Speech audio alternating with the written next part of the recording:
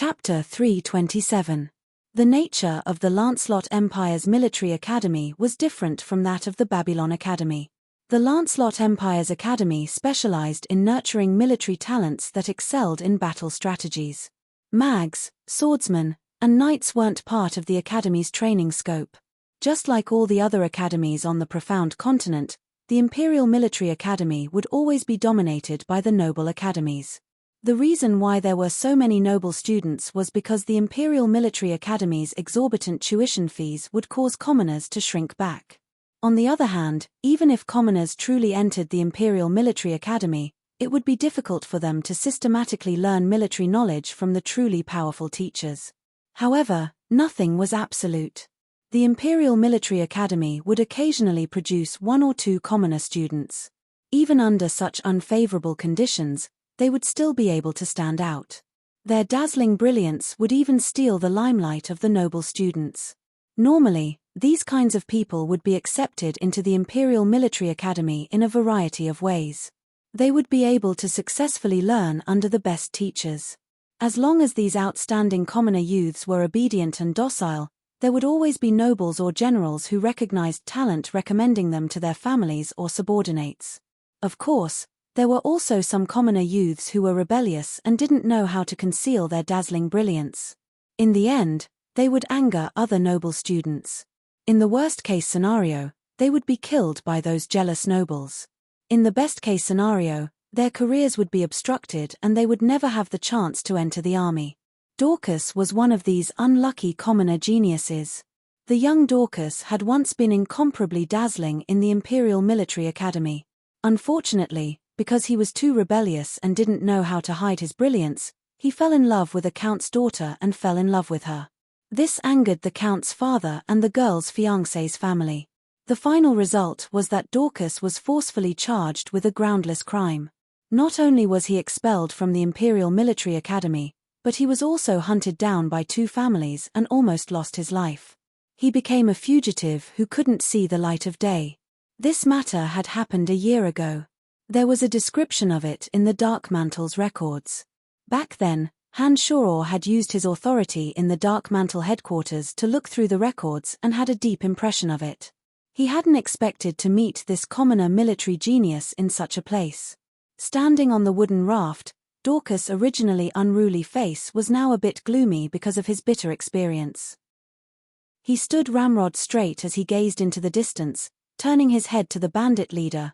"Leader, those people holding torches should be people from Brettel City. After taking these 50,000 gold coins, we need to go as far away as possible. It's best if we don't appear in the vicinity of Brettel City anymore. This city Lord Brian isn't someone easy to get along with. If we don't leave in time, not only will we have to cough up the 50,000 gold coins, but we'll also lose our lives. Don't worry. I won't foolishly stay behind to be surrounded and killed by someone who can destroy Redbeard Troder and the others. Hihi, let Laxi and the others suffer this person's wrath. 10,000 gold coins is enough for us to enjoy ourselves for a while." The bandit leader wasn't a fool either. He laughed rudely as he said this. He had been fooling around for a long time and was very satisfied with his share of 10,000 gold coins. Through the Yin Demon, Han Shoror had seen everything. He carefully observed the wooden raft Jack, Fabian, and the others were on. After a while, he said to Fork beside him, "Take out the cart with the 50,000 gold coins and give it to them. We can't let anything happen to those merchants. Sir Count, are we just going to give in like this? We've thought of many ways to deal with this beforehand." Fork was eager to make a contribution. He couldn't help but feel suspicious when he heard that Han Shoror was going to hand over the money without any resistance. "Dorcas, the top student of the Imperial Military Academy, is there. After careful consideration, we're already at a complete disadvantage in this transaction. It's also in the water, so we have no chance to make a move without harming the merchants.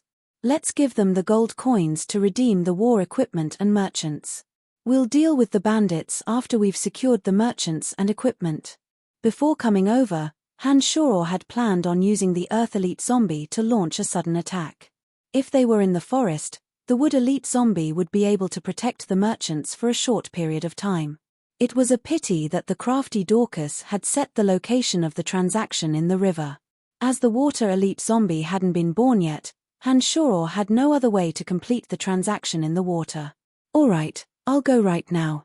Fork didn't have any better ideas and only nodded in response. He rode forward on his warhorse, yelling, "Move the chests of gold coins to the riverside. We're going to start trading with those bandits." This time, Hanshoro had purposely loaded the box of gold coins instead of crystal cards. His original plan was to pour the gold coins into the group of bandits before the Wood Elite Zombie and Earth Elite Zombie made their move. The bandits in the alliance would definitely be suspicious and fight over the scattered gold coins on the ground first. This way, the Earth Elite Zombie and Wood Elite Zombie would be able to make a sudden move. Hanshoro's group, who were currently in a passive position, naturally had no way of reaping this kind of effect. When the sound of gold coins clattering rang out, the bandits on the other side drove their wooden rafts closer. The bandits at the back raised their bows and aimed at the knights on the shore, while the bandits at the front slowly pushed the merchants and chariots into the slightly submerged river. Dorcas was indeed sufficiently cautious. He didn't allow the wooden rafts to reach the shore from start to finish. The merchants and chariots all fell into the water before reaching the shore, not giving Hanshoro and the others any chance to make a move. When the box of gold coins was lifted onto the wooden rafts by two bandits who had entered the water, loud cheers came from the bandits' mouths. The arrogant bandits laughed heartily in excitement, and quite a few of the bandit leaders praised Dorcas of the Imperial Academy for his strength. Dorcas, who was in charge of the plan, didn't have any joy on his resolute face. He was gloomy and apathetic from start to finish. Amidst the bandits' cheers, there was even a trace of hesitation in his eyes. It was as if this supposedly perfect plan was a humiliating and helpless move. Amidst the excited clamor, the bandits took advantage of the fact that the wooden rafts were gradually moving further and further away.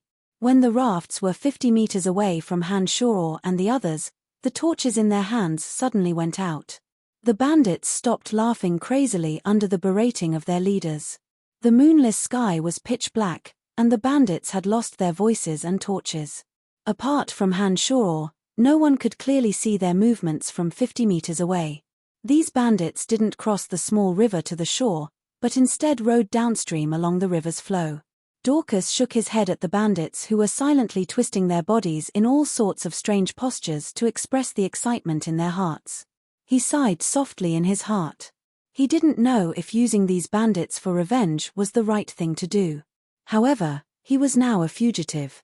Unless he did something outrageous like betraying the Empire and defecting to another country, who would be able to help him take revenge? He was a native of the Lancelot Empire after all.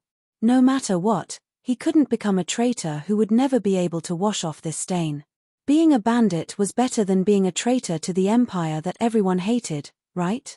Fork, immediately send them safely back to the city. This place is a bit far from the city, don't let anything happen to you. In the pitch-black night, Hanshoro's vision was similarly affected. As the wooden rafts gradually moved further and further away, Hanshoro was about to lose sight of the bandits. When the merchants and war equipment had all been brought ashore, Hanshoro hastily instructed Fork. "My Lord Count, are we not going to chase after those damned bandits?" Fork asked after staring blankly for a moment. "If you can safely send these things and the merchants back to the city, I can forget about your previous negligence. Remember, the outside of Brettel City isn't peaceful right now. You must be careful not to make any more mistakes." Hanshoro cautiously warned Fork when he thought of the threat of the 7 Grand Duchies returning at any time, as well as the even larger bandit groups lingering between the 7 Grand Duchies and Brettel City. Fork's main goal this time was to atone for his crimes by meritorious deeds. It was precisely because he kept this thought in mind that he'd lost his usual calm during the operation. Now that he heard Hanshoro's cautious warning, he suddenly realized that his mind was about to be completely occupied by his obsession. He immediately jumped in fright and calmly said, "My lord, please be at ease, I will safely send them back to the city." Seeing that Fork's eyes had regained clarity, Hanshoro knew that Fork had walked out of the urgent need to atone for his crimes. Only then did he relax and pat Fork's shoulder, saying in a gratified tone, be careful." As soon as he finished speaking, Han Shoror floated away like a gust of wind. Han Shoror's figure disappeared in a flash in the dark night. Fork and the others had no idea what Han Shoror wanted to do. "You guys use your horses to tow the carts. You guys come down and give the horses to the merchants. Hurry, take advantage of the darkness to return to the city. Keep your eyes open along the way. Everyone will be in trouble if there's even the slightest mistake." Fork loudly commanded after Han Shoror left.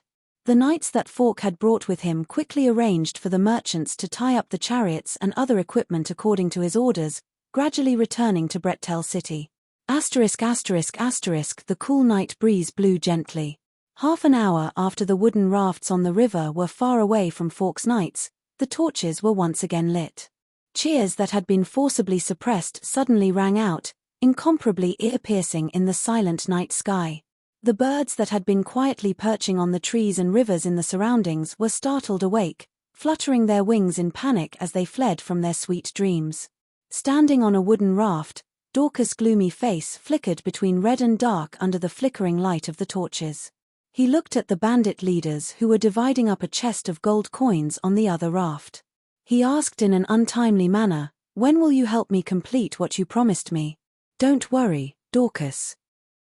As long as you help us do a few more of these transactions, when we have more gold coins and we've recruited enough troops, it won't be a problem even if you want us to help you get rid of an imperial duke," one of the bandit leaders casually said perfunctorily, then said to another leader with a lewd smile, "Tuka, let's bring our brothers to the full spring garden to have some fun. These gold coins are enough for us to play to our heart's content. Heh. Our brothers have always wanted to go and experience it. It's a pity that the refugees in Brettel City don't have much to offer. We haven't made much money in the past few years. Now that we've struck it rich, we must enjoy it first. Laxi, I like your suggestion. Haha, let's go together." Bandit leader Tuka let out a strange laugh, rubbing his chin as he spoke. Each of these small bandit groups had at least 70 to 80 people, while the largest had less than 200 people. They'd mixed in with Brettel City and Mist City to do some business of robbing refugees. They didn't have much ambition or future prospects, otherwise they would have long since robbed Brettel City. With the gold coins, these people weren't thinking about upgrading their subordinates to better weapons and armor. They only wanted to enjoy themselves without restraint. They didn't seem to take Dorcas's promise to heart at all. Dorcas, who'd entered the Imperial Military Academy to study, wasn't an outstanding swordsman or knight. He'd spent all of his time and energy on learning war strategies and combat techniques. Although he was 190 centimeters tall, his personal strength wasn't that great. Against these crude and barbaric bandits, this kind of person with weak intelligence couldn't pose much of a threat. However, he was able to give them advice and suggestions. Dorcas wasn't in a hurry to avenge him at all. "You promised me that you'd help me get revenge when you got the gold coins," Dorcas said in a low voice as he looked at the bandit leaders who were unscrupulously discussing which woman had the biggest breasts and which woman had the biggest buttocks. "The most important thing right now is to let our brothers who've been busy for so long enjoy themselves. Dorcas, we'll talk about this later. I'll help you find a girl to enjoy yourself. She'll definitely be better than that noble lady you like, haha." Even the leader that Dorcas was following laughed heartily without a care in the world. He didn't take Dorcas's promise seriously at all. "Aha, we've arrived. We'll reach Narsen Dutch's Tulian town after a short walk ashore. The girls from Spring Full Garden must be waiting for us there."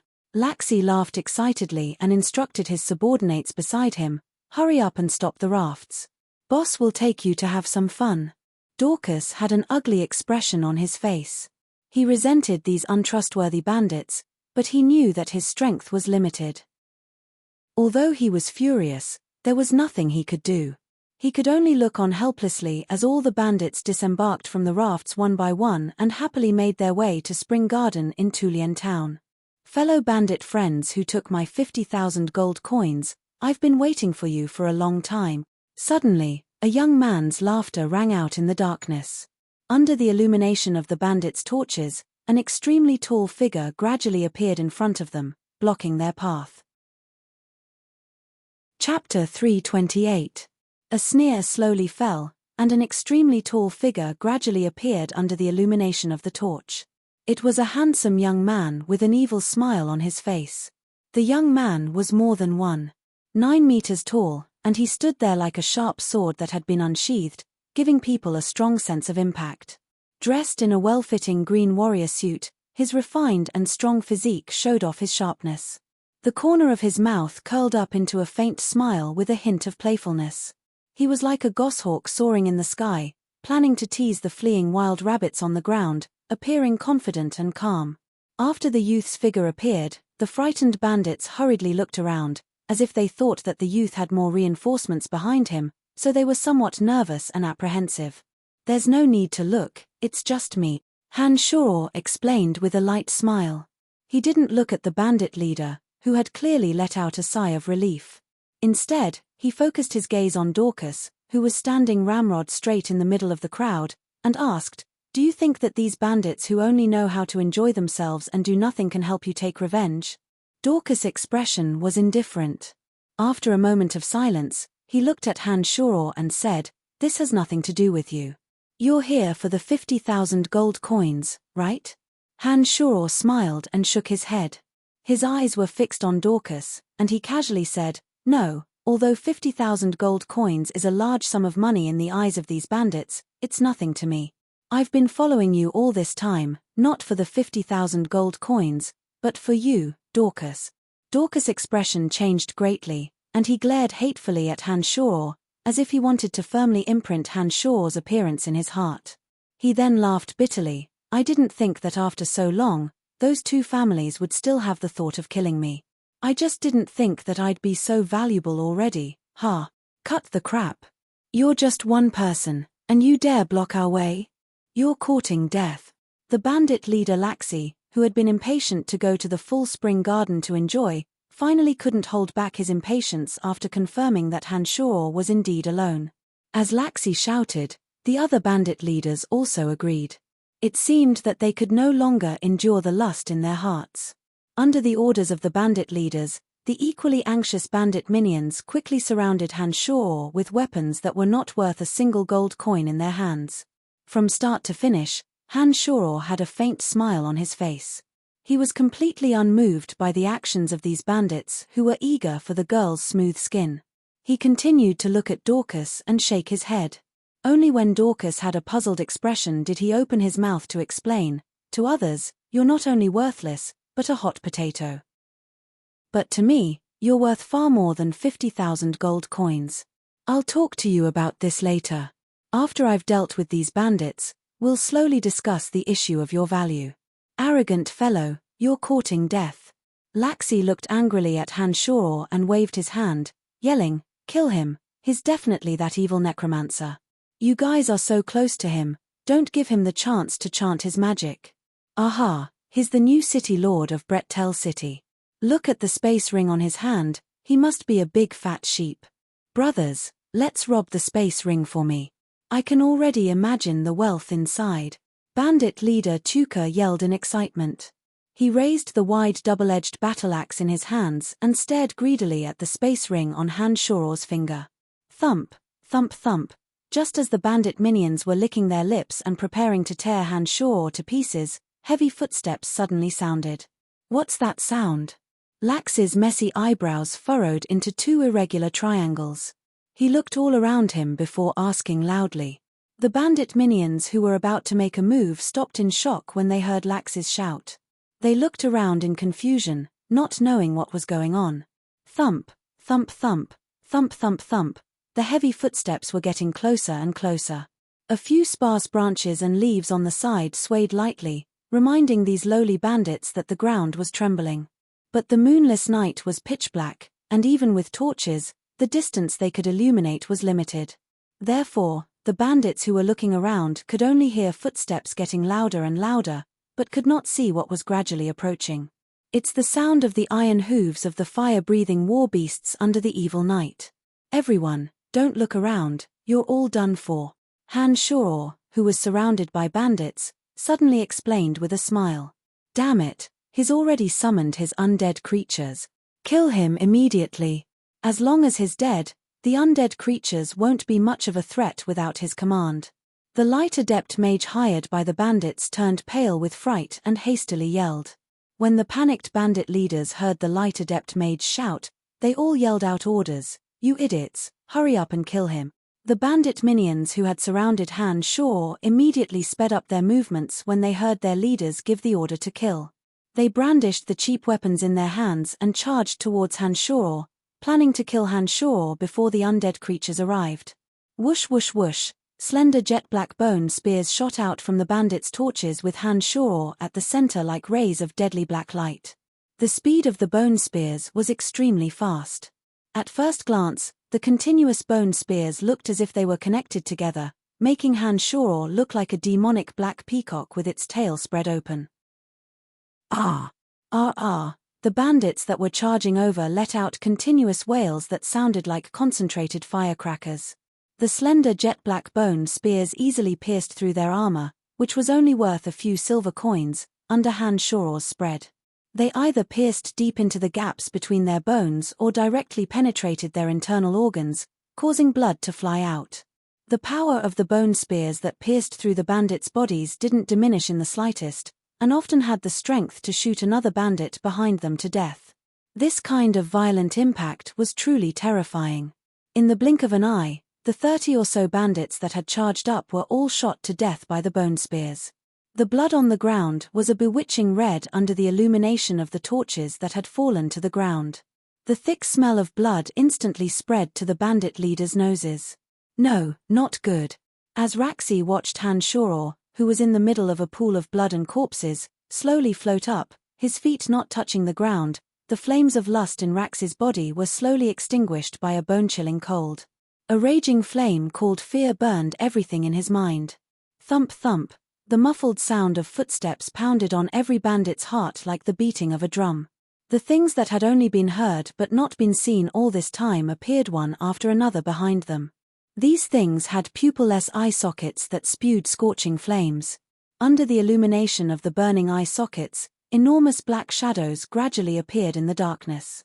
Tuka's lips suddenly became a bit dry, and even his voice wasn't smooth.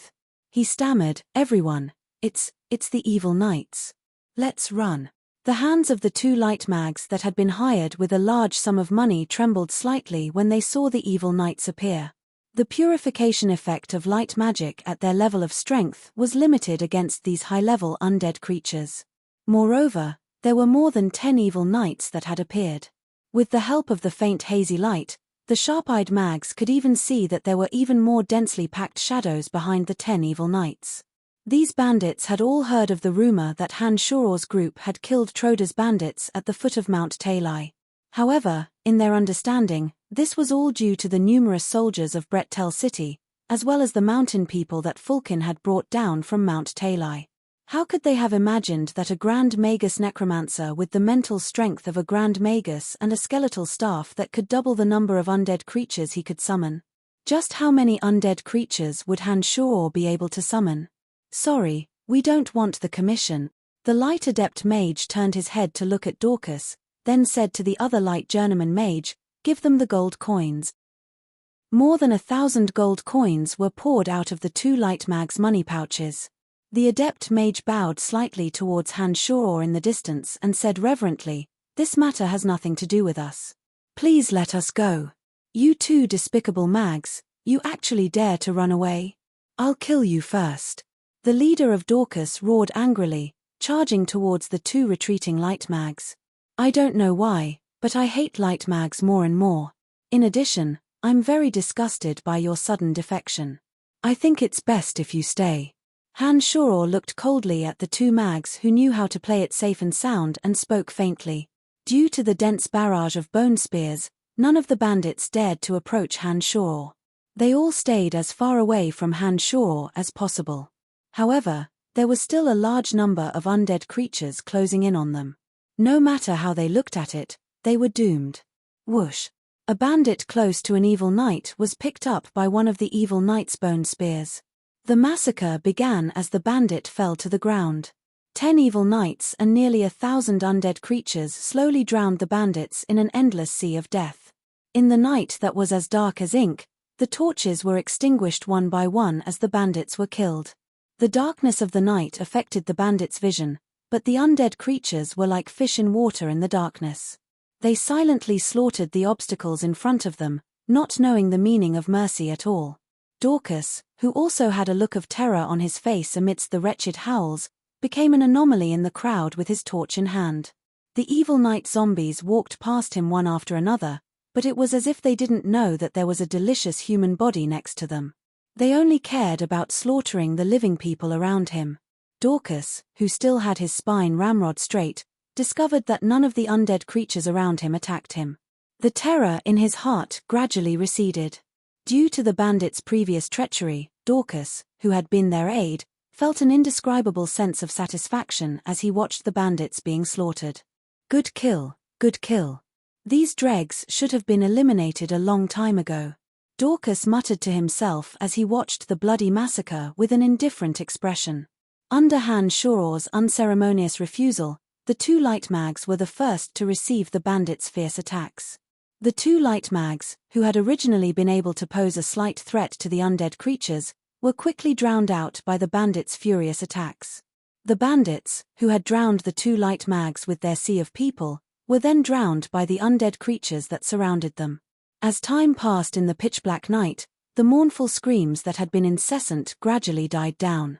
After a while, the only thing left in front of Han Shoror was an indifferent Dorcas with a torch in his hand. Apart from him, there was a ground full of corpses and a few ghouls chewing on them. The scene is a bit too bloody, I hope you don't mind. Han Shoror smiled as he floated towards Dorcas. The smiling Han Shoror didn't seem friendly at all amidst the corpses on the ground. Instead, there was a kind of frightening eeriness to him. The ghouls chewing on the corpses on the ground took the initiative to leave Dorcas when Han Shoror approached. It seemed to emphasize that all of this bloody scene originated from this young man with an evil smile. Dorcas took a deep breath, forcefully resisting the urge to vomit. He focused all of his attention on Han Shoror, attempting to be indifferent to the tragic scene around him through this method. What do you want? Hihi, I know a few things about you, and also understand the boundless resentment in your heart. I want to give you a chance to take revenge. Han Shoror smiled as he made an extremely enticing proposal. A chance. This wasn't something that anyone could give him as a charity. Before Han Shoror had displayed the ruthlessness of slaughtering all of the bandits, Dorcas wouldn't have thought that the city lord of Brettel City, who couldn't even fend for himself, would give him much of a chance. But now, Dorcas had reason to believe that as long as Han Shoror was willing, a vengeance that was as difficult as ascending to the heavens for him wouldn't be difficult at all in front of this demon-like cruel man. Therefore, Dorcas only hesitated for a moment before nodding. As long as you can take revenge for me, I'll do anything you want me to. Shaking his head, Han Shoror smiled as he slowly said, It's not me who will take revenge for you, it's you who will take revenge for yourself. While Dorcas was frowning, Han Shoror explained with a light smile, I will give you the chance to take revenge for yourself. As long as you submit to me, with your talent and ability, those two families will be yours sooner or later. Heh, isn't it better to torture them to death yourself than to let someone else kill them? The girl who had been in love with Dorcas had now become the enemy's plaything in bed. Because of the relationship between the girl and Dorcas, her fiancé had always treated her cruelly. The pitiful girl washed her face with tears all day long, but was powerless to do anything about it. Although the girl's family was dissatisfied, they had no right to interfere since their daughter was already married off. Not to mention that the other family's status was a bit higher. Therefore, her father had instead placed all of his resentment on Dorcas and spared no effort in hunting him down. With Dorcas' strength, it could only be said that he was lucky to be able to escape from such a pursuit. The Dark Mantle's intelligence network knew of this information, but in this world where nobles dominated the continent, even if a commoner like Dorcas had astonishing military talent, it wasn't enough to change this unspoken rule that had existed for thousands of years. The Dark Mantle would only kill nobles who had rebelled against the Empire. However, it wasn't a big deal for a noble to occasionally bully a few commoners.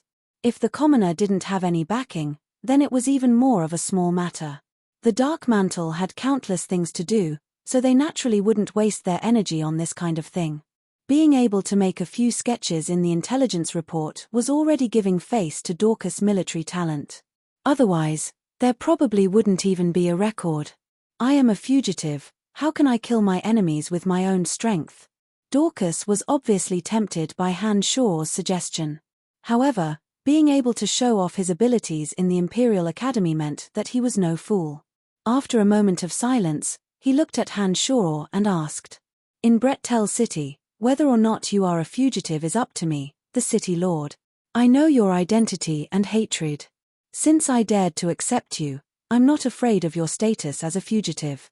Han Shaw smiled faintly and pointed in the direction of the 7 Grand Duchies.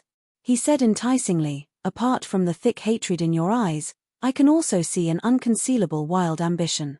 To the 7 Grand Duchies, Brettel City is a hunting ground.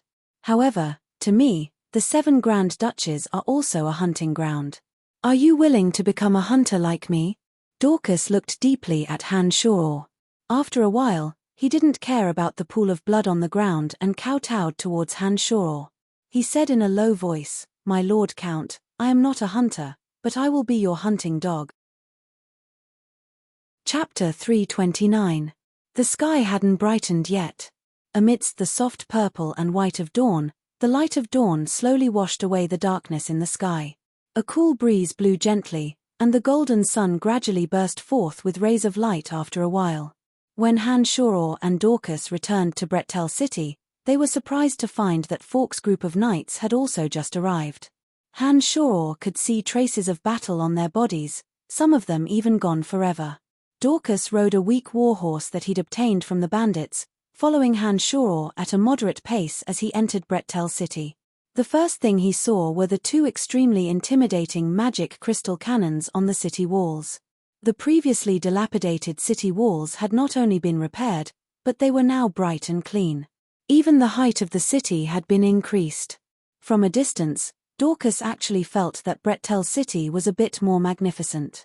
Nodding inwardly, Dorcas turned his head to look at Han Shaw, who had a somewhat gloomy expression on his face as he quickly entered the city. He understood that the reason Brettel City could have such a change was all thanks to this new city lord. What's going on? Did some unforeseen event happen again? Where are the merchants and the war equipment? Han Shaw floated over like a ghost. His cold voice floated over along with the cool morning breeze, scaring the still shaken Fawkes. When Fawkes turned around and saw that it was Han Shaw, he breathed a sigh of relief. He hastily straightened his body and explained, "My lord, there was indeed an accident on the way. Our torches attracted the attention of the bandits roaming in the night. Fortunately, that area is close to Mount Talai. Before the bandits arrived, the leader of the mountain people, Fulkin, came down the mountain to help us. The merchants and the war equipment are safe and sound, only 3 knights were killed." Han Shaw's tense heart slowly calmed down when he heard that the merchants and the city's defense equipment were safe. He looked at Fawkes and nodded. His tone softened a bit as he said, "Bury the dead knights. Before the 7 Grand Duchies arrive at Brettel City, our first task is to annihilate all the bandits in the surroundings. Rest assured, my lord. I, Fawkes, guarantee that I will avenge my brothers." Fawkes' tone was resolute as he drew his sword and pointed it at the sky, making a solemn vow. Dorcas rode on a frail warhorse and approached with the sound of clattering steps. He'd already carefully examined the surrounding defensive measures along the way, a pensive look in his eyes. When he arrived in front of Han Shaw, he finally shifted his gaze to Han Shaw and suggested, "Before Brettel City and Seamist City, there were a total of 17 bandit groups. Apart from the 5 that you annihilated last night, there are currently 12 groups left. These bandits aren't large, but are as annoying as flies. I think you should eliminate them first. Otherwise, the merchants will be in danger in the future." "City Lord, are all those greedy bandits dead?" Fawkes inquired after hearing Dorcas' words. Nodding, Han Shaw replied, "That's right, those 5 bandit groups are finished. Let me introduce you. This is Dorcas from the Imperial Military Academy. Perhaps you've heard of his deeds before. From today onwards, he's your colleague. No one is allowed to mention his status as a fugitive in the future." "Yes, my lord." Fork immediately replied, looking at Dorcas with admiration in his eyes. However, he didn't ask Hanshaw how Dorcas had joined Brettel City. This time, from the robbery to the transaction, it had all been planned by this person. From start to finish, Dorcas had held the initiative, toying with them in the palm of his hand. Even Hanshaw had to hand over 50,000 gold coins in the end. This person's intelligence was truly outstanding. Take out 1,000 of the 3,000 knights you've trained and give them to Dorcas. Dorcas will be the captain, Hanshaw instructed Fork, then stared at Dorcas. Dorcas, clean up the remaining 12 bandit groups between Brettel City and Seamist City. Dismounting from his frail warhorse, Dorcas performed a standard military salute towards Hanshaw, replying succinctly, yes. Nodding, Hanshaw once again looked at Fork, saying, I'll hand over this batch of city defense equipment to you and place them in the appropriate positions. During this time, properly handle this matter. In addition, look after Brettel City for me. Prepare to deal with the bandits and the 7 Grand Duchess attacks at any time. Don't worry, my lord.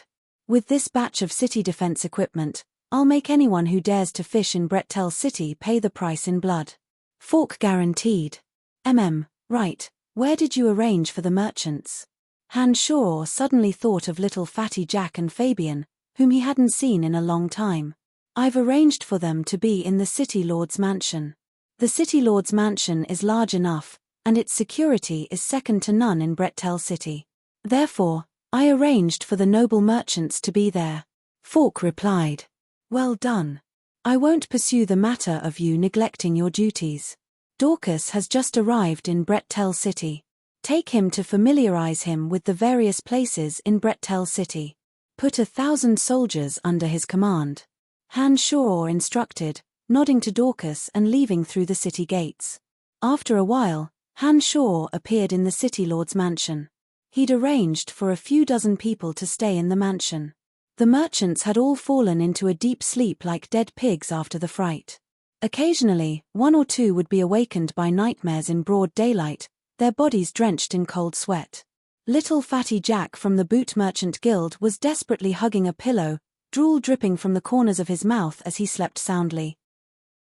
Hanshaw silently arrived in front of little Fatty Jack, revealing a knowing smile as he looked at his unsightly sleeping appearance.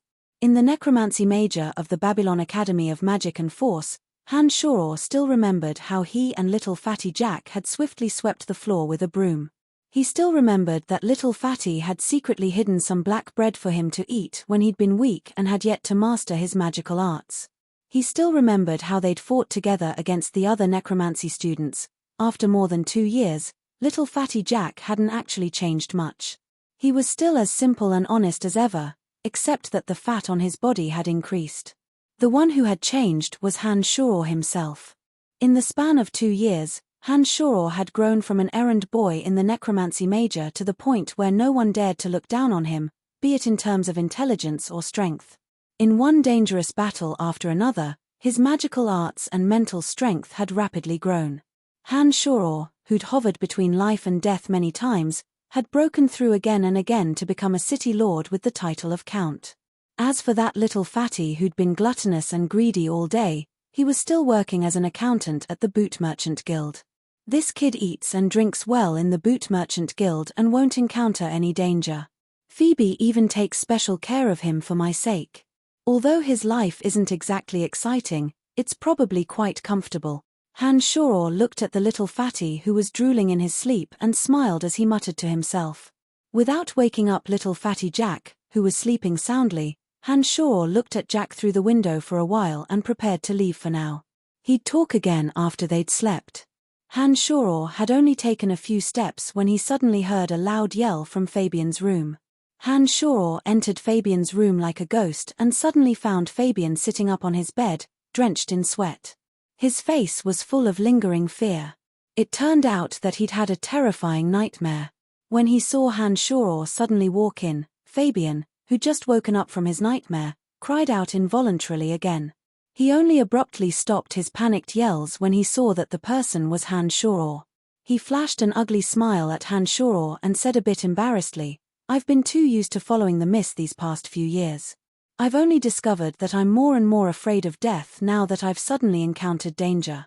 Perhaps it's because I'm old and no longer yearn for grand adventures. I just want to live a peaceful life in peace. Han Shoror recalled the scene of their first meeting after Fabian's words and revealed a relaxed smile.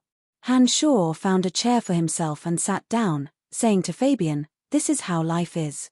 If you want to obtain more wealth and a more illustrious position, you must pay greater risks." Heh, it's because of my negligence that you've met with such an accident this time. It's a good thing that no one's hurt, otherwise I really wouldn't be able to forgive myself.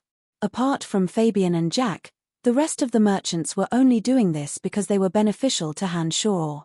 If those merchants had died, Han Shoror would only feel regret and immediately think of ways to make up for the crisis of trust that might arise from their deaths with the other merchants. However, Han Shoror had feelings for Jack and Fabian, especially Jack. He'd been Han Shoror's best friend when he had nothing. If he lost his life because of Han Shoror's negligence, he would never be able to forgive himself. Perhaps he'd be crushed by self-blame in a short period of time. Fabian looked at the imposing youth in front of him who was more than 1.9 meters tall and tried to merge him with the thin shadow in the dark forest. However, he discovered that he couldn't merge the two even though they were clearly one person. This wasn't because of the difference in body size and height. Time could change everything. Fabian couldn't help but lament that he was becoming more and more timid as he grew older. However, the Han Shoror in front of him had grown from a youth to a youth that no one dared to look down on. Han Shoror's strength was growing stronger and stronger, and he was gradually making a name for himself in the upper class of the empire. His Majesty the King had dared to let him take over the terrible mess that was Brettel City. This was definitely not a demotion, as outsiders who didn't understand the situation would think. This should be the sharpening of an unstoppable sword. Fabian looked at the youth in front of him whose eyes were deep and whose thoughts were becoming more and more indecipherable. He suddenly had a flash of enlightenment. "This is a letter that Miss Phoebe asked me to personally deliver to you." Fabian took out a letter with the color of roses on it and a faint fragrance curling around it, handing it over to Han Shoror in a slightly respectful manner. "All right, old Fabian, you can continue to rest. Those frightened merchants still need you to wake up and help pacify them. Brettel City has 100 businesses waiting to flourish. Our cooperation with the major merchant guilds will definitely become closer in the future. Apart from weapons and equipment that we currently lack, we will also need an unending supply of food and medicine in the future. We will still need to trouble you for this." Han Shoror put away the fragrant letter and said to Fabian with a smile, "Hehe, with your and Miss Phoebe's light attribute, the Boot Merchant Guild will definitely support Brettel City with all its might." Fabian understood the relationship between the two and winked at Han Shoror, teasing him without losing his sense of humor. "Of course, I won't mistreat the Boot Merchant Guild. Including your president Phoebe," Han Shoror said with a smile and walked out of Fabian's room with a cheerful expression. The opened door was slowly closed by a force after Han Shoror's figure had gone far away. He's becoming more and more powerful. Miss is indeed a true merchant, knowing to invest everything in him before he succeeds. It looks like the Boot Merchant Guild will definitely become even more glorious in Miss's hand. Fabian murmured thoughtfully as he watched the door close automatically despite the lack of wind. "Phoebe, oh Phoebe, I've received your longing." In Han Shoror's own room, Han Shoror muttered to himself with a doting smile after he finished reading the fragrant letter. ******. 3 days later, Brettel City was brimming with a joyous atmosphere. The city lord's mansion at the center of the city was filled with laughter and chatter. The food festival wasn't a big festival in the Lancelot Empire. However, since the merchants had safely arrived in Brettel City, and Han Shoror wanted to spread some information through their mouths, the food festival was treated with great importance. Long tables over 10 meters long were put together in front of the city lord's mansion. All kinds of exquisite desserts and delicious, steaming hot food were sent out from the mansion's wide-open doors. Any commoner in Brettel City could freely enjoy these free foods and gorge themselves to their heart's content. The civilians who heard the news went from doubtful at first to frenzied. The transition time did not take more than 10 seconds. The knights in shining armor maintained the order with a polite smile on their faces. Within the city lord's mansion, even more exquisite delicacies were placed on the luxurious sandalwood round tables. The merchants who'd escaped death enjoyed the food to their heart's content under Han Shoror's hospitality. Fabian of the Boot Merchant Guild seemed to have become half the host, helping Han Shoror entertain these guests who'd come from afar. Amidst laughter and chatter, he stuffed the gold coins they deserved for the war chariots and equipment into their palms. The merchants who'd received their rewards were beaming with joy, praising the refined and smiling Han Shoror endlessly. They declared that this business was only a good start. As long as Han Shoror needed anything, it would be delivered to him in an endless stream. Ladies and gentlemen, ladies and gentlemen. Han Shoror's loud and clear voice reverberated through the entire hall, holding a crystal cup of red wine in his hand. The mercenary merchants were in a good mood after receiving their rewards. One by one, they stopped their cheerful chatter and looked at the extraordinary bearing of Han Shoror with smiles, waiting for Han Shoror to continue. When the clamor gradually died down, Han Shoror smiled and said, "Ladies and gentlemen, this business is only the beginning. Brettel City needs an endless supply of goods. The ores mined from the surrounding mountains and rivers are also priceless. In the future, everyone will definitely be able to obtain even more wealth in the city." After a pause, the smile on Han Shoror's face receded. He raised his voice somewhat solemnly and said, "As a city that's been ravaged by bandits and foreign countries for many years, Brettel City has experienced too many hardships and sufferings. There's never been a city in the Lancelot Empire that has endured more pain and humiliation than Brettel City. His Majesty bestowed Brettel City to me. While my heart is heavy, I also bear the mission of making Brettel City prosper once again. However, my strength alone is limited. I will create good conditions for everyone so that everyone can obtain what they need in Brettel City." The merchants weren't stingy with applause that didn't cost them money. After the rain-like applause, the banquet that wasn't too sumptuous continued. Little fatty Jack and Fabian walked together in front of Han Shoror. Jack raised his head to look at the imposing Han Shoror and said, "Brian, I don't want to stay in Ossen City anymore. That's too boring and unexciting. Let me stay in Brettel City, I can help you." Han Shoror was stunned. He subconsciously raised his cup and clinked it with Jack, draining the last drop of wine in his cup. He hesitated for a moment before slowly saying, "Jack, only the two of us know how deep our relationship is. It's not that I don't want you to stay, but Brettel City is a dangerous place. Your life may be in danger at any time. As a true friend, I advise you to stay in the Boot Merchant Guild. At least you'll always be safe and worry-free." The fat on Jack's face shook as he shook his head. He glanced at the equally surprised Fabian beside him and said, "The Boot Merchant Guild is too dull. I'm still very young. Miss Phoebe and you have always taken care of me, and I'm very grateful. However, Jessica said that the person she likes should be a knight or a noble with rich experience. I also feel that I should work harder. Miss Phoebe can't make me a knight or a noble, but perhaps Brian can." Han Shoror was speechless. He hadn't thought that because of a girl, this usually cowardly little fatty Jack would actually have a dangerous item called ambition in his heart. Chapter 330. Jack, are you really prepared to face danger?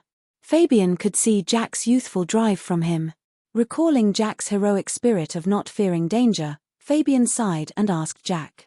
Nodding his head heavily, Jack stubbornly said, "Yes, I've decided." Seeing Jack so insistent, Fabian shook his head and didn't say anything else. He understood that Jack had truly grown up. Perhaps it wouldn't be a bad thing for him to temper himself at this age.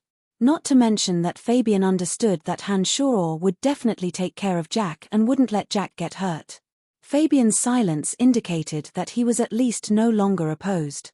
When Jack looked at Han Shoror expectantly, Han Shoror, who was half a head taller than Jack, walked in front of him and patted Jack's shoulder, saying sincerely, "Don't be in a hurry to make a decision. Stay in Brettel City for a few days. Let me know when you've thought it through. Brettel City wouldn't be peaceful during this time."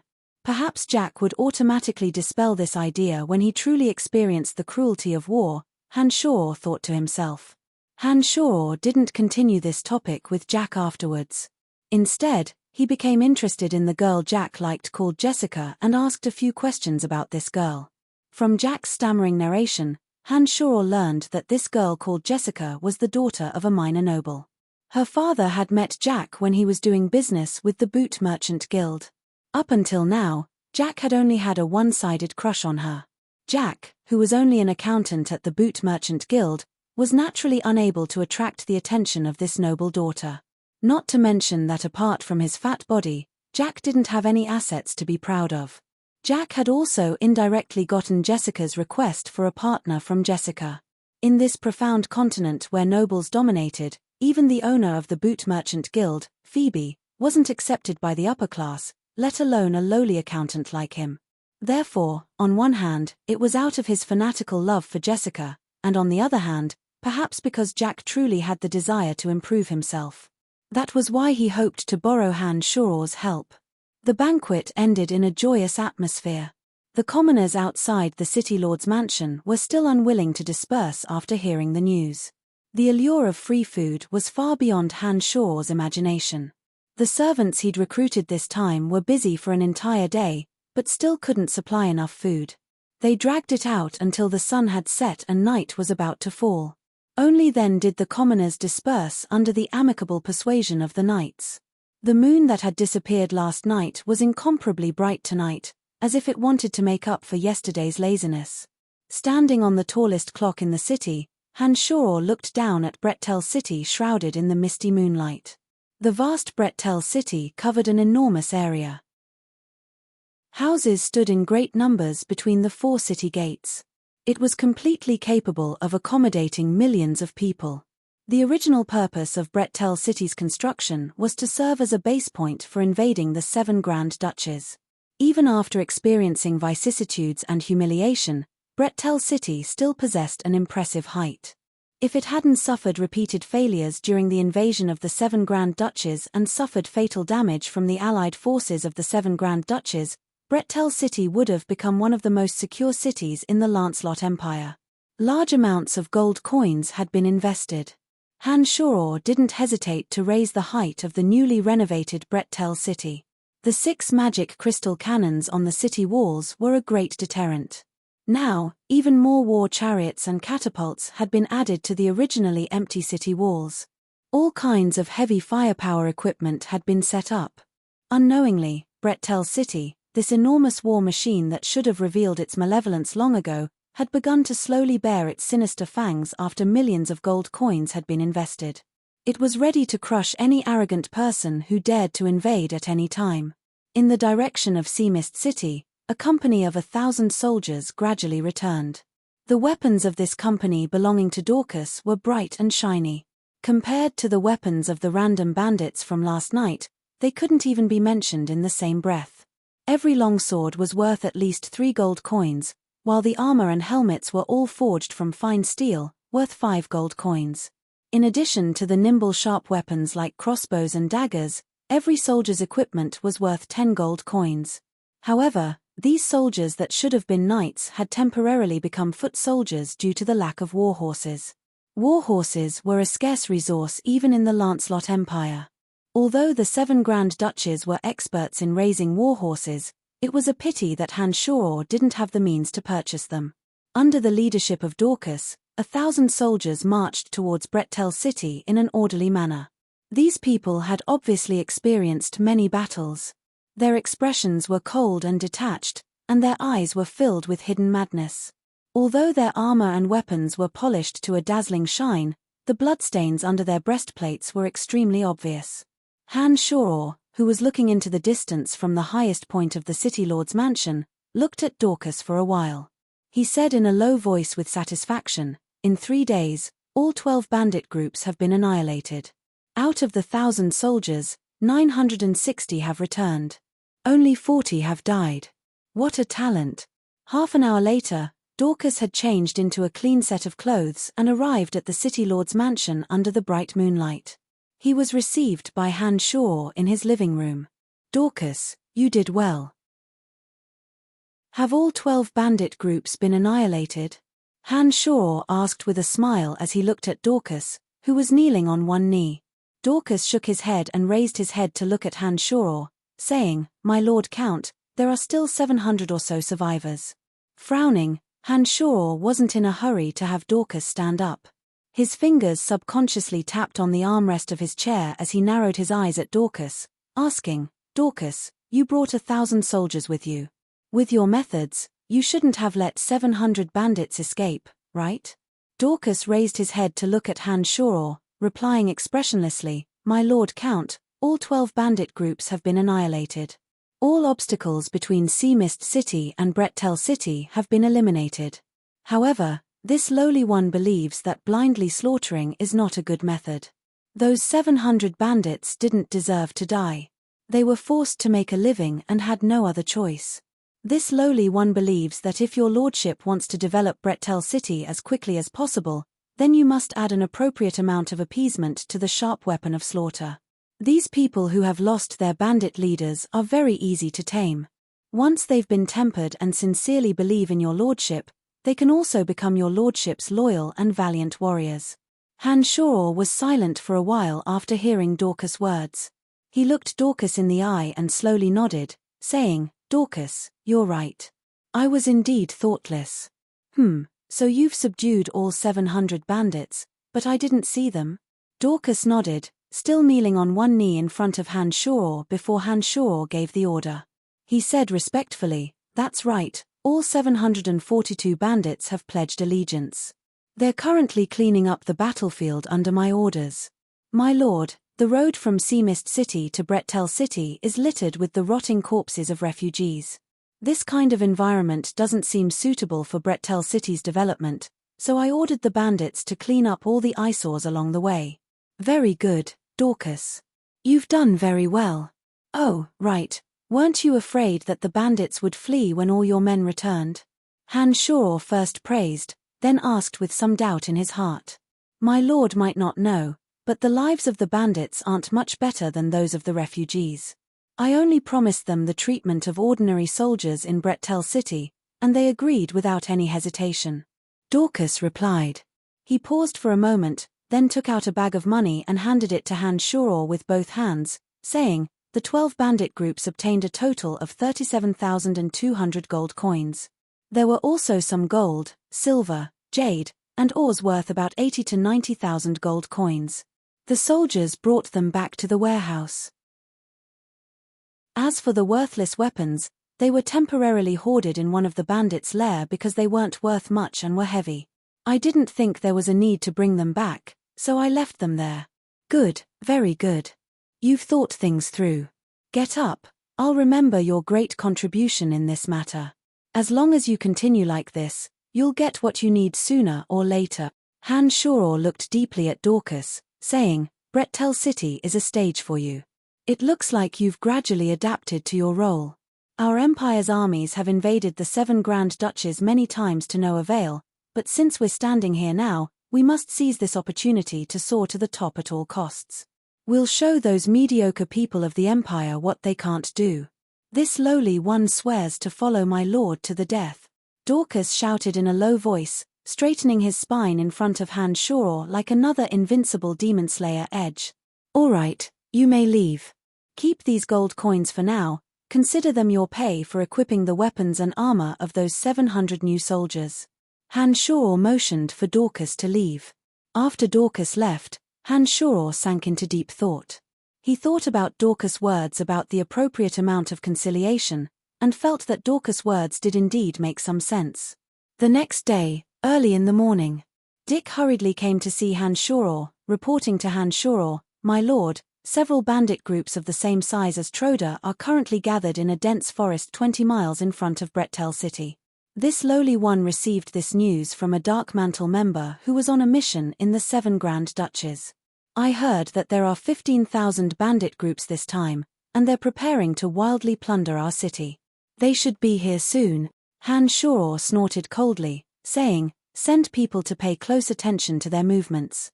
15,000 bandits, this will be the first true challenge to Brettel City. My lord, do you want this lowly one to notify the mountain chief on the mountain? With just 3,000 soldiers defending Brettel City, it's too dangerous this time. The mountain chiefs might even help us, Dick suggested. Shaking his head, Han Shuro said, "Not for now. This is a test for us. Whether or not we can make them behave in the future will depend on the results of this battle. Humph, although we only have 3,000 soldiers, the current Brettel city is no longer the same dilapidated city walls as before. I've spent so many gold coins, how can Brettel city be so easily breached?" The reason why Han Shuro dared to say this was because he had some confidence. The soldiers hiding on top of the tall city walls could use the heavy firepower of war chariots and catapults to bombard the city. The other 6 magic crystal cannons weren't to be trifled with. In the worst-case scenario, Han Shuro could still summon the undead army to participate in the battle. Han Shuro believed that it wouldn't be so easy for 15,000 bandits to breach the current Brettel city. Before anyone knew it, Brettel city had already become under martial law. Soldiers were often seen dragging huge rocks on the streets. But for some reason, the huge war chariots and magic crystal cannons that the commoners saw every day were pulled to the back with grey cloth, as if they were afraid of being discovered. Towards this new city lord, the commoners were indifferent at the beginning, but now, they gradually became more interested. The news of the annihilation of the bandits on Mount Talai, as well as the annihilation of a dozen bandit groups between Seamist City and Brettel City, had long since spread throughout Brettel City through deliberate propaganda. In addition to the endless supply of food from the city lord's mansion during the food festival yesterday, the commoners in the city had had a great feast. Their resistance towards the new city lord had gradually lessened. However, they were already used to the city lord's betrayal at critical times. Before the true crisis arrived, would this new city lord be able to withstand the test? Was he worthy of their trust? It was still an unknown at the moment. Therefore, these commoners hadn't truly opened their hearts to the new city lord yet. They only observed the changes in Brettel City silently. Another day passed, and all 4 of Brettel City's city gates were closed. No merchants or commoners were allowed to leave. The sparse soldiers on the 4 city gates were all vigilant. Several squads of knights patrolled back and forth on their war horses without rest. Although these knights didn't say much, the commoners of Brettel City, who had experienced the pain of war, could already smell a familiar scent from these traces. War was coming. Chapter 331. On the plains 10 miles away from Brettel City, 4 bandit groups were slowly making their way towards Brettel City. Unlike the small bandit groups that roamed between Brettel City and Seamist City, the Bloodfang bandits, with the smallest number of bandits, had more than 2,000 people. The Greenfire bandits, with the largest number, had more than 6,000 people. Their numbers were double that of Brettel City's city guards. These bandit groups were the same as the exterminated Redbeard bandits of Troda. They were calamities that frequently roamed the cities and towns of the 7 Grand Duchies. Wherever they went, the cities and towns of the 7 Grand Duchies that had been looted would be swept clean. Since the 7 Grand Duchies were constantly at war with each other and there were many mountains and hills between the 7 Grand Duchies that they could hide in, these bandits were like fish in water. They had become vermin that the 7 Grand Duchies abhorred. Unlike ordinary bandit groups, these bandits were well equipped. Some of them were originally military officers from the 7 Grand Duchies. They'd brought their subordinates to join the bandits because they were at odds with the nobles of their duchies or had committed some serious crime. These people were originally regular soldiers. Although they'd become bandits, their discipline and combat knowledge hadn't been neglected at all. After becoming bandits, the wealth they'd plundered was used to equip their soldiers and war horses. Their equipment and combat strength weren't any weaker than the regular armies of the 7 Grand Duchies. The 4 bandit groups that had come to Brettel City this time were the Greenfire bandits, the Tomahawk bandits, the Wyvern bandits, and the Bloodfang bandits. The Tomahawk bandits and the Wyvern bandits had more than 4,000 people and 3,000 people respectively. They were bloodthirsty bandits that had been tempered for a long time. At this time, the leaders of the 4 bandit groups were walking in the middle of the group, still discussing matters regarding the attack on Brettel City. Is Brettel City really as rich as you say it is? I just went there half a year ago. There didn't seem to be anything valuable there apart from stones. The brothers that went with me didn't get anything, the leader of the Bloodfang bandits, Rians, said with some skepticism. This time, Rians had been invited by the other three. He had originally planned to take action against a small town in Helen Duchy. If it wasn't for the fact that he understood that the other three were even more greedy, Rians definitely wouldn't have been willing to participate in Brettel City's plundering operation. Brettel City is different from before. It's said that the new city lord is extremely wealthy. He even robbed that bitch Helen of Helen Duchy's magic crystal cannon. There are even rumors that Helen was raped by the new city lord. Damn it, that Helen is a famous beauty in the 7 Grand Duchies, and she's also the Grand Duke of Helen Duchy. I didn't expect that the new city lord would actually steal her first prize. It's really inconceivable. The leader of the Tomahawk bandits, Bynum, was a boorish man who was over 2 meters tall. He carried a huge tomahawk that was 1.5 meters long on his back. His exposed skin and fur made him look like a half-orc. Lions, I've received accurate information. Brettel City is definitely different from before. Just the 6 magic crystal cannons alone are worth 600,000 gold coins. Adding the gold coins from the city lord and the merchants, Brettel City now has at least 1,000,000 gold coins. The leader of the Greenfire bandits, Fass, explained to Rians. Fass had once been a high-ranking military officer in Forest Duchy, one of the 7 Grand Duchies. He'd made a name for himself in the battles between the 7 Grand Duchies, but he'd been dismissed because he'd wantonly slaughtered captives in battle. When he'd received the news, Fass had simply led his subordinates to do the robbing business. After switching from a high-ranking military officer to a bandit, Fass had become even more like a fish in water. He'd expanded the Greenfire bandits to over 6,000 members, no longer subject to anyone's restrictions. Among the 4 bandit groups, Fass Greenfire bandits not only had the most members, but also the strongest combat strength. After all, Fass had once been a regular soldier and had a set of methods for leading troops into battle. After hearing Fass' explanation, the other 3 bandits, including the sinister-looking leader of the Flying Dragon bandits, Afi, all revealed greedy gazes. 1,000,000 gold coins was a large sum in anyone's eyes. Not to mention these greedy bandits, even the dukes of the 7 Grand Duchies would come to plunder the city if they found out, right? Fass is indeed amazing. Haha, 1,000,000 gold coins. Just based on Brettel City's defensive measures, we've really struck it rich this time. Battleaxe's Bynum laughed maniacally, as if he could see a sky full of gold coins raining down on him. Afi of the Flying Dragon bandits glanced at Bynum disdainfully, thinking, what an idiot. If Brettel City was so easy to attack, why didn't the equally cruel and greedy Fass swallow it all for himself? Why would he be so kind as to invite us to share the profits? Among the 4 great bandits, although Fass was cruel and greedy, and had a way of leading troops into battle, his personality wasn't too sinister, nor was he that scheming. On the other hand, the leader of the Flying Dragon bandits, Afi, was nicknamed the Poison Dragon. This poison referred to how vicious and poisonous his heart was, and how he was extremely adept at using despicable and sinister tricks. Afi's mind spun for a moment when he heard Fass mention the 1,000,000 gold coins. He secretly made up his mind. When they arrived at Brettel City, he definitely couldn't be the main force.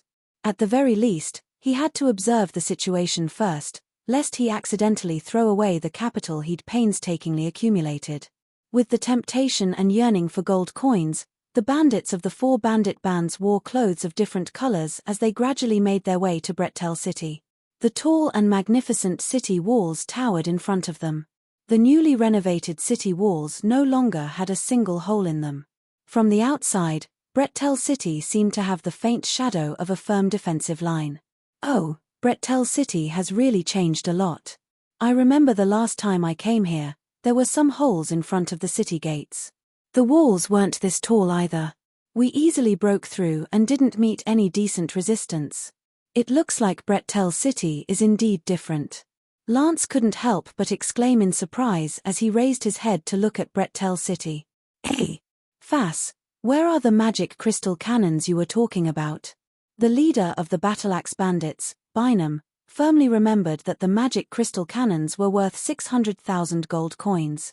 He didn't think too much about the terrifying might of the magic crystal cannons. He was only thinking about how to exchange the cannons for dazzling gold coins after obtaining them.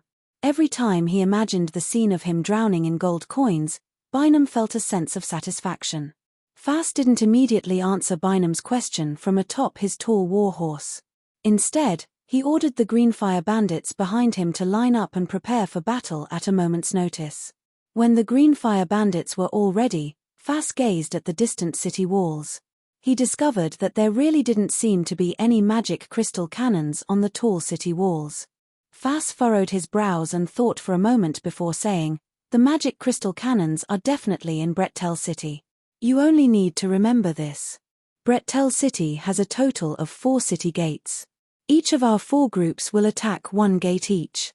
According to our previous agreement, we will attack Brettel City together after seeing my signal.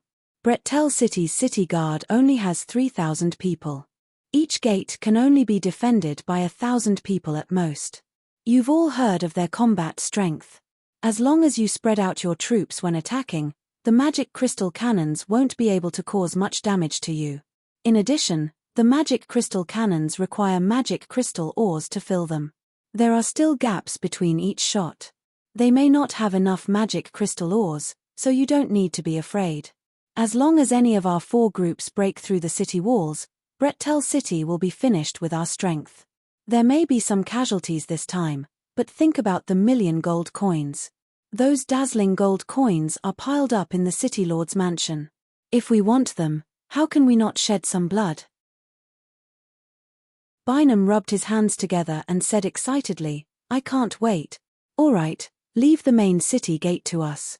The 3 of you decide which gate to attack. I'll send out the signal in 2 hours and we'll attack together. Whoever breaks through the gate first will get 40% of the gold coins," Fast said in a low voice. This was a plan they'd discussed long ago. No one had any objections. Therefore, the 3 bandits discussed for a while and then left.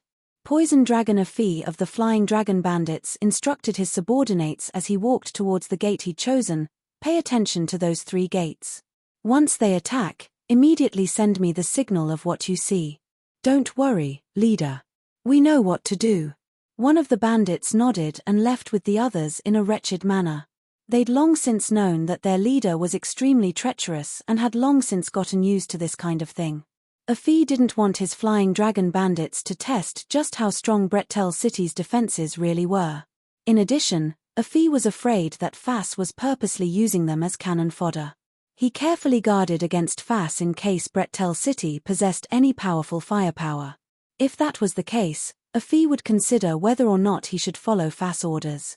The temptation of 1,000,000 gold coins was indeed very great. However, if he didn't have the life to enjoy it, Afi would naturally escape without hesitation. He definitely wouldn't care about Fass' prior arrangements. Only by preserving his strength would he have more opportunities to make a fortune in the future. Otherwise, it wouldn't be worth it if he lost all his capital. Within Brettel City, Han Shoror, Dorcas, Fork, Dick, and the others had just left the City Lord's mansion after a secret discussion. Han Shoror, Dorcas, and Fork each headed for one of the city gates, while Dick Chester, Fabian, and the others headed for another. The remaining Yin demon floated around, clearly hearing the conversation of the 4 bandit groups. The large firepower tools on the tall city walls were temporarily put away. The sparse soldiers on the city walls only raised their bows and crossbows, vigilantly watching the bandit groups in the distance. Of the 4 gates, the one Han Shoror guarded had the least number of soldiers and weapons. There were only a mere 300 soldiers, and not a single magic crystal cannon. However, he had to face the 6,000 men of the Greenfire bandits. The Greenfire bandits were the strongest, and also the main force this time. "Brian, are you confident?" Little Fatty Jack's voice trembled a bit as he looked at the dense mass of bandits in front of him. It wasn't as smooth as usual. Jack had come under Han Shoror's request. Han Shoror had Jack say this before he came over, "Watch this battle with me. If you're willing to stay after this battle, I'll agree to let you become my Brettel City's financial officer." When Jack heard Han Shoror's words, he agreed without the slightest hesitation. But now that he was truly standing on top of the tall city walls and looking at the well-equipped and fierce-looking bandits, his heart still trembled a bit. "What, scared?" Han Shoror laughed lightly and teased Jack. Suddenly puffing out his chest, Jack shouted as if trying to convince himself, "What's there to be afraid of? I'm just a bit nervous for the first time. Besides, I'll only be a financial officer in Brettel City. It's not like I need to fight on the battlefield. What's there to be afraid of?" "Very good. If you can persevere until the end of this battle and remain as strong as you are now, I guarantee that you'll be able to obtain that noble Lady Jessica." Han Shoror chuckled. When he heard Han Shoror mention Jessica, little fatty Jack's eyes first dimmed, but it was immediately replaced with determination. He nodded heavily and clenched his chubby hands, looking at Han Shoror. "Brian, although I can't become a knight, I will definitely become a noble." Han Shoror smiled without saying a word. He gazed at the green fire bandits in the distance. They were using some simple wooden frames to erect a tall wooden tower. With the help of the bandits, a dozen or so magi of various elements gradually walked up to the top of the tower. The strongest among these magicians was a lightning archmage. The rest were minor magicians of various elements. Magicians were rare and could be put in important positions by any country on the continent. The degree to which they were put in important positions depended on the level of their strength. It was said that the reason the Greenfire Bandits had a lightning archmage was because they had kidnapped the archmage's family to threaten him.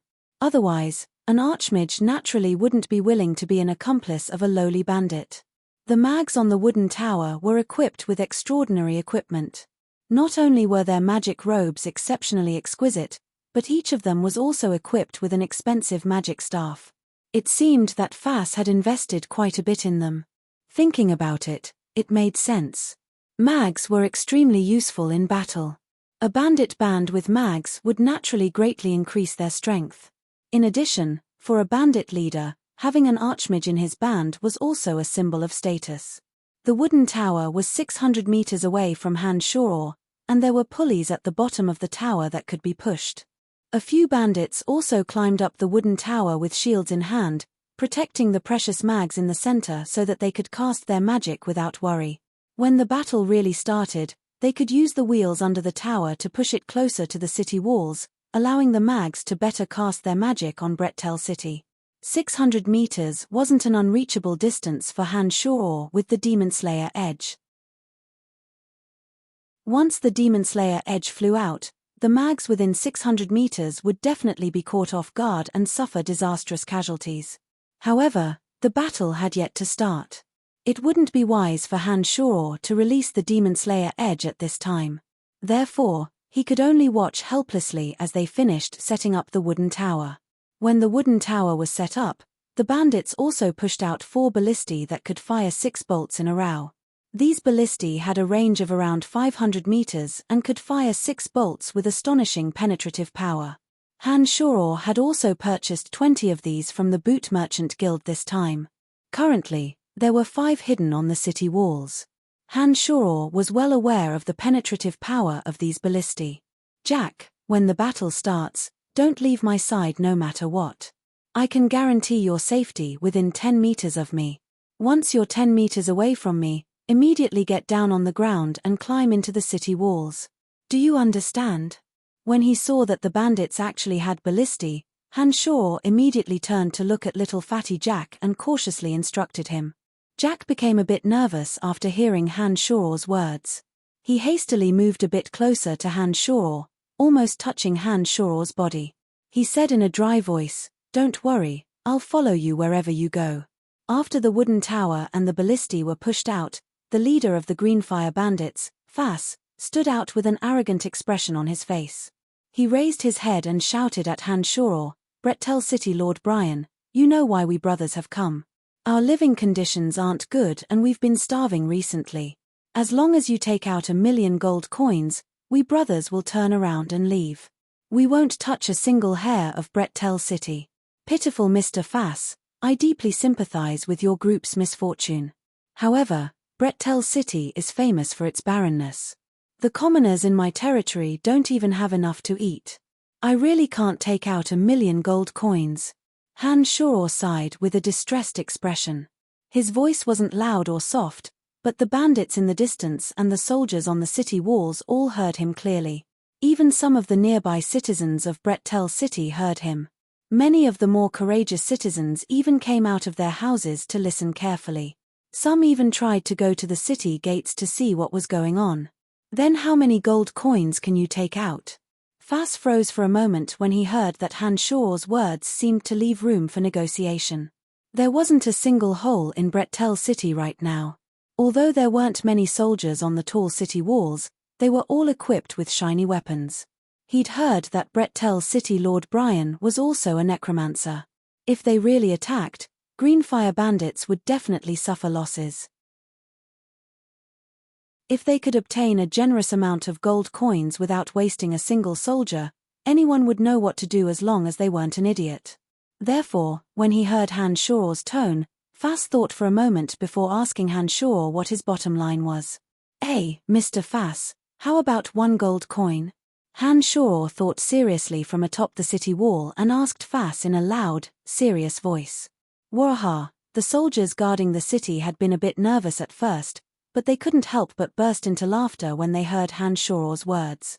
Even some of the citizens within Brettel City who'd heard the laughter had an amused smile on their faces. They thought that this new city lord had quite a sense of humor. "You're King messing with me." Fas was enraged. He hadn't been this angry in a long time. The bandits under him all had ugly expressions on their faces. They wanted nothing more than to rush over and tear Han Shoro's group to pieces. "Haha, so what if I messed with you? You'll get a gold coin today. Heh, maybe you'll even leave some for this city lord to use. You trash dared to rob me, you're clearly tired of living. I'll tell you the truth. I've already robbed all of Redbeard Troda's treasures. Add that to Helentina's 400,000 gold coins and my own gold coins. Brettel City now has far more than 1,000,000 gold coins. If you want to take it, you'll have to see if you have the ability. Stupid pig, come." Han Shoro laughed maniacally from atop the city walls. He pointed at Fas in the distance as if he was mocking an idiot. Fas was truly enraged. It had been many years since Fas had been looked down upon like this since he'd left Narsen Duchy. Looking at the incomparably arrogant young city lord on the opposite city wall, Fas had the urge to eat him alive. The bandits under him also felt the same way. Their faces were ashen as they charged towards Brettel City's city gates. "Attack! Massacre the city for me!" Fas roared furiously, giving the order to attack Brettel City in front of them. "Massacre! Massacre the city!" Jack's knees went soft, almost collapsing onto the ice-cold marble floor. When the citizens of Brettel City heard the 2 words "massacre the city," they'd previously relaxed because of Han Shoro's humor. Now, they were instantly thrown into a bottomless abyss. Everyone's eyes were clouded with grey. They were at a loss as to how to respond. Although Brettel City had experienced the cruelty of war, it had never faced the bloody slaughter of an entire city. Otherwise, Brettel City would have long since become a city of the dead. They wouldn't have just been robbed of their belongings and food, they wouldn't have been able to preserve their lives. Unless one was a bloodthirsty demon or possessed boundless hatred, no one would easily give the order to massacre a city, regardless of whether it was a bandit raid or a war between 2 countries. This was because doing so would mean the destruction of all life in a city. This was a true bloodbath, not sparing even a chicken or a dog. Such a person would generally receive the condemnation of all countries. Those who dared to massacre a city would be despised and criticized by their own country. The party whose city had been massacred would spare no expense in retaliation. Although the 7 Grand Duchies were constantly at war, the act of massacring a city was extremely rare. Most people wouldn't dare do such a thing. Fas, the leader of the Greenfire bandits, was no longer bound by any country's restrictions. Faced with Han Shoro's arrogant provocation and insults, he couldn't hold back the rage in his heart any longer. Only by slaughtering all life in Brettel City would he be able to wash away the humiliation Han Shoro had given him. "HMPH, you think you're worthy?" Han Shoro snorted coldly from atop the high wall. He turned his head and said to the soldiers beside him, "Bring out the chariots and catapults. I want to see how they die." After the order to massacre the city was given, the green flame flag of the Greenfire Bandits was smeared with a layer of fresh blood, turning it into a blood-red flame. The mags on the wooden frame were slowly pushed towards Brettel City. The 4 ballistae were also pushed forward, loaded with arrows. 2,000 furious bandits were already charging towards Hanshur with ladders, ropes, and iron hooks used to scale the walls. Chariots, ballistae, catapults, kerosene, boulders, and other necessary equipment for defending a city were pushed out from their hiding places under the busy hands of several hundred soldiers. They were divided into different directions and mounted on the wide city wall. However, the number of soldiers was just as small as the number of chariots and ballistae. There were only a few hundred soldiers on the city wall that could accommodate 7,000 to 8,000 people. It was indeed a bit sparse and shabby. Kill. The bandits had already charged over. They felt humiliated and had steeled their hearts to kill everyone in Brettel City. Their leader Fastface was ashen as he roared somewhat hysterically, "The first brother to reach the city wall will be rewarded with 1,000 gold coins." An enormous magical flame shot from Fast's hand into the sky. This was the signal that the 4 bandit groups had agreed upon beforehand. As the flaming signal shone brilliantly in the sky, the curtains of this siege officially began. The bandits, who'd fainted from the light and fragrance of the gold coins, charged forward with no fear of death, mixed with the rage in their hearts. Hanshur watched them calmly without a word. He waited until they were within firing range before giving the order to the soldiers whose palms were already sweating from nervousness, "Attack." Rumble, rumble, rumble. The roar of the war chariots resounded throughout the entire city, spewing out tongues of fire. The ballistae and crossbow bolts whizzed through the air, landing on the bandits together with the catapults' boulders. In an instant, an unbearable and tragic scene was created. The places that were sprayed by the war chariots exploded, and severed limbs and heads flew out amidst the billowing dust and blood. The bandits who'd been smashed into meat paste were all smashed into meat paste. The ballistae whizzed past, the powerful impact piercing through several bandits before stopping. Blood flowed like a river in front of Brettel City, and corpses littered the ground. Chapter 332. Under the onslaught of 2 war chariots, 5 ballistae, and 3 catapults, nearly 100 bandits were eternally trapped on the road. Fast crazed roars rang out incessantly as smoke billowed on the battlefield. "Mags, push the mags on the wooden towers over. Fire our ballistae, hurry up." Following Fast's deafening shouts, the bandits beneath the wooden towers pushed the towers towards Brettel City. The ballistae that the bandits had brought themselves were quickly pushed forward from the rear. Every ballista had several bandits wielding iron shields in front of it to clear the way. The war chariots were still spitting out tongues of flame, while the catapults shot high into the air, drawing a beautiful arc in the air.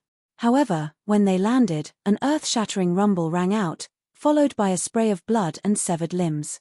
6 ballista bolts were like cold, life-reaping blades of light as they whizzed through the air, reaping the lives of the bandits. The road 500 meters in front of Brettel City had completely turned into hell on earth.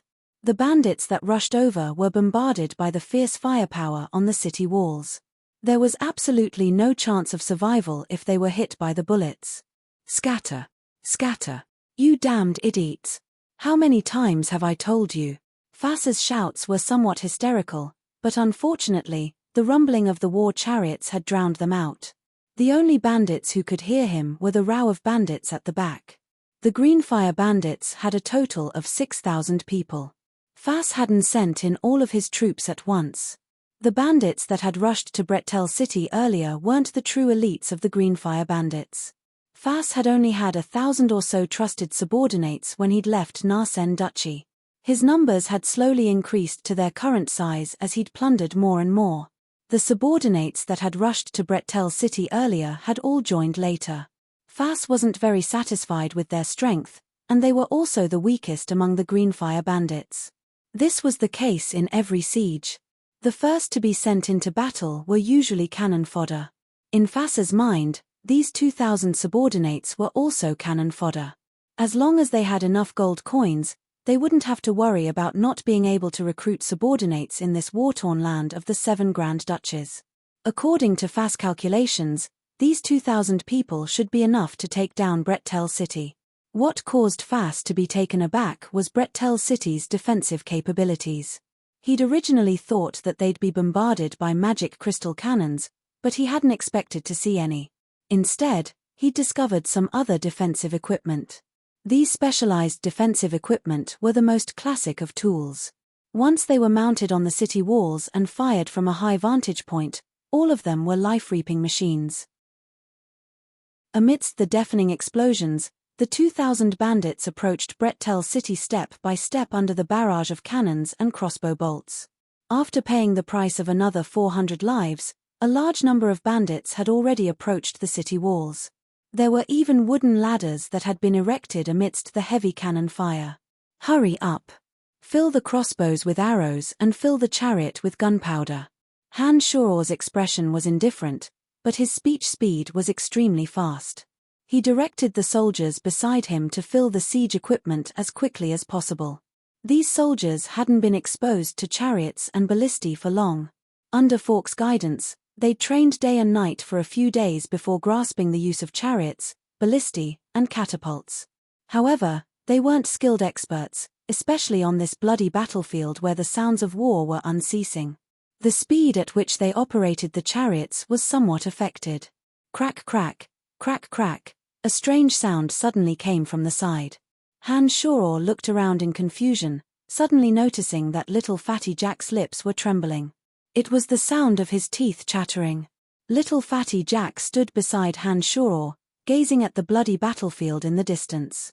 He looked at the mangled human heads that had been smashed into meat paste by boulders, the severed limbs that had been blown away by the chariots, and the bandits that had been sent flying by the impact of the crossbow bolts. Little Fatty Jack couldn't help but tremble slightly. "Woo, it's too scary." Little Fatty Jack's voice was a bit choked with sobs. His 2 small eyes were completely red as he trembled unconsciously. He'd sunk into a strange state of helplessness. "Get ready, pour the kerosene." Han Shuor glanced at Jack and didn't say anything when he saw that the latter was right beside him. Instead, he shouted to the soldiers around him. Before the battle had started, Han Shuor already knew that little Fatty Jack, who had never experienced such a scene before, would definitely be horrified by the cruelty of war. His expression of fear was within Han Shuor's expectations, so Han Shuor wasn't the least bit surprised. The Demon Slayer edge suddenly shot out from Han Shuor's neck into the sky under the scorching sun. In a place where no one could see, the souls of the bandits were pulled into the Demon Slayer edge that was filled with unceasing ghastly wails, absorbing the soul energy bit by bit. Whoosh whoosh whoosh. Finally, the bandits' ballistae were also released. Under the high-speed charge, the ballista bolts flew towards the city walls of Brettel City. More than 10 people were immediately killed by the soldiers who were frantically operating the war chariots and catapults, as well as the soldiers who had raised their bows and arrows to shoot down. One of the ballista bolts whistled menacingly towards little Fatty Jack, who was standing on the city wall and looking at the tragic scene below. Jack was already scared out of his wits when he heard the ear-piercing whistling sound. He immediately cried out involuntarily, "Brian, save me." Han Shuor extended his left hand. Bloody light shot out from his 5 fingers, as if sharp claws had suddenly sprouted. The ballista bolt that was still 10 meters away from Jack was stirred up by the bloody light from Han Shuor's 5 fingers. It exploded into sawdust and fell to the ground.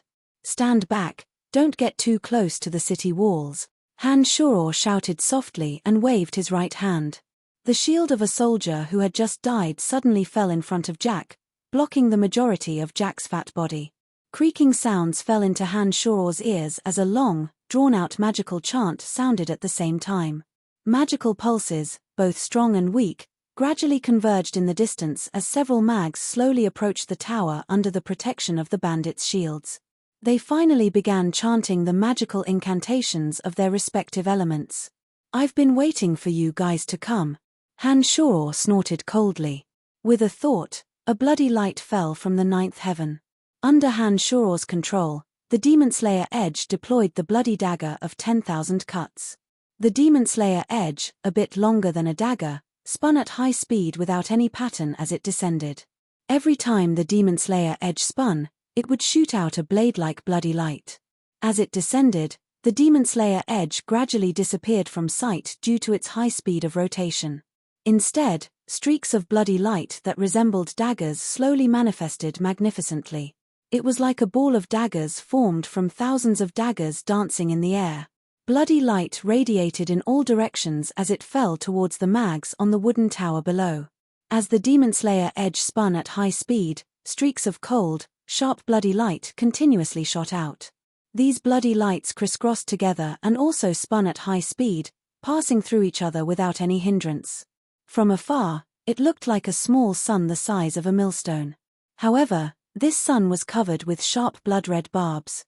When this millstone-sized, blood-red ball of light fell, it gradually rotated faster and faster. Waves of strong killing intent and the pungent smell of blood assaulted the nostrils. Even before it completely fell, it was already enough to shock people's minds. The dazzling, blood-red ball of light fell from the sky into the center of the sorcerers on top of the wooden tower. All the iron shields, barriers, and all kinds of defenses that the sorcerers had set up were instantly shattered by the rotating blood-red light. The fragile bodies of the sorcerers and the shining armors of the bandits flew in the air amidst the creaking sounds of flesh and silver light. No one on the wooden tower could do anything. When the Demon Slayer Edge, powered by Han Shoror's demonic art, bloody blade of 10,000 slashes, transformed into 10,000 streaks of bloody light, everyone on the wooden tower, the wooden frame, and the iron shields were all pulverized. In the blink of an eye, the bandit mage squad that Fass had spent a great deal of money to build became minced meat in a meat grinder. Blood splattered in all directions. The bloody blade of 10,000 slashes, which had been infused with 30% of the demonic yuan, didn't stop even after the wooden tower and the mags were pulverized. It was like an enormous, spinning, blood-red cactus that flew into the midst of the bandits protecting the wooden tower. The bloody blade of 10,000 slashes activated by the Demon Slayer Edge truly set off a rain of blood wherever it passed. Everything in its path, whether it was people, ballistae, or sturdy shields, was destroyed. Bewitching red blood rained down like a fine rain. After the Demon Slayer Edge circled around, not a single one of the 100 bandits was left intact. There wasn't even a piece of flesh larger than an ear. The Demon Slayer Edge, which could even crush iron shields, had also pulverized their bones. Damn it, where's the wooden tower? Where are the mags? Fass had focused all of his attention on Brettel City in the beginning and hadn't paid close attention to the changes on the wooden tower. When the bloody ball of light shot out, Fass suddenly noticed that the wooden tower he'd just erected had disappeared. He asked with some confusion. Dead, they're all dead. That thing, it's all because of that thing. Next to Fass, a dutiful bandit pointed at the ball of blood that was still wantonly grinding everything in its path as he screamed. His scream was filled with intense fear. Amidst this scream that was mixed with fear, even more screams rang out at the same time. The bandits that were approached by the flying balls of blood all scrambled to avoid them, but every bandit that was touched by the balls of blood instantly turned into a rain of blood mixed with broken bones. Not a single one was lucky enough to escape. Attack that thing, attack it.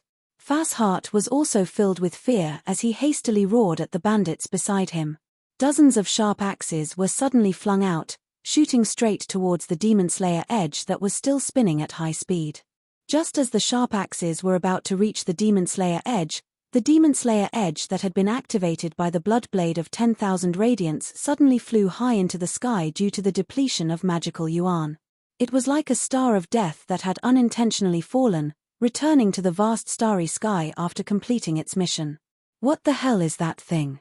That damned necromancer, it must be an undead monster he created using necromancy magic. Everyone, don't be afraid, continue to attack. Look, they can't hold on much longer. Humans were always more afraid of the unknown, and Fass was no exception. When he saw the speck of bloody light shoot into the sky and disappear, his tense heart suddenly relaxed. He then roared at the other terrified bandits as if to comfort himself. Just as Fass had said, Although the Demon Slayer Edge had disrupted the Maigai's magical attacks, the bandits had too much of an advantage in terms of numbers. Using the wooden ladders and iron chains, they gradually began to climb up Brettel City's wide city walls. There were only 300 soldiers defending Brettel City. Over 20 of them had died in this short period of time, all of them killed by the ballistae below. The remaining 200 or so soldiers had already used up too much of their physical strength in the process of continuously moving boulders to fill the catapults and installing ballistae. 100 soldiers who'd been moving boulders were now completely exhausted, lying paralyzed on the ground, panting heavily. The soldiers who'd managed to pour kerosene onto the city walls were also panting heavily, looking like they didn't have much physical strength left. However, there were still 1,200 bandits left. 400 to 500 of them had already rushed to the bottom of the city walls, attempting to climb up Brettel City using wooden ladders and iron chains. "My lord, we really don't have enough manpower."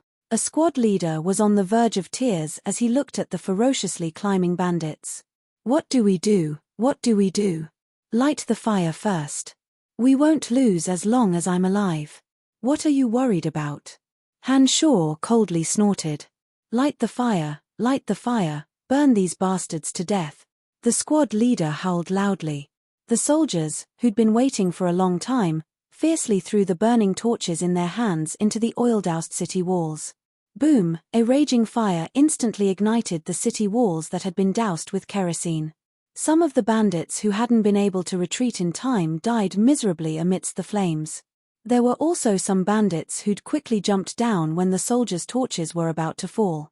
The more experienced bandits at the bottom would even move the wooden ladders away from the city walls, slowly lowering the bandits who'd been lying on them. However, the soldiers who'd put down the torches immediately raised the bows in their hands, specifically aiming at these bandits. After a few volleys of arrows rained down, the dead bandits couldn't continue to take care of the wooden ladders and would often fall to their deaths. The kerosene reserves were limited, and Brettel City's city walls were too wide. There were still many places that couldn't be taken care of. A group of bandits was about to climb up the city walls through the wooden ladders. Whoosh whoosh whoosh. Han Shaw finally took out the skeletal staff and chanted a bone spear spell. The bandits who'd wanted to take advantage of the opportunity to climb up the city walls were all sent flying by the bone spears. Dozens of them were instantly pierced to death. The bandits below the city walls also raised their crossbows and shot upwards. Once the 300 to 400 bandits stabilized their shooting, the Brettel City soldiers who'd peeked their heads out didn't have it easy either. Several careless ones were shot to death. This was only because Han Shaw had taken action to defend himself. Otherwise, there would have been even more casualties. "My lord, isn't it time?"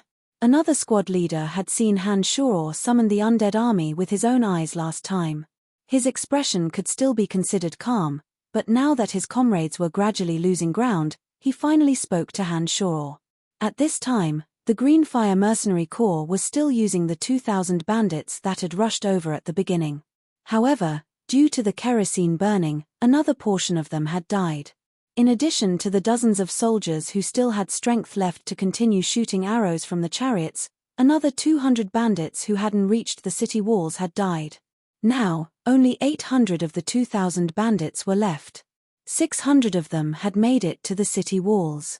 The goblin gunpowder for the chariots on the city walls had already been used up, and there were only 100 or so crossbow arrows left. The boulders that had taken a great deal of effort to carry up had long since been used up. There were less than 50 soldiers in Brettel City who could still stand. If Han Shaw didn't make a move now, it was likely that Brettel City's city gates would really be breached. Therefore, looking at the excited and crazed bandits who'd finally made it to the city walls, Han Shaw nodded and calmly said, "It is indeed time." Licking his lips, the leader of the Greenfire bandits, Fass, looked at the exhausted Brettel City defenses in front of him and laughed cruelly. "Young city lord, you will pay a painful price for your arrogance. I will skin you alive, pull out your bones, and torture you until you wish you were dead. Leader, he's also a necromancer. You have to be careful." A bandit next to him suddenly remembered the rumors about Han Shaw and hastily reminded Fass. "Ha ha, a necromancer. A necromancer who can only summon useless skeletons, what use can he have in a battle like this? Fass turned his head and said to the bandit, "Add another 1,000 men and charge over. Let's take down Brettel City in one go." Under Fass' orders, the bandit leader waved his large hand and said, "Tuku, you guys charge over and flatten this damned Brettel City." As the leader of a 1,000-man brigade, Tuku used to be Fass' personal bodyguard. This 1,000-man brigade wasn't like the 2,000 people who'd just charged forward as cannon fodder. The 1,000-man bandit brigade led by Tuku had sharper and sturdier weapons. In addition, 500 of them rode valiant warhorses. The warhorses were also protected by armor. They were clearly a regular knight squad. With a flick of Tuku's spear, the 1,000-strong bandit squad charged towards the corpses strewn all over Brettel City. Among them were 500 bandit knights on valiant warhorses, quickly arriving at the base of the city walls like the wind. The exhausted Brettel City soldiers only managed to shoot a few dozen scattered arrows in the process, completely unable to cause any damage to these fully armored knights and warhorses. Heh, they really can't hold on any longer. I knew it. Fass sneered in a low voice, as if he could already see the dawn of victory. He'd even started thinking about how to slowly torture Hanshaw after capturing him. Hey, where's the sun? Where's the sun? The bandit knights had just reached the city walls when they suddenly felt the sky darken. It was just past noon, still a long way from nightfall. How could the sky have darkened so quickly? They raised their heads to look at the sky. Green-black clouds had floated over from who knew where, covering the previously clear sky. Not a single ray of sunlight was able to penetrate the dark clouds and land on the battlefield. The appearance of these dark clouds was strange, giving the bandits an ominous premonition. Don't make a fuss about nothing. The weather here is just like this. It looks like it's going to rain soon. If it rains, the kerosene will lose its effect. We're practically blessed by the gods, we can take advantage of this opportunity to kill them all. Captain Tuku carelessly comforted his subordinates. He pointed at the first group of bandits frantically climbing the city walls and shouted, "Hurry up! Kill all those cowardly soldiers. You talk too much nonsense." Hanshaw had finally finished his lengthy incantation. He waved the skeletal staff in his hand, sending out a faint grey mist. This grey mist carried a thick aura of death as it slowly drifted towards Brettel City. There was a desolate and gloomy smell in the air. The grey mist floated in spirals, gradually spreading towards the center of the corpses strewn all over the battlefield. Several crows that smelled the scent of corpses were blown away by the grey mist.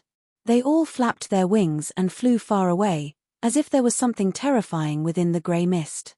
This damned weather, not only are there dark clouds, but there's also a grey mist. It looks like it's really going to rain. Hurry up, hurry up. Hey, there's one up there. Ha. Tuku raised his head to look at the city walls and shouted in pleasant surprise, as if trying to motivate even more bandits. With a crunching sound, the bandit that had finally managed to rush up had his neck snapped by Hanshaw. He tossed his body down to the bandits below like he was throwing trash.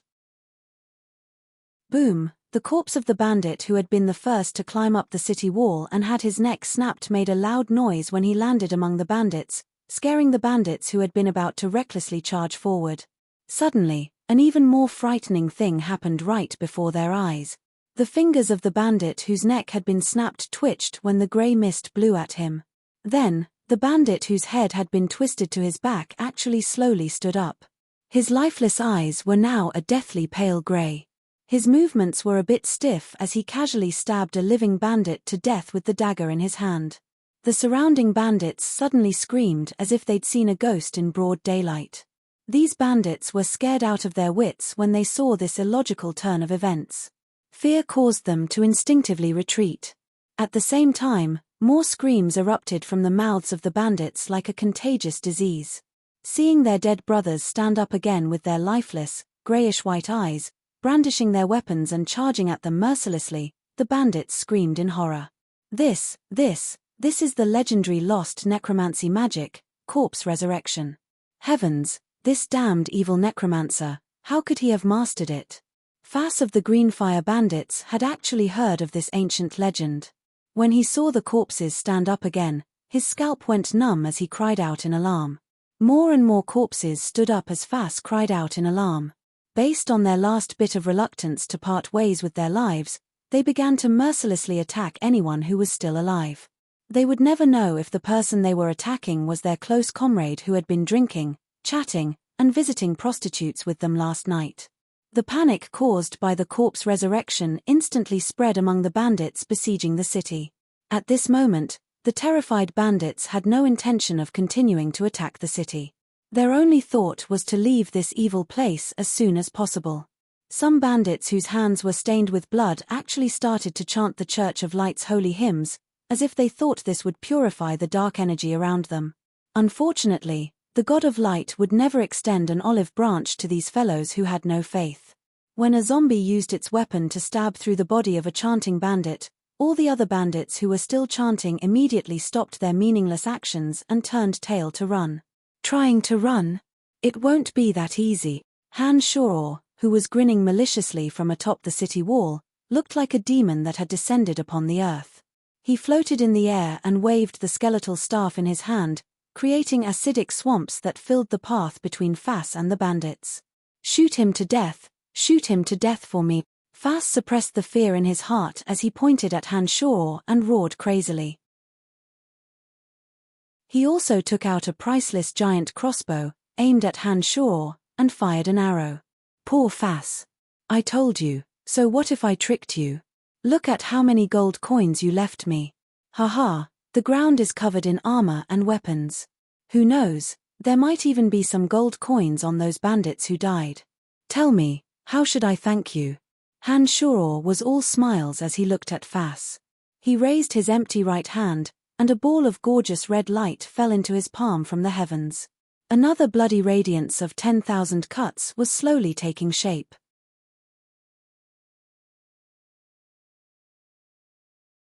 Chapter 333.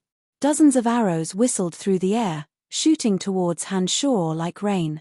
However, before these arrows could even reach him, the deadly red light that had been brewing in Han Shoror's hand once again flew out.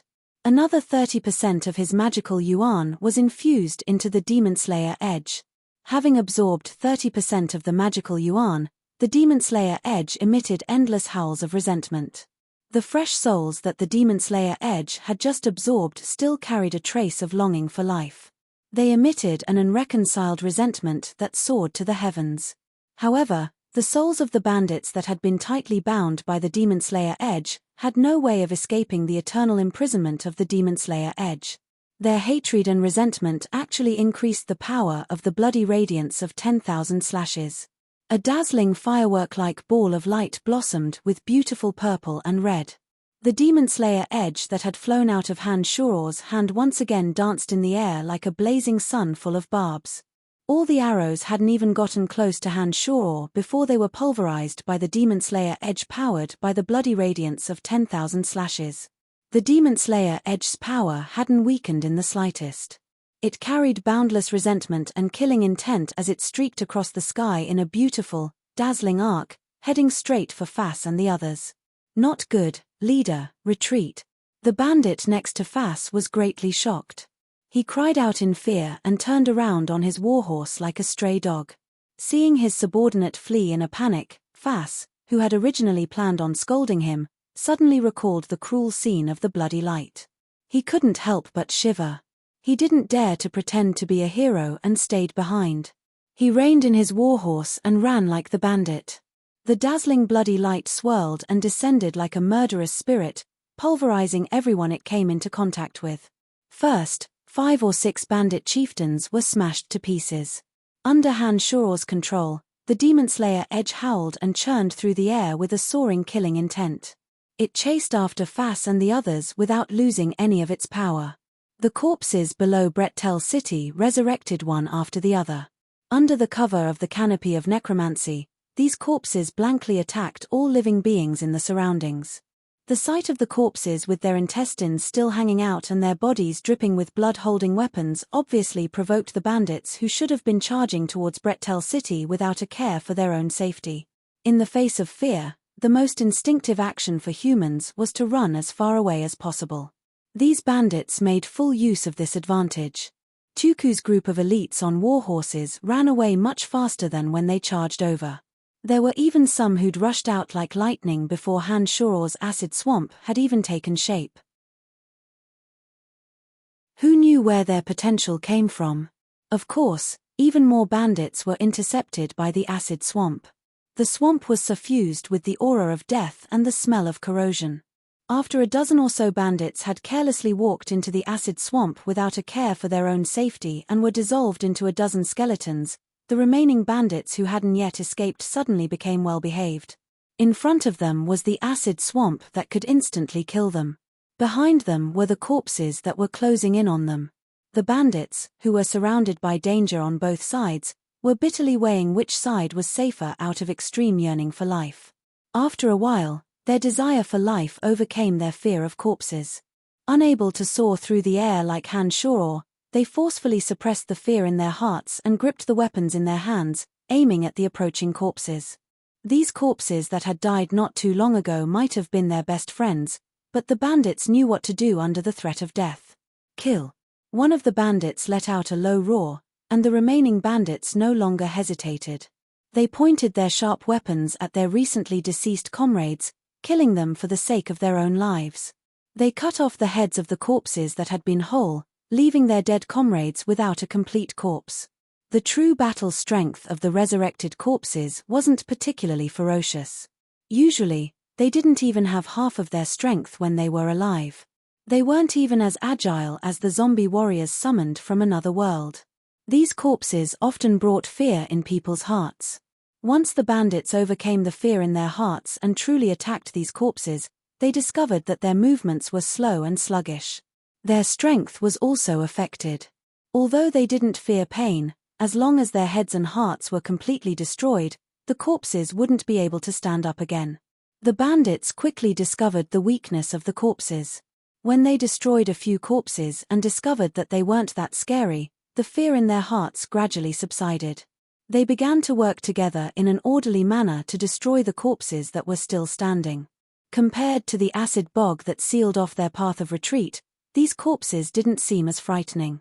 As long as they didn't think about the fact that these people were once their friends, the bandits would be able to quickly and efficiently eliminate the corpses that were still standing. The bandits, who were not kind to begin with, were obviously more cruel and unscrupulous.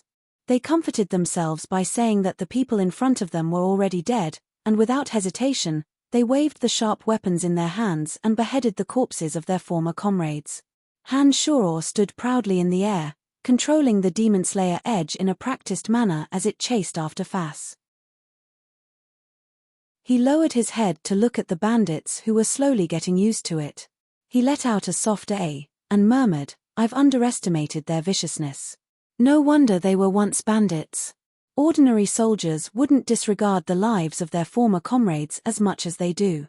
After muttering to himself in a low voice, Han Shoro thought for a moment. He grinned cruelly and said, "It looks like it's time to add another fierce dose." Just as Han Shoro was about to use the skeletal staff to summon the true undead army with his remaining mental strength, he suddenly heard an earth-shattering rumble. The entire Brettel city seemed to be trembling from this enormous rumble. The direction of the sound came from behind Han Shoro. Han Shoro was stunned for a moment before he exclaimed softly, "They've finally activated the magic crystal cannons." Taking a deep breath, Han Shoro was about to chant another long and tedious incantation when a group of white figures suddenly appeared in his line of sight. A group of 100 people was slowly approaching from the direction that Fass and the others had fled. Kos, who'd fought against Han Shoro last time, was walking over together with the temple knights of the Church of Light, as well as a few white priests. Han Shoro was startled. The Demon Slayer Edge that had been chasing after Fass suddenly changed directions and shot towards Kos and the others. The Demon Slayer Edge surged forward, radiating bloody light in all directions. Its target was Kos, who was surrounded by the temple knights. Kos, who possessed the Church of Light's divine weapon, Revelation, would be able to play an extremely important role in this situation. He could even reverse the situation. When the holy light of Revelation sprinkled down, not only would the corpses be completely purified, even if Han Shoro summoned the undead army, it would be of no use. In a large-scale battle like this, Brettel City's defenses were completely supported by Han Shuor's undead army. Once they lost this support, Brettel City would truly be doomed.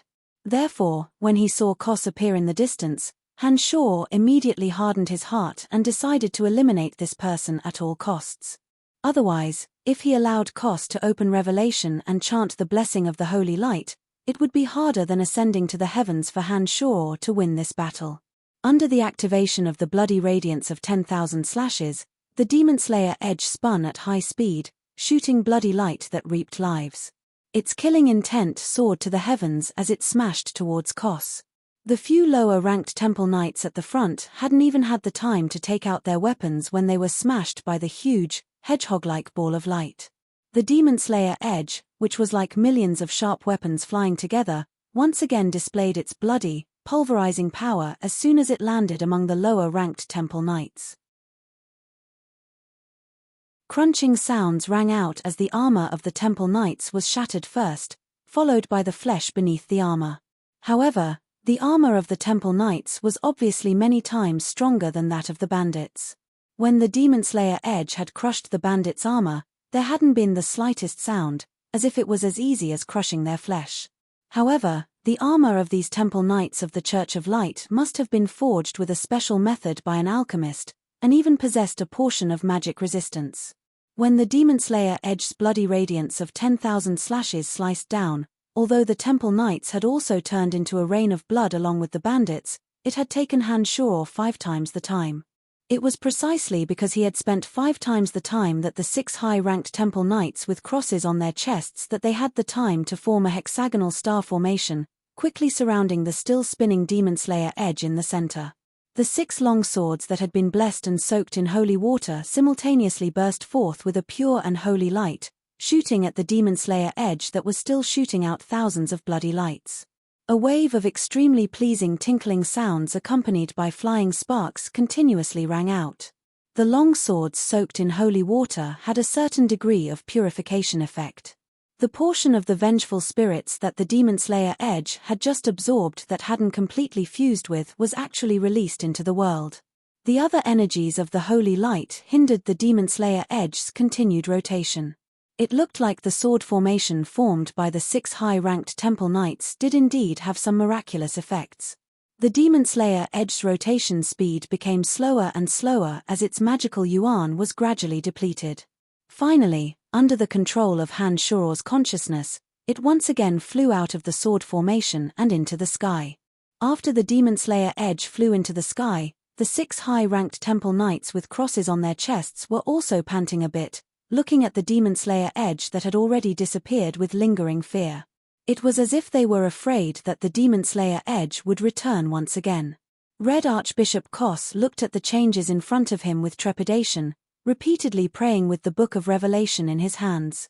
Only when he discovered that the Demon Slayer Edge had truly disappeared did he look at Han Shuor and say, "Heretic, your sins are no longer enough to be forgiven. The burning of the holy fire will be your only end." Kos, who had bitterly tried to persuade Han Shuor last time, no longer had any patience with Han Shuor now. In Kos's eyes, Han Shuor was now a demon through and through, a sinner even more evil than the Calamity Church. He had to be eliminated at all costs in order to save more people from his evil. "I'm actually looking forward to the burning of your holy fire, but I'm afraid you won't have the chance," Han Shuor snorted disdainfully. His right hand suddenly burst into raging flames, enveloping Han Shuor's entire right hand. Han Shuor looked at the raging flames burning on his right hand, then stared coldly at Kos and said, "Is the color of your holy fire like this? Heretic who blasphemes the holy fire, you will be judged by the God of Light." Kos shouted loudly and started chanting a hymn under the heavy protection of the 6 Temple Knights. The divine weapon of the Church of Light in his hand, Revelation, moved on its own amidst his melodious hymn, quickly flipping its pages. Circles of light carrying a holy aura spread into the surroundings, rapidly turning the corpses that Han Shuor had resurrected into ashes under the illumination of the holy light. Even the dark green canopy of necromancy that enveloped the entire sky was torn apart by rays of dazzling golden light. Even the acid bogs were evaporated by the holy light. In almost an instant, the kingdom of death that Han Shoror had expended an enormous amount of mental strength to construct actually shattered under the envelopment of the holy light. It wasn't wrong to say that the Church of Light was necromancer's natural enemy. Han Shoror naturally wouldn't pay any attention to low-level light mags, but Kos, who possessed the divine weapon revelation, was indeed a great threat to Han Shoror when he used the power of the divine weapon. Han Shoror, who'd originally had victory in his grasp, had been disrupted by Kos' appearance. If he couldn't use his undead creatures to resist them, it would be as difficult as ascending to the heavens for Han Shoror to defend Brettel City by himself. "I hate this kind of light," Han Shoror said in disgust as he looked at the spreading circles of holy light. However, his mind was rapidly thinking of a way to deal with it. This was because, due to Kos' appearance, Han Shoror suddenly discovered that the bandit leader Fas, who'd originally fled without a care for anything, had actually returned with his subordinates. Under the purification of the holy light, the several hundred bandits below Brettel City had lost the double threat of the acid bogs and corpses. They once again started eyeing the sparse soldiers on the city walls. Chapter 334. As matters stood, he could only summon the Fire Elite Zombie, Wood Elite Zombie, Earth Elite Zombie, and Little Skull at the same time. Otherwise, if Han Shoror wanted to resist the attacks of the bandits and the Church of Light's Kos group by himself, he would have no chance of winning. Kos was heavily surrounded by the 6 Templar Knights, holding Revelation in his hands and still chanting hymns. Halos of holy light slowly drifted out from the Revelation, purifying the kingdom of death that Han Shoror had painstakingly created. Han Shoror didn't continue to hover in the air to kill Kos. Instead, he slowly floated backwards. With a wave of his hand, Han Shoror threw out the blood seether. As soon as the blood seether flew out of Han Shoror's hand, it immediately emitted a thick bloody mist. This demonic treasure that Han Shoror had meticulously refined didn't contain any aura of death. Naturally, it wouldn't fear the purification of the holy light. The bloody mist of the blood seether spread out. The bandits that were enveloped by it all began to wail miserably. The blood seether could stimulate the blood in their bodies, causing it to rapidly flow through their bodies, causing them to explode one by one. When the blood rampaged through their bodies would explode when they couldn't bear the burden. Wherever the bloody mist passed, the bandits would beat their chests and stomp their feet, howling in pain. However, they couldn't stop the rapid flow of blood within their bodies. The crisp popping sounds indicated that their bones had been broken by the blood. Then, before they could react, the broken bones pierced through their soft skin, causing even more blood to gush out. One by one, the bandits enveloped in the bloody mist exploded and died. During this process, Han Shoror brandished the skeletal staff in his left hand and also had the time to summon the Little Skull, Earth Elite Zombie, Wood Elite Zombie, and Fire Elite Zombie. Under the cover of the bloody mist from the blood seether, the Earth Elite Zombie was the first to burrow into the ground, stealthily heading in Kos' direction. The little skeleton carried the Wood Elite Zombie and flew into the sky, landing directly on the city walls of Brettel City.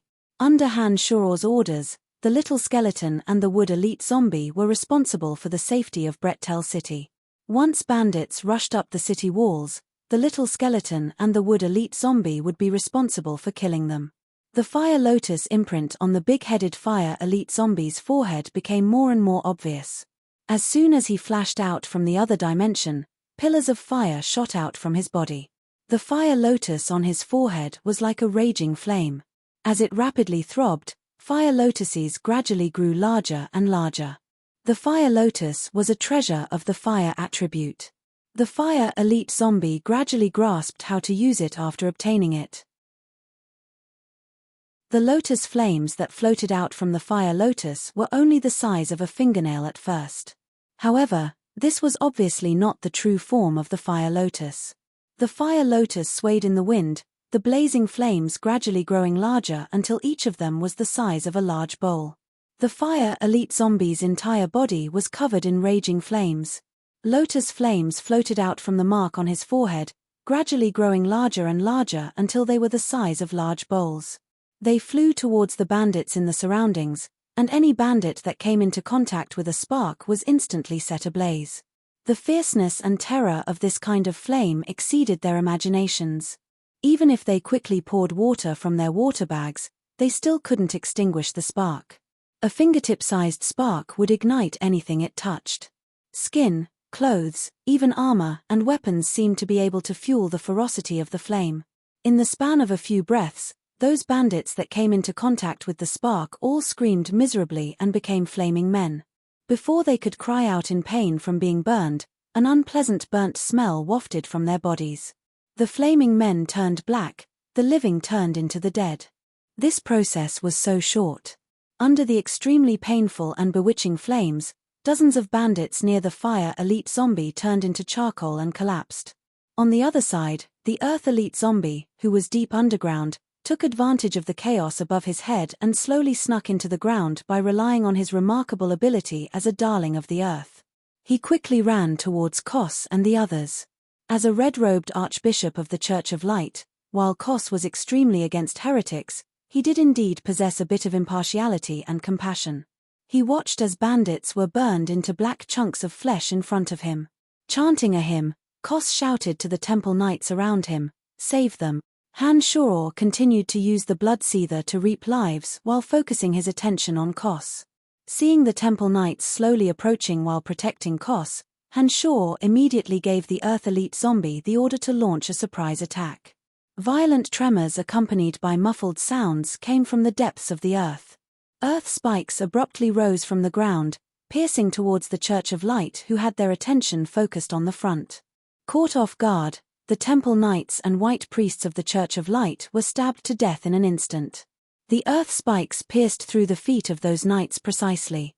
As a result, those well-armored knights fell off their warhorses while howling miserably. The earth spikes pierced through the souls of those knights precisely. As a result, those knights fell off their warhorses while howling miserably. The white priests who purified the souls on the battlefield were the targets of Han Shoror's deep hatred. Their purification of the souls of the dead caused the Demon Slayer Edge to be unable to obtain enough soul energy. It could even be said that it indirectly prevented the Demon Slayer Edge from evolving further. Up until now, the Demon Slayer Edge had yet to truly possess a primary soul. The Demon Slayer Edge would only be able to evolve into a primary soul after absorbing enough soul energy. Only then would the Demon Slayer Edge truly become a peerless weapon in the truest sense. Coming to Brettel City this time, the continuous large-scale battles had allowed Han Shoror to be like a fish in water. The soul energy of the dead was devoured by Han Shoror's Demon Slayer Edge, rapidly accelerating the Demon Slayer Edge's growth. Han Shoror even felt that the Demon Slayer Edge wasn't far from its final form. He couldn't allow it to be destroyed by these hateful priests of the Church of Light. Therefore, when Kos and the others approached, Han Shoror gave the Earth Elite zombie the order to kill the white-clothed priests first. The white priests who didn't need to fight in close combat naturally didn't wear armor. Under the attacks of the earth spikes, every one of the white priests, apart from Kos who was firmly protected by the temple knights, couldn't escape from Han Shoror's murderous hands. "Demon, we must eliminate this demon." Kos trembled as he tightly grasped Revelation in front of his chest. Seeing the white priests who didn't receive the same treatment as him being stabbed to death, he angrily yelled at Han Shoror in the distance. "You brought this upon yourselves. I've never provoked your Church of Light, it was you who chased me to death and refused to let go. Mitch, from now on, I will kill any Church of Light disciple who dares to offend us. I don't believe I can't kill all of you." Han Shoror arrogantly floated in the air, coldly yelling as he looked at the trembling Kos in the distance. "Shoot him to death. Hatchets, pikes, javelins, hurry." The bandit leader, Fas, roared loudly with extreme heartache as he watched his subordinates drown in the sea of fire. The remaining two ballistae aimed at the fire elite zombie in the middle of the sea of fire. All kinds of sharp weapons flew towards the fire elite zombie in the middle of the sea of fire. The fire elite zombie wantonly controlled the lotus flames within the sea of fire, causing the lotus armor on his body to ring out. The various ballistae that flew towards his body had yet to truly land on his body when the sharp arrows and sharp blades were burned by the raging flames. When they finally landed on his body, Not only was their power greatly reduced, but they also couldn't display their penetrative power after the metal melted. In addition, the Fire Elite Zombie would naturally reconstruct his body after being formed, and the reconstructed body was sufficiently sturdy, so he didn't suffer much damage. However, even the 5 ultimate elite zombies that were nurtured in the 5 extreme places of heaven and earth didn't have limitless energy within their bodies. Just like how there was no absolute eternal power in everything. After 20 to 30 lotus flames floated on the Fire Elite Zombie's forehead, the Fire Elite Zombie finally showed signs of fatigue and sent a signal to Han Shoror. Han Shoror could clearly sense the Fire Elite Zombie's thoughts. The Fire Elite Zombie, who had yet to fully mature, had released such a large amount of energy all at once. Naturally, he would be somewhat exhausted. Sparks flew everywhere the 20 to 30 lotus flames passed. None of the bandits that came into contact with them were lucky enough to be burnt to death. In just a short period of time, more than 300 charred corpses were left on the ground forever. This was the result of the Fire Elite Zombie not having fully grasped the power of the Fire Lotus. Once the Fire Elite Zombie slowly matured and became more adept at controlling the Fire Lotus, the destructive power he would be able to cause would be even more terrifying. In addition, when the 5 ultimate elite zombies were first refined, each of them would naturally possess a set of cultivation methods. In other words, the 5 ultimate elite zombies that had just been born were actually in their weakest form. Once they slowly evolved using the cultivation method, their strength would slowly grow stronger with the passage of time. Their use of their innate abilities would also become more and more terrifying. Han Shoror had no doubt that when the 5 ultimate elite zombies evolved to the end, they would possess the mystical power to destroy heaven and earth. Not to mention that the 5 ultimate elite zombies could also form a large formation. Now that the water elite zombie was also in the process of being nurtured, along with the metal elite zombie that was the most difficult to appear, Han Shoror would be able to practice the large formation. Having used up all of his energy in one go, the Fire Elite Zombie was already showing signs of fatigue. With a wave of Han Shoror's skeletal staff, the Fire Elite Zombie disappeared into the other dimension amidst the raging flames. After the Fire Elite Zombie left this plane of existence, the 20 to 30 lotus flames that had lost their source of energy gradually dispersed into the sky after claiming the lives of another 50 bandits. The bandits that had been dodging the lotus flames in all directions, wailing like ghosts and howling like wolves, all breathed a sigh of relief when they saw the deadly lotus flames disappear one after another. They silently cursed their leader in their hearts. What did he mean by there wasn't too much danger? Brettel City, which hadn't had any city defenses in the past, was simply an incomparably terrifying demon castle. All sorts of strange and bizarre things could be found here. By now, more than half of the 6,000 bandits that Fass, the leader of the Greenfire Bandits, had brought with him, had died. More than 3,200 people had mysteriously died in this siege, including more than 1,000 true elites. Fass wanted to cry as he looked at the corpses strewn all over the ground. Brettel City was like a demon city bearing its sinister fangs. It was like a tireless machine that harvested lives, constantly displaying its ruthlessness and cruelty. The elites that had managed to reach the top of Brettel City's city walls with great difficulty were all sent flying down from the high walls under the attacks of the other 2 strange undead creatures. Practically all of them were dead before they even hit the ground. This was the work of Little Skull and the Wood Elite Zombie. The bandit leader Fass had thought that the appearance of the Red Archbishop of the Church of Light, the natural enemy of necromancers, would allow them to easily break through Brettel City's defenses. However, when he saw Little Skull and the Wood Elite Zombie jumping about under the illumination of the holy light, easily killing his subordinates that had climbed up the city walls with great difficulty, he cursed Kos' 18 generations of ancestors in his heart. What nightmare of a necromancer's natural enemy! What emissary of the continent of light! It's all King bullshit. The Red Archbishop with the divine weapon revelation in his hand couldn't even purify a tiny skeleton and a few zombies. His King done us in. Fass cursed incessantly in his heart as he watched the bandits explode one by one inside Han Shoror's blood-seether. Then, he looked at Kos and the others from the Church of Light, who were in a complete mess and couldn't even fend for themselves. Fas rapidly thought of a countermeasure. By now, Fas could see that Brettel City was relying solely on Han Shoror's support. If he were to retreat with his tail between his legs after losing so many of his brothers, the reputation of his Greenfire bandit band would definitely plummet once word of this got out. But if they didn't leave now, who knew how many more unimaginable methods that terrifying city lord of Brettel City would have? In the depths of Fas's heart, he was truly afraid of Han Shoror. He secretly cursed the guy who'd leaked the information and instigated him to come over 100 times. Whoosh whoosh whoosh. Bolts of crossbow bolts shot out from the ballistae. Tongues of flame shot out from the war chariots and landed on the temple knights of the Church of Light, instantly causing 3 temple knights to be blown away along with their warhorses. After resting for a long time, the exhausted soldiers on Brettel City's walls finally recovered their strength. They once again controlled the sharp weapons beside them to spit out dazzling tongues of flame. Motherf asterisk ka. Retreat. All of you, retreat. Fas no longer hesitated when he saw the flames from the war chariots soar into the sky. Although 1,000,000 gold coins was tempting, he might not be able to obtain it in the current situation. The war chariots moving again meant that the soldiers on the city walls had regained their fighting strength. Thinking back to the terrifying destructive power of the war chariots, ballistae, and catapults, then looking at his subordinates, Fas painfully gave the order to retreat.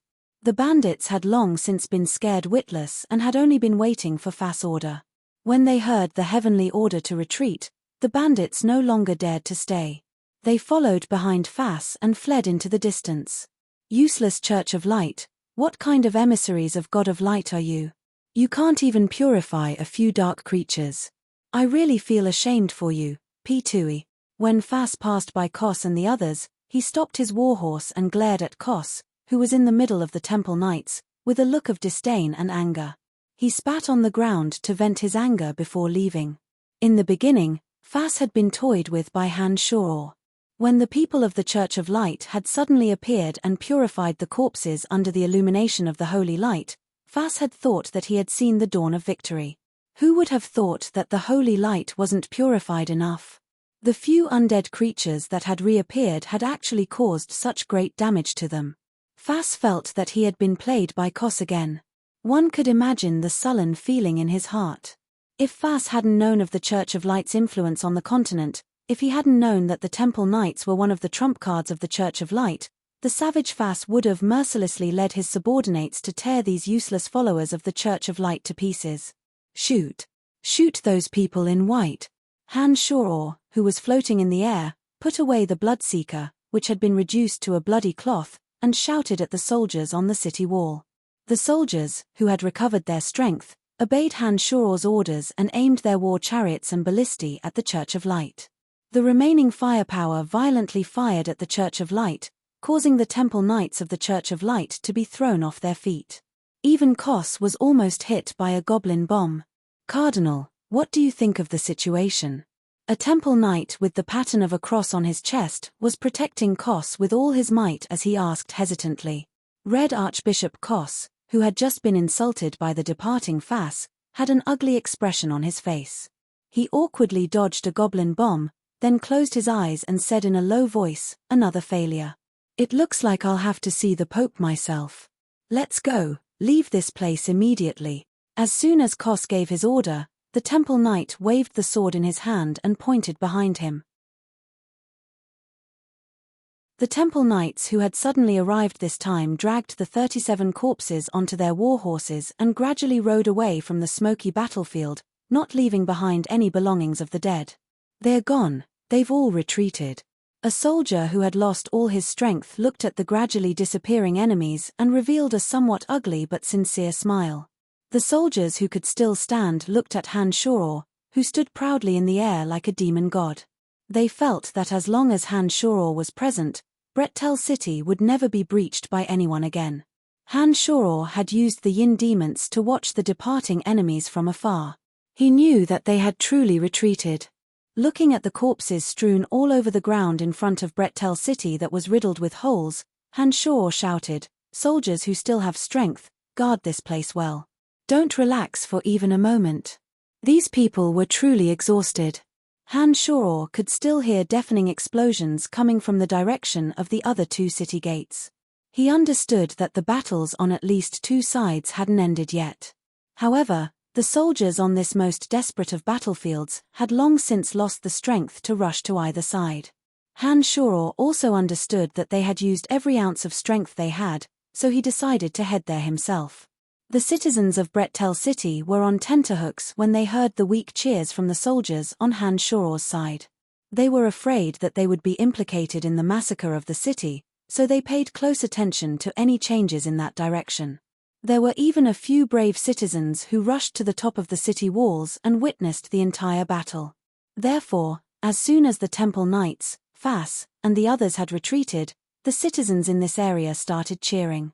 The citizens, whose hearts had been filled with fear, were now filled with a strong sense of happiness and excitement. Being able to keep their lives from being implicated in the massacre of the city made them feel very happy. For so many years, the city lords of Brettel City had always been one step ahead of them.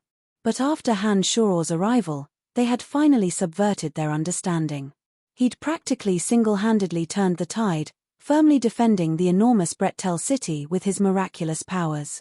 Although victory had come with great difficulty and was full of twists and turns, the fruit of victory was incomparably sweet.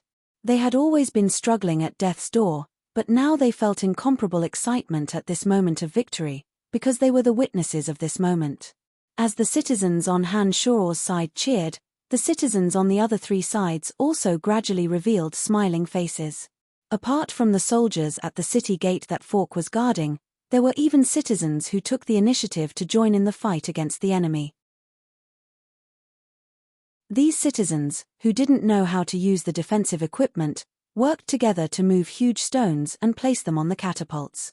They watched as the stones they'd placed on the catapults fell into the bandit group and caused terrifying destruction.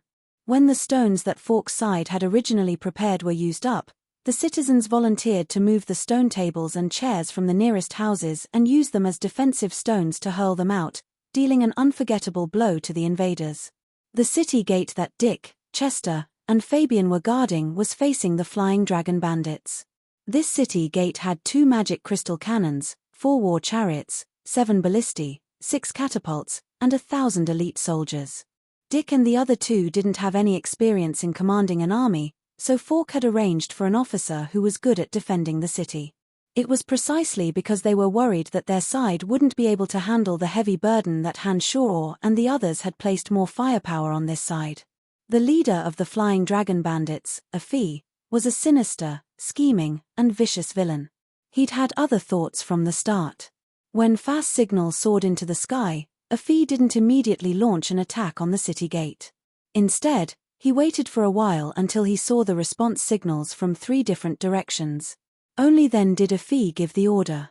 Afi was already a bit scared out of his wits from the response signals. He had his subordinates send out signals in 3 colors, blue and yellow. Yellow meant that this side's attack was very successful, blue meant that the attack was somewhat difficult, and red meant that this side's attack had met with a fatal blow. The response signals from the 3 sides, from Han Shoror's and Fork's sides, were all red. This meant that the attack from the 2 sides had met with a fatal blow right from the start.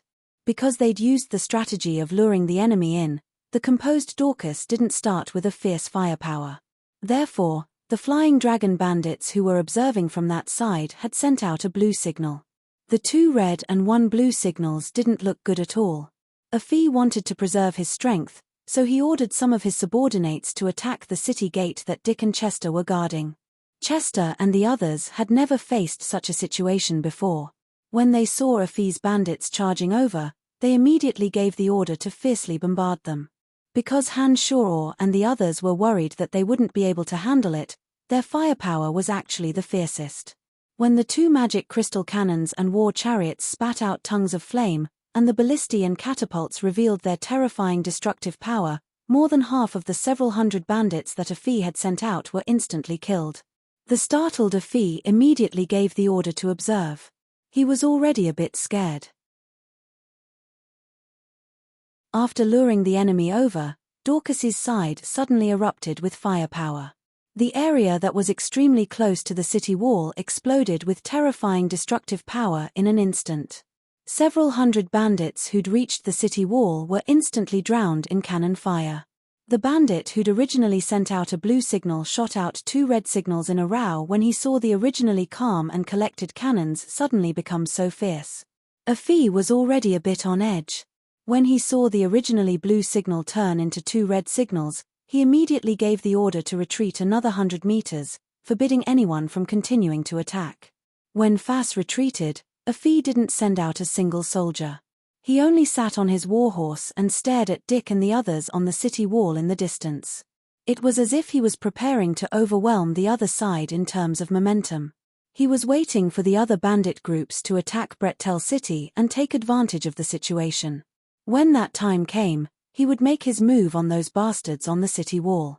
When the news of Fas' failure was spread by Afi's subordinates, the alarmed Afi understood that he definitely wouldn't be able to obtain any benefits this time. Without another word, Afi made a prompt decision to immediately give the order to retreat. The group of bandits that had surged forth left behind 200 corpses and swiftly retreated into the distance.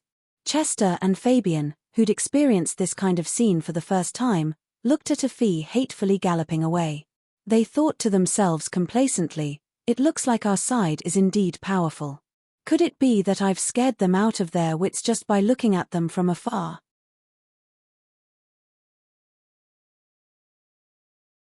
Chapter 335. Han Shoror was most worried about the city gate that Chester and Dick were in charge of.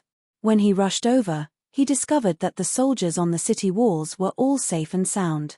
The traces of battle in front of the city walls weren't intense, and the 200 or so bandits' corpses indicated that the bandits hadn't suffered many losses. "Are you all right?" Han Shoror descended like a rainbow and heaved a sigh of relief when he saw the complacent Chester and the others. "My lord, we're fine. That cowardly bandit only charged once and then kept watching the city gate from afar. He suddenly retreated just now." Chester smiled easily and pointed in the direction that Afi had left in as he spoke to Han Shoror. Han Shoror nodded after taking a look from afar and said, "It's good that you're all right. Leave 300 of you to guard this city gate. The rest, go support Dorcas at the city gate." "All right, we'll set out immediately."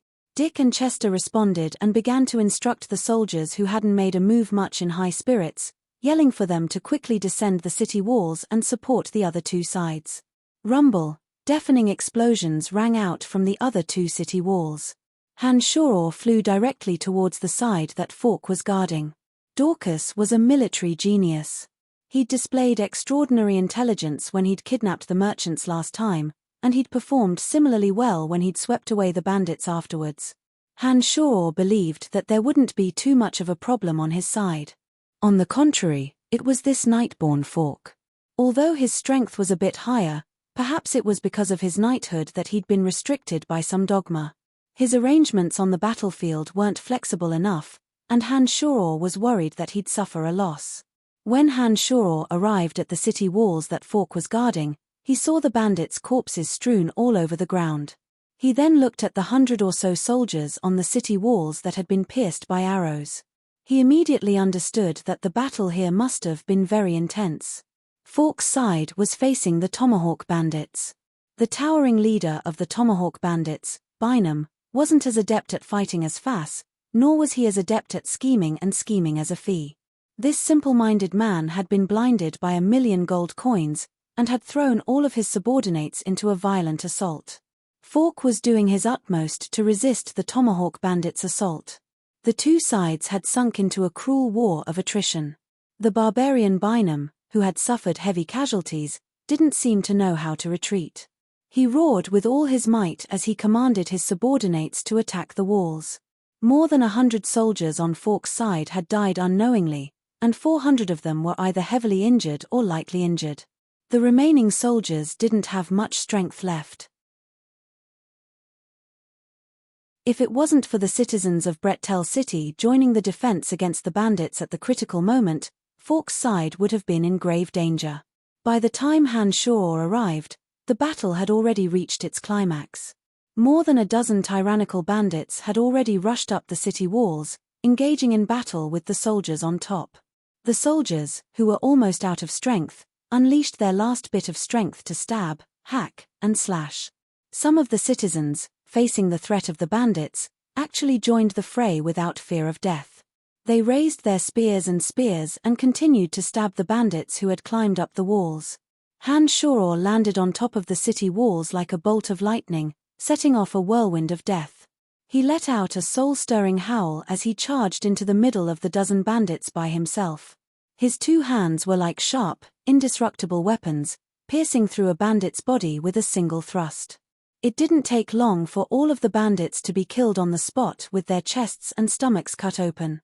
With the death of these bandits who'd madly attacked the soldiers, there was no longer any way to stop the skeletal staff-wielding archmage necromancer, Han-Shoror.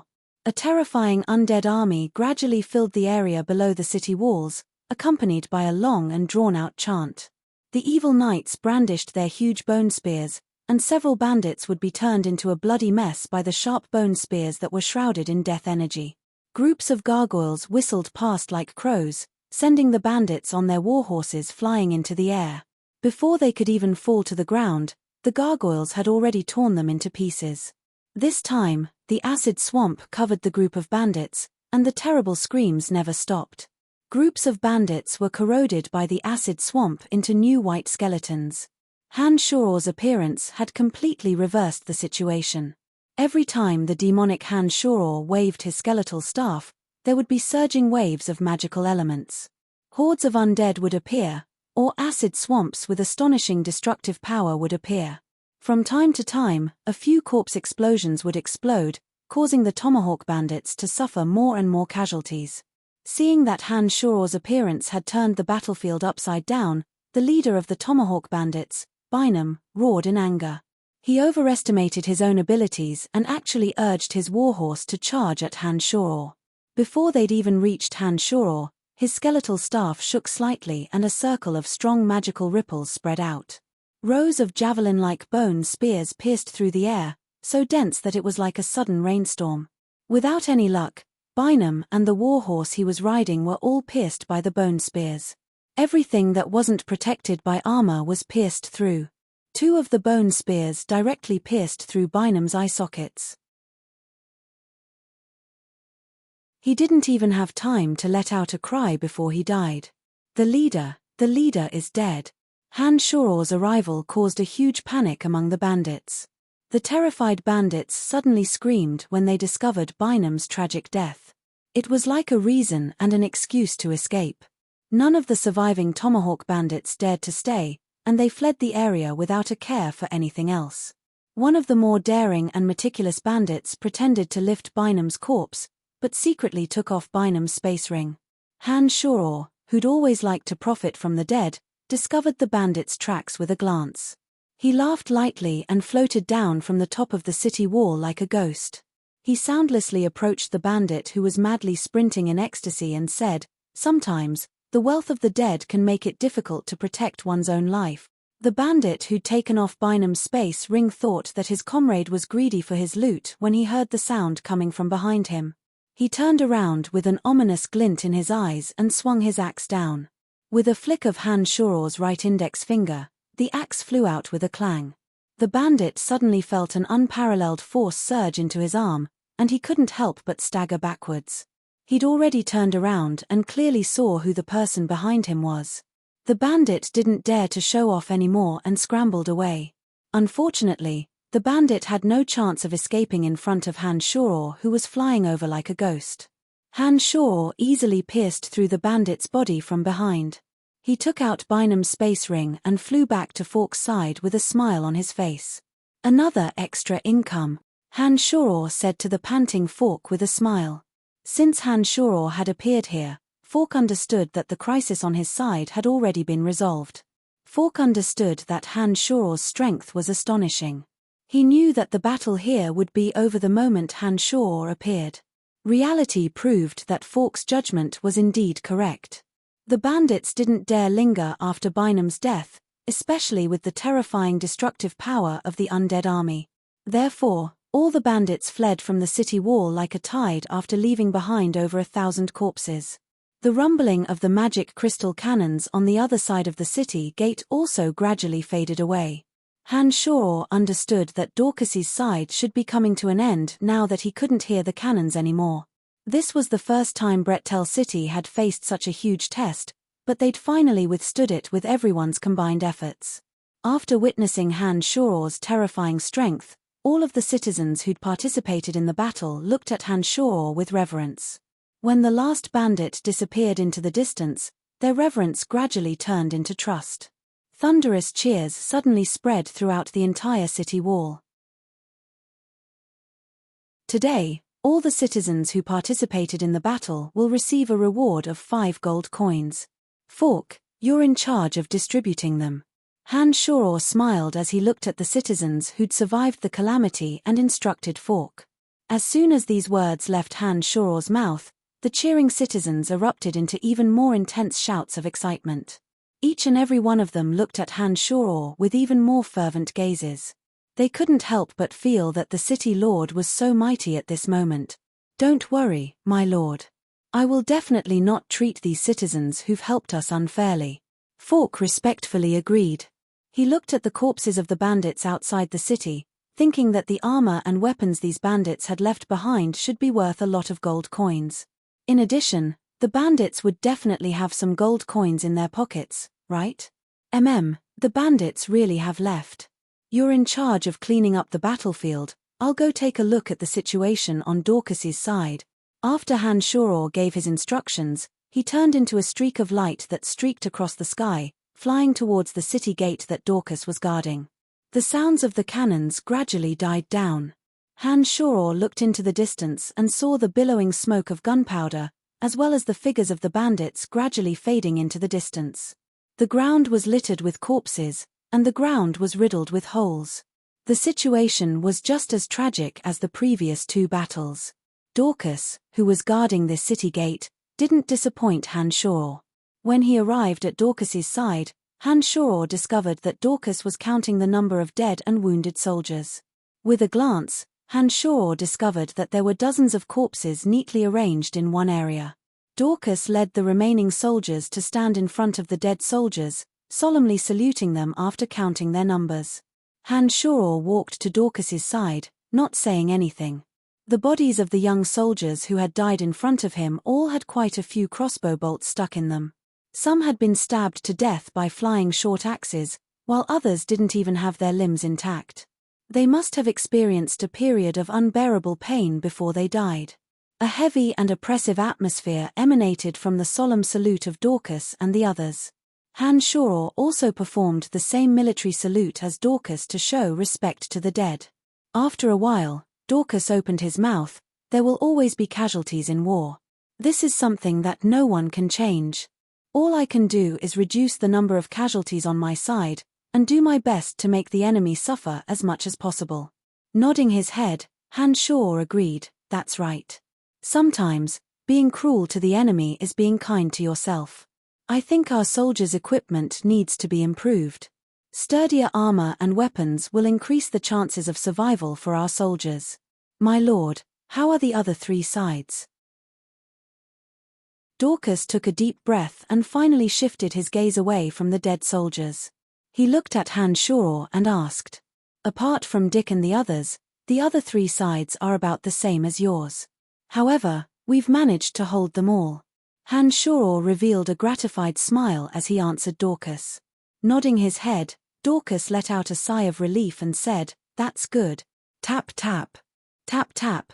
It was only at this time that Dick, Chester, and the others finally rushed over. When they discovered that Han Shor was already standing there, they understood that the battle was probably over. Before they knew it, it was already dusk. A large patch of fiery clouds of sunset bloomed with the final radiance of the day.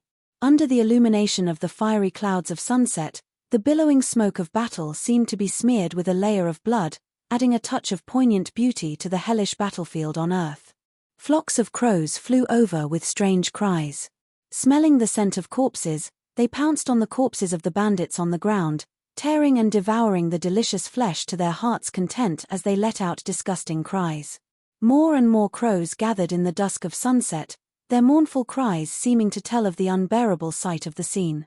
"It's over, it's finally over," Han Shoror muttered to himself, casually giving a few instructions before returning to the city lord's mansion. For 3 days in a row, smoke billowed outside Brettel City. Some of the residents who lived close to the city gates could smell the pungent smell of burning corpses. A total of 15,000 bandits had attacked, but in the end, they'd left behind 8,000 corpses, as well as 400,000 gold coins worth of armor and weapons, as well as 200,000 gold coins scattered around. In addition, the leader of the Battle Axe Gang had 300,000 gold coins in his space ring. The 4 bandit groups that had come with greed for gold coins not only didn't obtain a single gold coin from Brettel City, but had instead delivered a lot of gold coins to Brettel City as Han Shoror had said. In this battle, more than 327 Brettel City soldiers had died, and 769 were gravely injured. The remaining survivors had more or less suffered some injuries. The magic crystal ore of the 6 magic crystal cannons had been completely used up. The goblin explosives and tens of thousands of crossbow bolts that the merchants had transported over this time had all been used up. Not a single drop of kerosene was left, and the giant stones used for the catapults had long since been used up. The bandits that had rushed up during the siege had recklessly destroyed 2 war chariots, 4 ballistae, and a cumbersome catapult. Because the magic crystal cannons were made of specially refined magic metal, and the bandits knew that the magic crystal cannons were priceless, the 6 magic crystal cannons had been destroyed without a hitch. After this battle, Han Shoror had finally received the respect of all the citizens of Brettel City. The enthusiasm of the young citizens to join the army was unprecedentedly high. Han Shoror's godlike might spread throughout the entire city. In just 3 days, the citizens that had originally been full of doubts about Han Shoror had already turned Han Shoror into a god. To the youths, Han Shoror had become a legend that they could never hope to reach. The slightly good-looking girls and beautiful women had all put on a thin layer of powder for the past 3 days. They found an excuse to linger near the city lord's mansion's gate, their coquettish eyes darting everywhere. No one knew what they were thinking. Brettel City's soldiers, who had previously been the most despised by the citizens, had also become hot cakes that no one dared to approach. Some citizens excitedly introduced their beautiful daughters to the soldiers in shining armor. Brettel City had undergone earth-shaking changes overnight. At the city gate leading to Sea Mist City, Han Shoror, Jack Chester, and a group of people were having a friendly conversation with a group of merchants led by Fabian. These merchants who had dared to come to Brettel City were all true merchants who dared to take risks for the sake of making a fortune. After experiencing this battle to defend Brettel City, they had a new understanding of the city. The siege equipment that the merchants had escorted this time had been used up at an alarming rate. The 7 Grand Duchies, the greater threat, still existed. When the corpses outside the city had been cleaned up and the roads had been slightly decorated, Han Shoror immediately impatiently spent a large sum of money to purchase even more supplies. In addition to the endless supply of war equipment, there was also more food and daily necessities. As long as there was money, the merchants would never stop. When the heavy deposits were handed over to them, the merchants were also anxious to leave the city to handle matters, full of trust towards Brettel City and Han Shoror. Fabian also had a letter that Han Shoror had given him. The letter contained some special materials that Han Shoror needed, including a few ambiguous, gentle, and sweet words for Phoebe. "Jack, you've really decided to stay?" Fabian looked at this distant nephew of his and asked again. Little fatty Jack nodded, replying with unexpected firmness, "Yes, I think this city needs me even more. Not to mention that Brian has also handed the position of financial officer to me. Old Fabian, don't worry, I'll take good care of Jack. Since this kid is so insistent, let him stay and try," Han Shoror said to Fabian with a smile. 2 days ago, when Han Shoror had found Jack, he'd still been hiding in his room, vomiting incessantly. After watching the entire battle from start to finish, Jack's appetite for meat had greatly diminished, and he'd often vomited for a few days in a row. At that time, Han Shoror had thought that Jack would leave after experiencing this tragic battle. He hadn't thought that this fellow would actually have such astonishing willpower, insisting on staying here. From Fabian, Hanshaw knew that Jack was very talented in gold coin management and financial affairs. Under the guidance of several experienced gentlemen at the Boot Merchant Guild, Jack had displayed financial management skills that even moved Phoebe.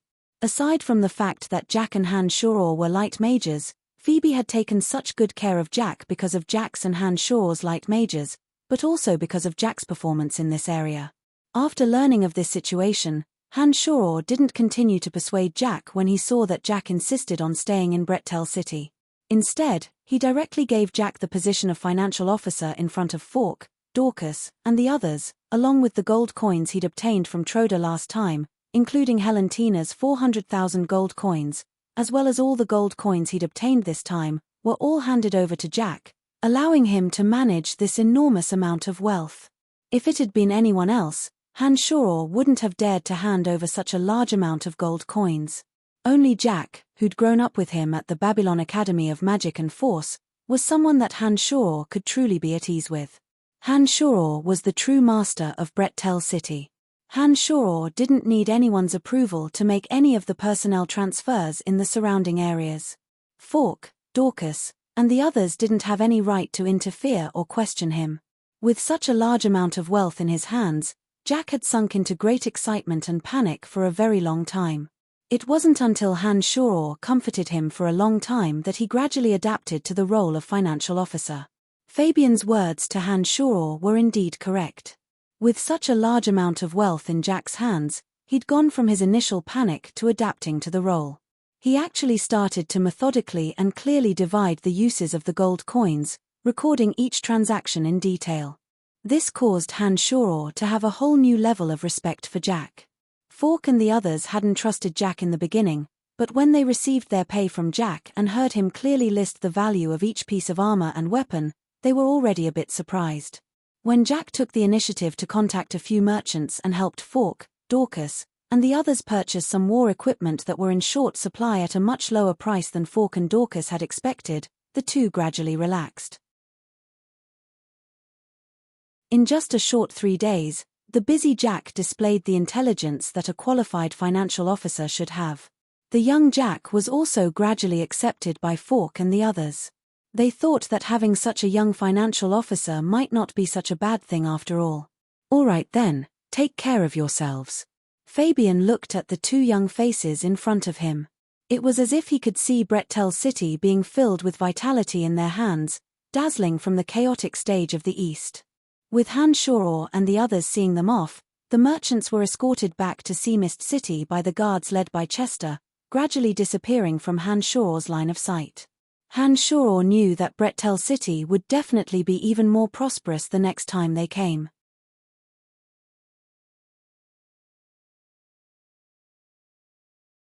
Chapter 336. Brettel City had a beautiful day. The 4 city gates had been cleaned up. Apart from the potholes in front of the city gates that couldn't be restored to its original state, the terrifying scene from a few days ago couldn't be seen anywhere else. Under the warm sunlight, the 5 mountain chiefs around Brettel City brought some of their brothers to Brettel City. The earth-shaking rumbles from a few days ago had spread for dozens of miles. The mountain chiefs could imagine the ferocity of the battle just by looking at the marks in front of the city gates. Thanks to the information Dick, who was also a mountain man, had conveyed to them what had happened a few days ago. They were all in awe of the new young city lord of Brettel City. Fulkin of Mount Talai had long since witnessed Hanshaw's strength. He'd expressed goodwill to Hanshaw before the battle had even started. Otherwise, Fork wouldn't have been able to transport the siege equipment so easily back then. The other 4 mountain chiefs were also well behaved. Under Dick's guidance, they arrived at the city lord's mansion. Along the way, the new appearance of Brettel City had left a deep impression on them. The imposing magic crystal cannons, war chariots, and other equipment seemed a bit more ferocious after experiencing the smoke of the battlefield. The soldiers that greeted them along the way were still the soldiers of Brettel City. However, the aura of these soldiers made them feel a bit unfamiliar. After surviving the cruelty of the battlefield, these soldiers were no longer cowardly. Their shining armor shone brilliantly, and their expressions were calm and reserved. There was a faint murderous aura emanating from them. Are these still the same Brettel city guards who wore tattered armor and ran faster than the citizens? The leaders couldn't help but feel puzzled, as if they were getting to know these soldiers all over again. When they arrived at the city lord's mansion, the mountain chiefs saw some smiling citizens taking the initiative to clean up the surrounding streets. There were also some beautiful women and girls shyly gathered in front of the city lord's mansion, laughing and discussing something in low voices. For a moment, the mountain chiefs felt that every part of Brettel City was different. His lordship is not someone to be trifled with. Don't speak carelessly, Zack, it's not fun to offend him. Dick was familiar with the mountain leaders and knew that Zack was the most boorish and careless, so he kept reminding him along the way. Dick, you're talking more and more nonsense now. I remember you used to be very quiet. Why are you so long-winded now? Zack was a short and sturdy man. He didn't know if it was because of mining ores all year round, but his skin was as blackwood stone. Cousin Dick, is this city lord really as powerful as you say? You're not deliberately exaggerating, are you? The female leader of the mountain people was called Delia. She inherited her father's position and became the leader of Mount Silk. Delia had the typical high-nose bridge of the mountain people and two very slender and straight beautiful legs. She was around 1.73 meters tall and was much taller than the average woman. Delia's appearance was just as moving as her figure. Her wheat-colored skin was full of a healthy luster, and her wild eyes carried the unique curiosity of a young girl of her age. Her curvaceous body was wrapped in simple leather armor that covered her chest and abdomen, but her arms and calves were exposed. There was also a valuable dagger stabbed into her left knee, making her look quite tasteful. Beside her, Zack and the younger leader of the mountain people, Kent, both revealed a somewhat lustful and soulful expression when Delia spoke. It seemed that they were very interested in this Delia. In Brettel City, where there weren't many beautiful women, Delia had become the focus of many men. However, Delia herself was a senior swordsman, and she also held the mining rights of Mount Silk. Not everyone had the qualifications to hunt her. Delia had the straightforward personality of a mountain woman. She was like a thorny rose, becoming the focus of men in this place. Delia liked to use her proud assets to tease men who expressed strong desires for her. However, she had never shown any face to any man, and no man had ever been able to take advantage of her. Dick, who was a distant relative of Delia, smiled wryly and warned his distant cousin, "You better know your place. Don't play your tricks in front of the city lord. He's not someone you can handle. He's just a young man, what's so great about him?" Delia pouted and lightly snorted. She became even more interested in Han Shaw after hearing Dick's words. All right, hurry up and go in. Don't let the city lord wait for too long." The oldest leader of the mountain people, Armand, suddenly opened his mouth and lightly shouted. Among the 5 mountain chiefs, Armand had the most prestige among them. He was of the same generation as Delia, Zack, and Kent's grandfather. The 5 mountain chiefs often joined forces to resist the bandits' attacks, and would often communicate with each other. When they gathered together, Armand would often act as their elder and guide them on some matters. After Armand spoke, the group didn't say anything else. Only Dick told them some things about Han Shaw in a low voice, especially about Han Shaw's personality.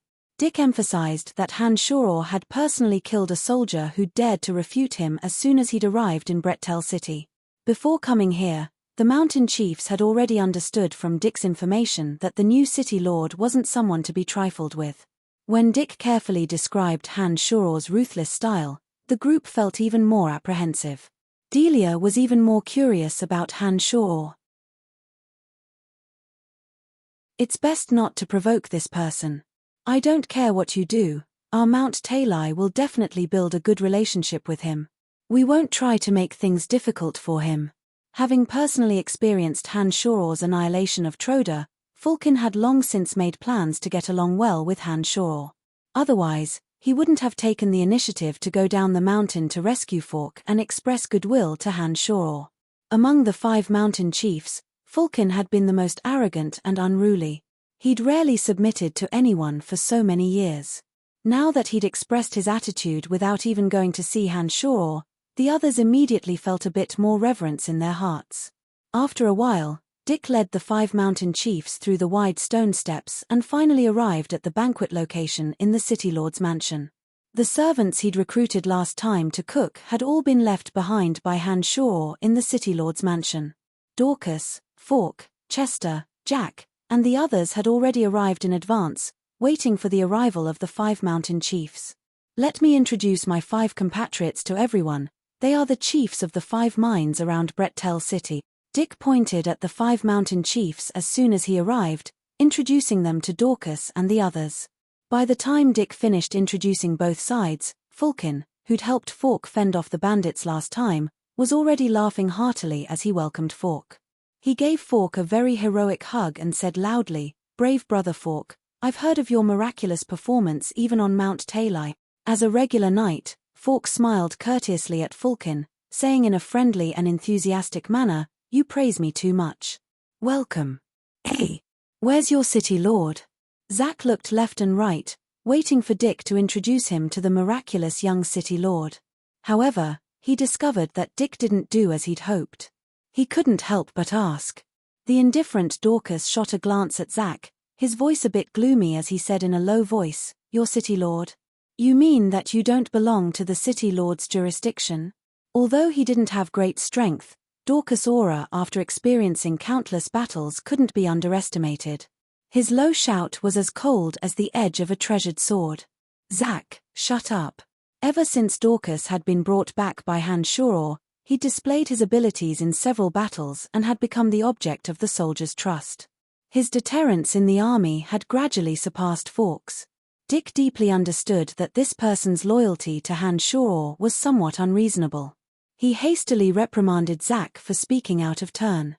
For so many years, the mountain chiefs around Brettel City had never truly placed the city lords in their eyes. Naturally, they wouldn't show any respect in their normal conversations. Zack was used to this and didn't correct his words, immediately angering Dorcas. Dorcas, who was nearly 1.9 meters tall, stood there like an unsheathed sword. No one could ignore his presence. Unfortunately, his resolute face carried an indifference that pushed people 1,000 miles away, making him not easy to approach. "I'm sorry. Due to the incompetence and cowardice of some of the city lords in the past, we didn't show enough respect in private." Zack hasn't changed his words either. "I don't think he has any intention of offending the city lord. I hope you don't mind." The old edelman hastily came out to smooth things over. He secretly pulled on the rash Zack and winked at him. Dick and Fulkin also winked at Zack at the same time, hinting for him to quickly express his attitude in order to avoid provoking Dorcas' displeasure. The rash Zack wasn't a stupid person. The gazes of the 3 all landed on him. Zack, who'd originally been a bit indignant, finally lowered his head and said in a soft voice, "I'm sorry." Dorcas flicked a glance at Zack and snorted coldly. He didn't say anything else as he picked up his wine glass and went to find Jack to ask for more war equipment. He didn't continue to pursue Zack's rudeness. "Fork, where's the city lord?" Dick secretly breathed a sigh of relief when he saw that the most difficult person to get along with, Dorcas, had left. Only then did he ask Fork, who was happily chatting with Fulkin. "Oh, the city lord said that it's rare for guests to come over. He said that he would personally prepare some sumptuous delicacies for them. He told us to wait here for a while." Fork chuckled as he explained. His eyes glanced at Delia a few times as he spoke, not concealing his interest in her at all. Another lecherous, stinky man. The corner of Delia's mouth hooked up in a somewhat proud arc. She flicked a glance at Fork and then turned her head away, inwardly making this judgment of Fork. Delia's gaze left Fork's body, and turned to look at the cold and aloof Dorcas with interest. She seemed to find this cold and emotionless Dorcas to be more interesting. It seemed that Delia cared more about men who didn't care about her. The talkative knight captain Fork, the humorous Chester, and the 5 mountain chiefs accompanied by Dick didn't display any unfriendly words or actions. They sipped on the fine wine in their glasses as they indirectly probed for information regarding the new city lord through Fork and Chester's mouths. Among them, The younger Dick and Kent were extremely curious about the rumor that Han Shoror had captured the Helen Duch's Grand Duchess Helentina alive. Chester and Dick, these two filthy fellows, didn't care about Han Shoror's heroic image. They laughed in low voices as they recounted their presumptions to Dick and Kent. Delia, who wasn't far from the four of them, had always been very curious. The four filthy fellows laughed so lewdly that she accidentally overheard something she shouldn't have. She couldn't help but blush and spit in a low voice, cursing, "I really didn't think that the city lord would be so licentious. Humph, it looks like he's even more lecherous and disgusting than all the men in Brettel City. Heh, the city lord really has some skills." These filthy men didn't seem to think that forcing themselves on a woman famous for her viciousness was a despicable and shameful thing. It was as if it was a glorious thing. The two young mountain chiefs had faces full of admiration as they listened to Chester and Dick's narration. This kind of admiration was even stronger than when they heard how many bandits Han Shoror had killed. This caused Delia, who was eavesdropping on the side, to despise Dick, Kent, and the other three. She cursed in her heart that there wasn't a single good thing in men. "My apologies everyone, I'm a step late. Brettel City's food ingredients are too scarce. Although I'm a bit late this time, I'll let them eat some rare delicacies." Suddenly, loud and clear laughter rang out from the inner room. The handsome Han Shoror slowly walked out with a smile on his face.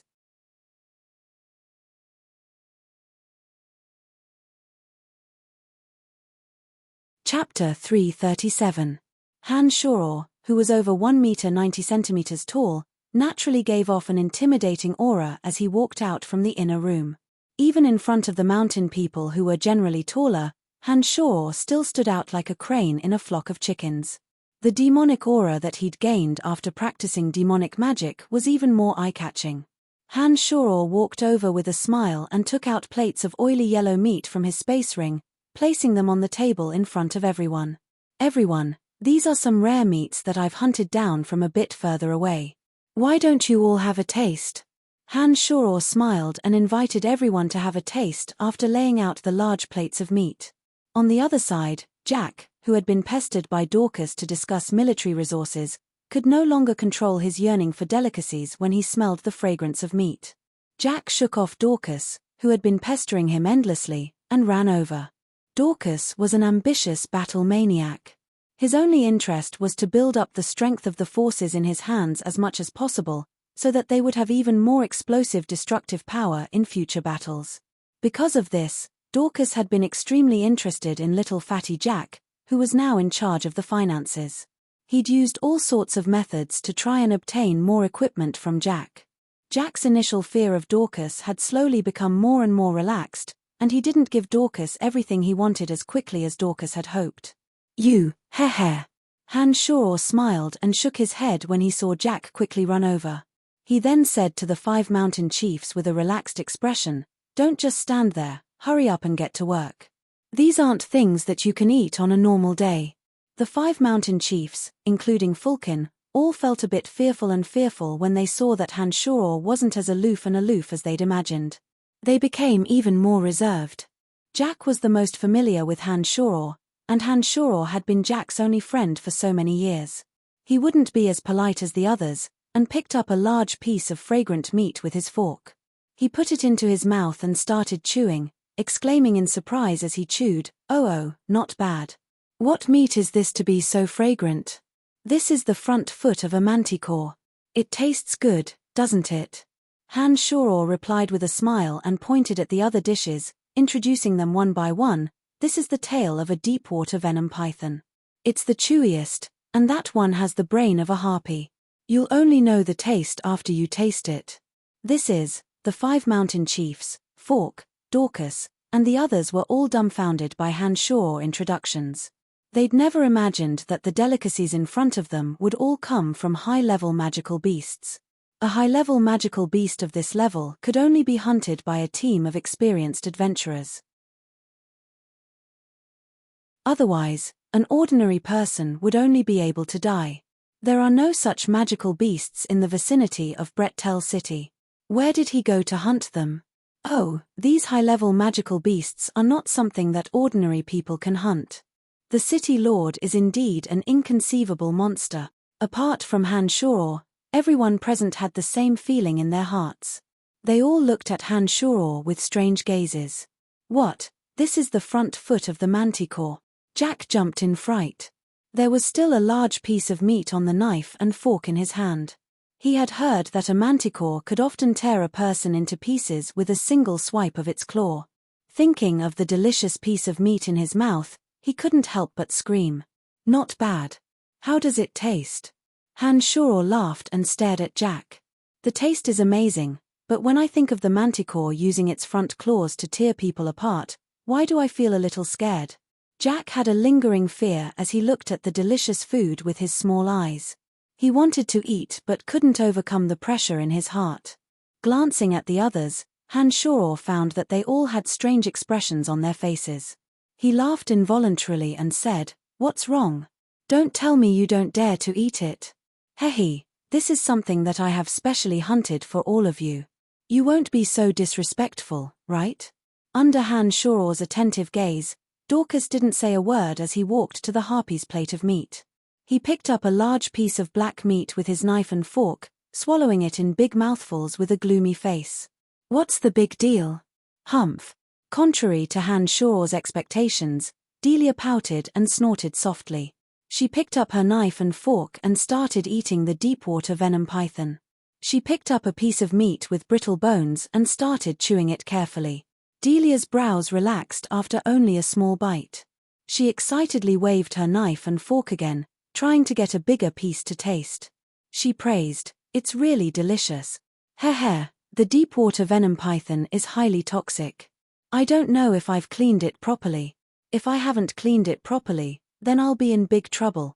Han Shoror's lips twitched as he looked at Delia's alluring appearance as she chewed. Delia, who had been feasting without regard for her image, happened to hear Han Shoror's mutterings with her little ears. Her originally excited movements suddenly froze and her tender red cheeks turned a bit pale. She looked at Han Shoror and said in a trembling voice, "What did you say?" "Nothing, haha, with the deep-water venom python's highly toxic nature, if I hadn't cleaned it properly, you'd probably be dead by now." Han Shoror laughed loudly and responded easily. "Damn it, you actually scared me." Delia glared fiercely at Han Shoror, but didn't pursue Han Shoror's threat. She focused more of her attention on the plate of deep-water venom python. This was because the other 4 mountain chiefs, as well as Fork, Dick, Chester, and the others, had already reacted and started to move. Little fatty Jack even picked up his plate and began to dig in. They rarely even laid eyes on these rare foods, not to mention savoring them on their plates. Although Han Shoror had brought quite a bit of food, there were even more people here. The mountain people's appetites in particular were famed for being enormous. Delia was deeply afraid that the others would split the food on their plates while she spoke, so she immediately ignored Han Shoror and joined in the fight for food. It didn't take long for the 6 plates of food to be devoured cleanly by the group. They still held their knives and forks in their hands, but they still felt a bit unsatisfied. On one hand, the taste of the food was truly wonderful, and on the other hand, the ingredients were so rare that they gave people an even greater sense of wonder. Therefore, they quickly finished all 6 plates of food. When the servants that Han Shoror had hired from the city lord's mansion delivered the food that they'd meticulously prepared, the group instead felt that it was dull and tasteless. They no longer cared for such ordinary food. After eating and drinking to their heart's content, the group followed Han Shoror to the meeting hall. The servants would naturally clean up the mess. Han Shoror, who'd always been smiling and talking wittily, wasn't as difficult to get along with as the 5 mountain chiefs had imagined. When everyone sat down, everyone was a bit less reserved and a bit more friendly and cordial. The rare food played a significant role in this. Han Shoror sat in the very center, smiling as he glanced at the 5 mountain chiefs. Seeing that the 5 of them had restrained their smiles and sat up straight, he nodded and said, "Everyone, don't be nervous. I've invited everyone here this time to discuss some matters of making a fortune together. You are all citizens of Brettel City. Perhaps it was because the previous city lord wasn't able to earn your trust that you gradually drifted apart from Brettel City. This time, His Majesty has bestowed Brettel City to me. I will not let the 7 Grand Duchies and all kinds of bandits loot again. Not only will Brettel City not suffer, but your 5 mines will also be protected. From now on, I hope that everyone can truly work together and develop Brettel City together. Your Lordship, I believe that you can bring peace to Brettel City. As the Chief of Mount Talai, I am willing to listen to your Lordship's commands. I know that your Lordship will not mistreat us. Fulkin had made up his mind when he'd arrived. He understood that just Han Shoror's strength alone was enough to deal a heavy blow to Mount Talai. After seeing Brettel City's tight defenses along the way, Fulkin's resolve had become even firmer. Han Shoror was also well aware of Fulkin's friendliness. He smiled and nodded to Fulkin, saying, "Many thanks, Fulkin. When Fork faced the threat of bandits last time, your Mount Talai even helped us. This city lord knows this. Your lordship is too polite. In the past, it was because the previous city lord didn't even care about his own citizens that I felt deeply disdainful. Your lordship is completely different from them. As a citizen of Brettel City, this is what I should do. Moreover, your lordship has also helped Mount Talai last time. Troda will never invade our Mount Talai again." Fulkin was very tactful. Since he'd already decided to cooperate well with Han Shoror, he spared no effort in doing so. The other 4 mountain chiefs couldn't help but look at each other after hearing Fulkin's declaration. In their hearts, this new city lord was outstanding in all aspects. The only thing that worried them was that Han Shoror would take their minds for himself. This was the reason why they didn't dare to easily agree. Their mines were their main source of income and the foundation of their survival. According to Han Shoror, everything around Brettel City belonged to the city lord. Didn't that mean that their mines also belonged to Han Shoror? Han Shoror looked at the 4 mountain chiefs with a smile and chuckled, "I wonder if the 4 of you are willing to support me?" The 4 were startled when they heard these words. The other 3 young mountain chiefs didn't say anything, all focusing their gazes on the oldest, Ardman. Ardman was silent for a while, then braced himself and respectfully said to Han Shoror, "Your lordship, we are all your citizens. Of course we are willing to help Brettel City develop, but we don't know how we can help your lordship. Please enlighten us." Han Shoror smiled and nodded, saying, "Since you've acknowledged yourselves as citizens of my Brettel City, this matter will be easy to handle. To be honest, Brettel City doesn't lack anything other than a lack of manpower. Merchants will continue to transport a steady stream of goods. My Brettel City currently has enough gold coins to support the operation of Brettel City, but the issue of population cannot be solved in a short period of time. I know that there are currently 30 to 40,000 mountain people living in your mines. Apart from miners, there are even more elderly, women, and children. The living conditions in the 5 mines aren't ideal. They had all left Brettel City to live in the mines due to the incompetence of the previous city lord. Originally, they had no choice but to do so because they couldn't guarantee the safety of Brettel City. But now, I think Brettel City is already very safe. If the 5 of you don't mind, please let them leave the mountains. There are many empty houses in Brettel City. They should live in a better environment. What do you think?" Ardman was greatly moved by Han Shoror's words. He also understood that the lives of his tribe living in the mountains weren't easy. Apart from all kinds of ores in the 5 mines, there were very few trees. The wild beasts had long since been hunted to fill their stomachs. Water was also transported from the foot of the mountain. The miners on the mountain had to work day after day in exchange for some food transported by merchants. In order to guard against robbers, the mountain people all lived in the mines that never saw the sun all year round.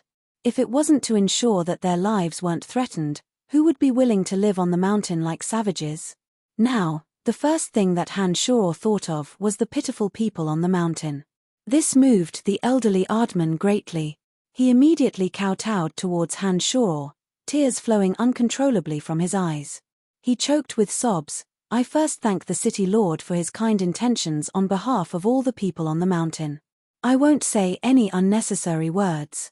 As long as your lordship can ensure that they don't have to worry about food and clothing, and give them a stable living environment, I will absolutely not object even if your lordship wants us to hand over the mines. Old man, please rise. They are all my people. Giving them a good living environment is what I should do. The 5 mines are the foundation of your survival and will be under your control in the future. It's just that although the city has abundant siege equipment, we don't have enough manpower to operate them. Once the regular armies of the 7 duchies come to attack the city, I'm afraid that with just our 3,000 city guards, even with so many siege equipment, we still won't be able to handle it. The only thing I ask of you is that when we face a common enemy, you can join forces with us to resist together.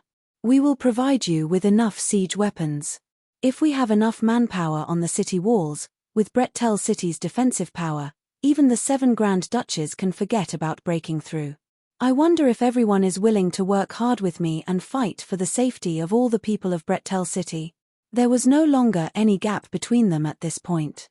Old Ardman had worked hard all his life to constantly resist the robberies of the various duchies and bandit organizations, bringing a better living environment for the people of the mountain.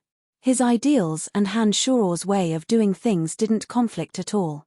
Therefore, when Han Shuror made this suggestion, Ardman no longer hesitated. He immediately shouted at the other 3 young mountain chiefs, "You 3 kids, hurry and thank the city lord's grace with me." Hearing this, the 3 youths no longer had any doubts. Even Fulkin, who'd already expressed his trust in Han Shuror, immediately knelt down on one knee towards Han Shuror. Each of them solemnly swore to Han Shuror that they would risk their lives to defend Brettel City. After helping the mountain chiefs up one by one, Han Shuror said with a smile, "When I went to Mount Talai last time, I discovered that Fulkin and the others' weapons and equipment weren't good enough. This time, the bandits left behind tens of thousands of weapons and armor.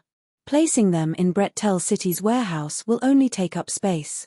There's no harm in equipping them for you all." The 5 mountain people had painstakingly mined ore for so many years.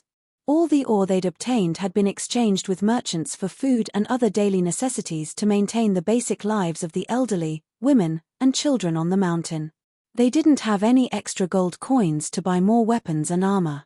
Some of them only used some crudely refined iron rods. When the 5 mountain chiefs heard Han Shuror's words, they thought of the shining armor on the 3,000 city guards along the way, as well as the sharp weapons gleaming with a cold light. When they compared the shabby appearance of their own subordinates, they all felt their faces flush with embarrassment. "Many thanks, my lord, many thanks, my lord." Fulkin was the first to react. He immediately kowtowed again, crying out in excitement. Seeing Fulkin's kowtow, the other 4 mountain chiefs also kowtowed with heartfelt admiration. Each of them was filled with excitement and love. Their gazes towards Han Shuror became more and more convinced. "He, everyone, get up. This is just the beginning. I believe that as time passes, Brettel City will blossom with even more beautiful prospect." Han Shuror once again let the 5 mountain chiefs get up, chuckling as he spoke. "Boo-hoo, hundreds of thousands of gold coins are gone just like that." Only the financial officer, Jack, cried out in pain. However, his low cry didn't cause any waves amidst the joyous cheers of the crowd.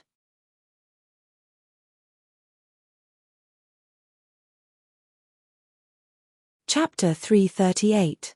Under the arrangements of the 5 mountain chiefs, the numerous mountain people from the surrounding 5 mines finally came down from the mountains after many years, returning to Brettel City once again.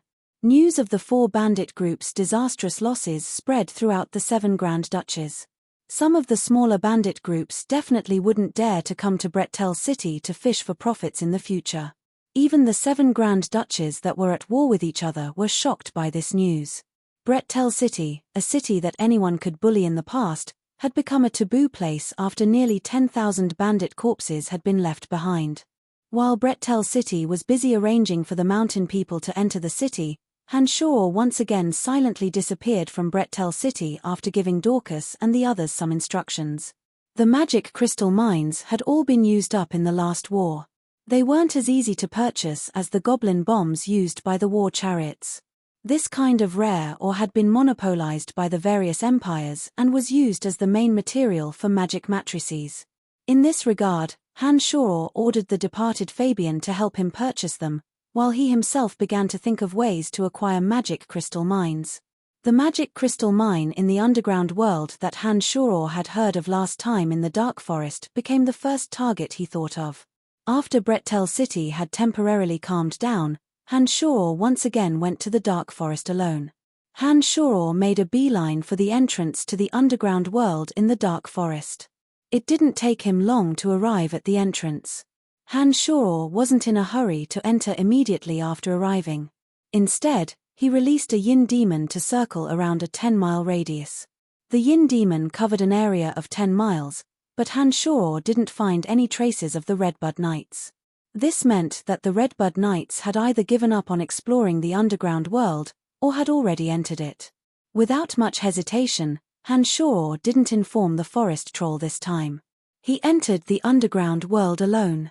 After passing through a large stretch of dark tunnels, Han Shuro gradually went deeper into the underground world. Han Shuro, whose strength had greatly improved, flew all the way down and spent more than an hour to truly enter the underground world. Not much had changed from the last time he had left. The underground world was divided into several layers. The lizard men lived on the topmost layer where Han Shuro lived, while the dark dragon Gilbert lived in the Black Dragon City. The underground world had a clear hierarchy. The races that resided at the top were the weakest, and the lower they went, the more powerful races there were. Legend had it that there were some powerful creatures that even the gods had a headache living at the bottom of the underground world. However, it was said that those races were cursed by the gods, as if they were bound by some kind of underground power. They could never leave the dark underground world forever. I should have called Gilbert over. That fellow is from the underground world, and is very familiar with the lizard men. If he were here, it would save me a lot of effort. Han Shuro couldn't help but think to himself. He hadn't known of the lizardmen's existence since entering the underground world. The underground world was as vast as the surface world, with countless intricate paths. Once one got lost, it would be very difficult to find the way back. Fortunately, Han Shuro's memory was astonishing after his brain had been developed by the demonic arts. He slowly followed the path he had last met the lizard men. Last time in the underground world, Han Shuro had a conflict with the Dark Elves, but due to the existence of Dark Dragon Gilbert, he still recognized the lizard men. However, just like how humans saw the lizard men, in the eyes of the lizard men, all humans looked the same. Han Shuro didn't know if the lizard men still recognized him. Following his memory, he walked to the place where the lizard men had appeared last time. Along the way, Han Shuro did indeed encounter many strange races. There were those dark cyan-skinned gnomes, and also the damp and gloomy Batman. He even encountered a few dark elves, but not a single lizard man. Han Shuro also released a yin demon that lingered around Han Shuro, searching for traces of the lizard men. However, after a long time, he still didn't find a single lizard man.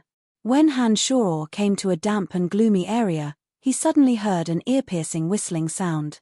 Han Shuro looked up and saw a row of black shadows flying towards him. It was a group of Batmen attacking him. "Human, leave everything on you, and we'll consider giving you an easier death." One of the Batmen at the very front spoke awkwardly in the common tongue of the continent and clawed at Han Shuro's head. The Batmen were a little smaller than the average human, but they had black umbrella-like wings that humans didn't have, as well as sharp claws and teeth that humans didn't have. The Batmen liked to live in groups, and their reputation in the underground world was as bad as that of the forest troll above. Once they encountered a creature that was easy to bully, they wouldn't hesitate to brandish their claws and teeth, swarming up to tear the prey to shreds and take their belongings. Seeing the group of Batmen flying over from the dark and damp wide cave, Han Shuro wasn't alarmed, but happy instead. He let out a sinister sneer, and bloody light shot out from his 5 fingers. It was as if he was playing an invisible piano floating in the air. Streaks of bloody light crisscrossed like sharp swords, and the black mass of Batmen flapping their wings and flying over let out sharp screams as they fell. Han Shoror didn't touch the Batman who first spoke in the common tongue of the continent. When this Batman saw that his companions were slaughtered by Han Shoror without any ability to resist, his small red eyes that were as red as mung beans repeatedly flashed with a glint of fear. He hurriedly turned around and tried to leave Han Shoror, this evil star. "Where do you think you're going?" Han Shoror let out a soft shout and suddenly activated his mental strength. The soul tremor spell that he had recently practiced immediately surged towards that Batman. This Batman, who was flapping his wings in an attempt to get away from Han Shoror as quickly as possible, crashed into the ground like a plane that ran out of fuel, causing him to see stars and become dizzy. When this Batman finally came to his senses, he suddenly saw a human face with an evil smile in front of him. This Batman, whose individual strength wasn't outstanding, looked around with his bin-like eyes and immediately realized that there was no other Batman around him. His wings trembled as he screamed in the common tongue of the continent, "Powerful human mage, please forgive the offense of this lowly and weak Batman. Please forgive me. You speak the human language pretty well, or else you would already be dead." Han Shoror went up and kicked down, and this Batman who had just stood up was immediately kicked into the air. The chuckling Han Shoror didn't wait for this Batman to land on the ground before he appeared in front of him again. He kicked the Batman as if he was kicking a ball, causing the Batman to suffer unbearable pain. "All right, now I forgive you for your offense." Seeing that the Batman's bones were about to fall apart, Han Shoror finally stopped his abuse. He asked with a smile, "Now, I'll ask you a question, and you'll answer it accordingly. If you don't answer well, I don't mind dismantling your fragile skeleton." The most direct way to deal with these Batmen was to show your savagery and strength. This evil race that bullied the weak and feared the strong would bite the weak at all costs, but would be as docile and obedient as a dog in front of the strong. Han Shoror's actions immediately made this Batman give up on the idea of running away and lying. He hurriedly screamed in a sharp voice, "Great human mage, you will definitely get satisfactory information. We Batmen know everything that has happened in the underground world like the back of our hands." "Very good." Nodding his head, Han Shoror smiled and asked, "Have there been large numbers of humans entering the underground world recently? If so, where are the lizard men living? I heard that the lizard men recently discovered a magic crystal mine. Do you know the location of the mine?" The frightened Batman immediately replied after hearing Han Shoror's question, "So you are also a treasure hunter. The lizard men have indeed discovered a magic crystal mine." Several groups of humans have entered the underground world recently, and the largest group seems to be a knight regiment. Their goal is the lizardmen's magic crystal mine. Are you with them? Less nonsense, I'll ask and you'll answer. Han Shoror was overjoyed. The Redbud Knights had indeed entered the underground world ahead of time. This might have something to do with the threat of the Golden Dragon, otherwise Celt wouldn't have been in such a hurry. Yes, Sir Mage, please ask." The Batman was startled and hastily agreed. "Apart from that group of knights, are there any other humans? Also, where are the locations of the magic crystal mine and the lizard men? Has anything big happened recently?" Han Shoror asked again. "Apart from that group of knights, there have been several other groups of humans who have entered the underground world. However, there weren't many of them, and they were too mixed up. We, the Batmen, don't know the specifics. Only the lizard men know where the magic crystal mine is. I only know where the lizard men live." "Really?" the Batman hastily replied. Staring sharply at the Batman for a while, Han Shoror realized that this was all the Batman knew. He then casually asked a few other questions. This Batman's information was indeed limited. After a while, Han Shoror directly said, "All right, bring me to the lizardman's area and I'll spare your life."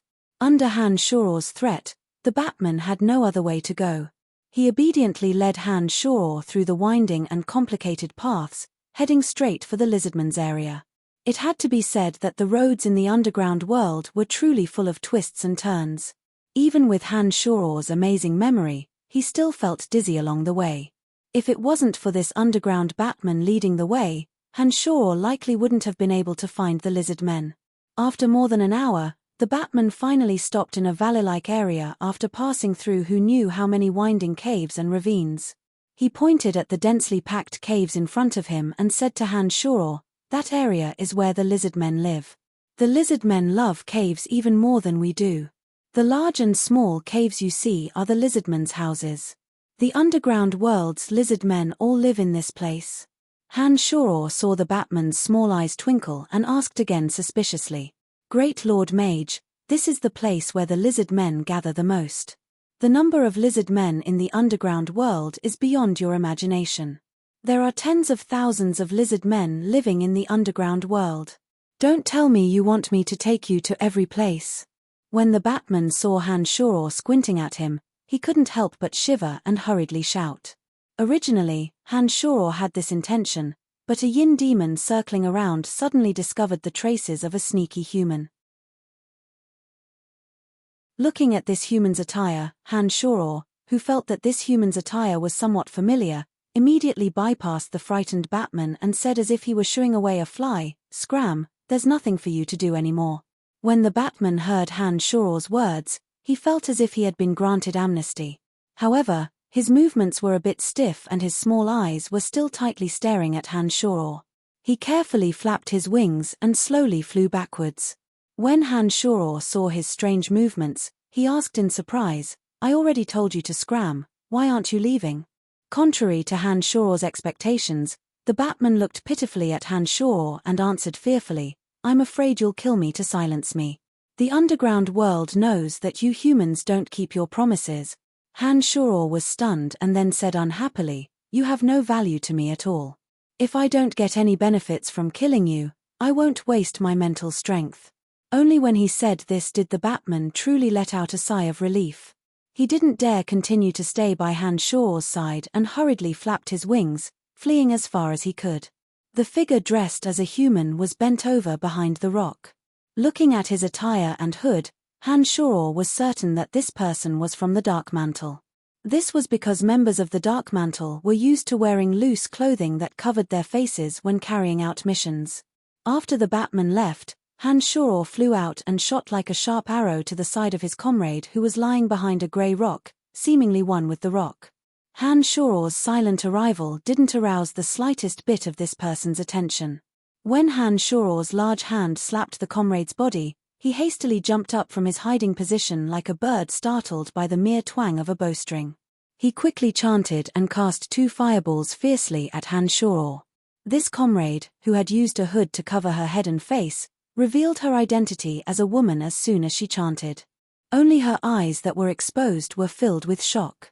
When the fireballs flew out, she suddenly cried out in surprise, "Brian?" With a wave of her hand, an unremarkable purple light flashed past and the 2 fireballs flying towards Han Shuro turned into sparks that scattered everywhere. Han Shuro was a bit surprised as he sized up the masked female fire mage and asked in surprise, "You know me?" She pulled off the hood that covered her entire face, revealing a familiar young face. It was the fire journeyman mage Chrissy that he'd met last time at the Dark Mantle headquarters. The short-haired Chrissy cheered in surprise and hastily gestured with her hands, explaining, "I'm Chrissy. We met last time at the Dark Mantle headquarters. Don't tell me you've forgotten." With Han Shuro's memory, he wouldn't forget anyone he'd seen even once. This cheeky short-haired Chrissy was no exception. Han Shuro nodded with a smile and said, "So it's you. I didn't think I'd meet you in this underground world. What a coincidence." Yes, what a coincidence. "I heard you went to Brettel City to become the city lord. Wow, you're so amazing. You're a count now." "Oh, right, shouldn't you be in Brettel City? Why are you here? Don't tell me you're participating in this mission. If that's the case, that's great. I heard you've defeated Leah Kane before." Chrissy couldn't hold back her chatterbox anymore. Her melodious voice asked a series of questions. The excited Chrissy didn't seem to have any intention of stopping immediately. Han Shuro had no choice but to cough lightly to interrupt her torrent of questions. "Hey, Chrissy, can you first take me to see the person in charge of this mission? Oh, if you know where Madam Emily is, it'd be best if you could take me directly to her." Seeing that Chrissy had finally stopped her torrent of questions, Han Shuro finally found the opportunity to speak. Last time in the Dark Forest, Hanshaw knew that Cecilia was in charge of this mission. Emily would act as her assistant. With Hanshaw and Emily's light abilities, as long as they found Emily, they would definitely be able to obtain the information they needed. No problem, I know where Madam Emily is. I'll take you to see Madam Emily right now. Chrissy readily agreed and pulled off the mask hanging on her head. Then many thanks, Chrissy, Hanshaw said with a smile. Chrissy didn't continue to spy on the lizardman's movements. She excitedly took the role of a guide for Hanshaw, weaving left and right through the intricate paths. She chattered incessantly as she introduced the current situation of the underground world to Hanshaw. Hanshaw listened to Chris's narration with a smile on his face.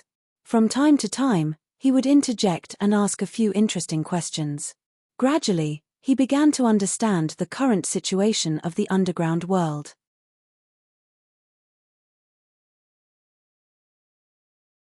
Chapter 339. From Craze's words, Hanshaw knew that the Redbud Knights had indeed come to the underground world. Celt had even launched an attack on the lizard men. The lizardmen's fighting strength naturally couldn't withstand the Redbud Knights' attacks. However, the magic crystal mine guarded by the lizard men contained a strange, enormous creature. Celt and the Redbud Knights had entered the magic crystal mine guarded by the lizard men with him. They seemed to have experienced a fierce battle inside. There was a strange creature inside the mine that had suddenly become extremely frightening. Even the Redbud Knights, one of the top 10 knight orders on the continent, hadn't been able to escape unscathed. After 2 or 3 fruitless attempts, the Redbud Knights had temporarily ceased all activities. No one knew where they had hidden themselves in the underground world. At present, the Dark Mantle didn't know the whereabouts of the Redbud Knights. They only focused their attention on the lizardman's residential area, observing every movement here. Brian, how did you come to the underground world? Are you also participating in this mission? Crazy excitedly asked Hanshaw after explaining the current situation to Hanshaw. Shaking his head with a smile, Hanshaw explained, I just happened to pass through the dark forest. I even fought with Celt of the Redbud Knights a while ago. I'm here for the leader of the Redbud Knights. Celt, who'd even killed the green dragon, must hate Hanshaw to the bone. Not to mention that he'd had one of his ears cut off by Hanshaw. There was no way he wouldn't seek revenge. For Hanshaw, Celt, who controlled the Redbud Knights, was a huge threat. Not only was his strength extraordinary, but he was also an important figure in a country. Once Celt learned of Hanshaw's identity, he would bring Hanshaw great trouble sooner or later. Therefore, Hanshaw had come to the Dark Forest from Brettel City to see if he could obtain some magic crystal ores. On the other hand, he hoped to cut the weeds and eliminate the roots of Celt. This way, he wouldn't be able to walk out of the Dark Forest alive and bring him endless trouble. What? You fought with Commander Celt of the Redbud Knights? Crazy suddenly cried out and looked at Hanshaw with some disbelief. She suddenly asked, I heard that Celt's green dragon was killed by someone, and even one of his ears was cut off. That person wouldn't be you, would it? Crazy's eyes sparkled with a strange light as she stared fixedly at Hanshaw. She seemed to have guessed something. Hanshaw hadn't thought that this news would spread so quickly. He was a bit surprised by Crazy's question. At this time, Hanshaw and Crazy had arrived at a place with many red plants that looked like giant banana leaves. This should be the Dark Mantle temporary meeting point for this mission. Before Hanshaw could answer Crazy's question, a low voice sounded from the depths of the forest, Who is it? Chrissy was abruptly roused from her curiosity by this voice. She hastily shouted back, Third Star Envoy Chrissy, is that Wallace? So it's Crazy, you've returned. Come here quickly. The voice was no longer as nervous as before. A light laugh came from the distance, and a young face appeared from under the red banana leaves. The youth called Wallace raised his head and saw Hanshaw. He immediately said with some displeasure, Why is it you? What are you doing here? Cecilia had tried to use the forest troll to obstruct Castle's pursuit in the area where the forest troll lived, but had been rudely stopped by Hanshaw in the end. The Dark Mantle members who had gone on the mission with Cecilia had expressed strong resentment towards Han Shoror. This youth called Wallace was likely one of the masked men, so he was a bit displeased when he saw Han Shoror appear. Crazy, who had brought Han Shoror here, thought that he didn't know Han Shoror's background when she saw Wallace's expression. She hastily explained, "Wallace, what are you doing? Brian is one of us, haven't you heard of his name? H, I don't think he's one of us when he pulls us back at a critical moment." Wallace was quite loyal to Cecilia and snorted coldly in response. "Crazy, take me to see Emily." Han Shoror didn't pay too much attention to the indignant Wallace and only spoke to Crazy beside him. "Sorry, we don't welcome people like you here." The youth called Wallace suddenly stood up from under the red banana leaves and blocked Han Shoror's path with a cold expression. Han Shoror flicked a glance at Wallace and walked towards him, completely ignoring Wallace's attempts to stop him. When he arrived in front of Wallace and saw that he had no intention of moving out of the way, Han Shoror slowly extended his left hand and placed it on Wallace's body. A strong force surged into Wallace's body. Wallace staggered back continuously until he took 10 steps back before falling on his butt. His angry face was tinged with fear as he shouted at Han Shoror, "What do you think you're doing? Whether or not I can go in isn't up to you. You're just a lowly Darkstar emissary. You have neither the right nor the strength to stop me. Don't overestimate yourself." Han Shoror only displayed the most direct disdain towards his colleague's provocation. He turned back to look at Crazy, who was about to smooth things over, and said with a smile, "Let's go, we're going to see Emily." Crazy was stunned by Han Shoror's display of strength. Her mind spun as she suddenly cried out, "It must be you. The mysterious person who killed Kelt's green dragon and cut off one of his ears. It must be you." Wallace had been about to stand up and challenge Han Shoror again when he heard these words, but his face suddenly turned as white as a sheet of paper. His knees buckled as he was about to stand up straight, and he fell back to the ground in fright. Chuckling softly, Han Shoror flicked a disdainful glance at Wallace and urged Crazy, "Let's not talk about this. I need to see Emily for something urgent." Han Shoror's lack of denial was basically a tacit admission. Crazy's gaze towards Han Shoror was full of worship as she excitedly ran over to Han Shoror. When she passed by Wallace, who was sitting on the ground, Crazy said with some embarrassment, "Sorry, Wallace. You don't have anything else to do, so I'll be going first." With that, Crazy no longer looked at the pale Wallace and skipped over to Han Shoror's side. She said enthusiastically, "Let's go, I'll take you to see Madam Emily immediately." "Right, Brian, how did you cut off Kelt's ear? That's just too cool." Along the way, Han Shoror discovered that the Dark Mantle had indeed chosen a very smart location. This area was filled with tall banana leaf plants, and there were many rocks and shrubs that could conceal one's tracks. For members of the Dark Mantle who were adept at concealing their tracks, this area was an excellent place to hide. Starting from Wallace's location, they had set up all kinds of warning devices along the way. Some of these devices were purely handmade, while others used magical elements. They were all small and practical. From Crazy's words, Han Shoror learned that these warning devices were all made by Cecilia. Although the curious Crazy kept asking about Kelt's ear being destroyed, Han Shoror didn't say anything on this topic. He adopted an attitude of neither admitting nor denying it. It wasn't until he saw Emily that the overjoyed Emily finally suppressed the excitement in her heart and used the dignity of her position to order Crazy, "Thank you, Crazy. I'd like to discuss this mission with Brian alone." "All right then, Madam Emily," Crazy answered with disappointment. Before she left, she looked at Han Shoror and said, "Remember to tell me the details next time. I really want to know the details of that matter." "No problem, I'll tell you next time." "Thank you, Crazy," Han Shoror responded with a friendly smile before following Emily towards a cave. Apart from the lush red leafy banana leafy plants in this area, there were also a few caves of various sizes.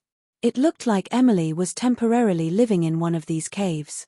However, perhaps because she didn't want others to see her, Emily avoided the caves where sounds could be heard and walked towards a more remote corner. "You bastard, you've started seducing other girls again. Besides me, you also have Phoebe.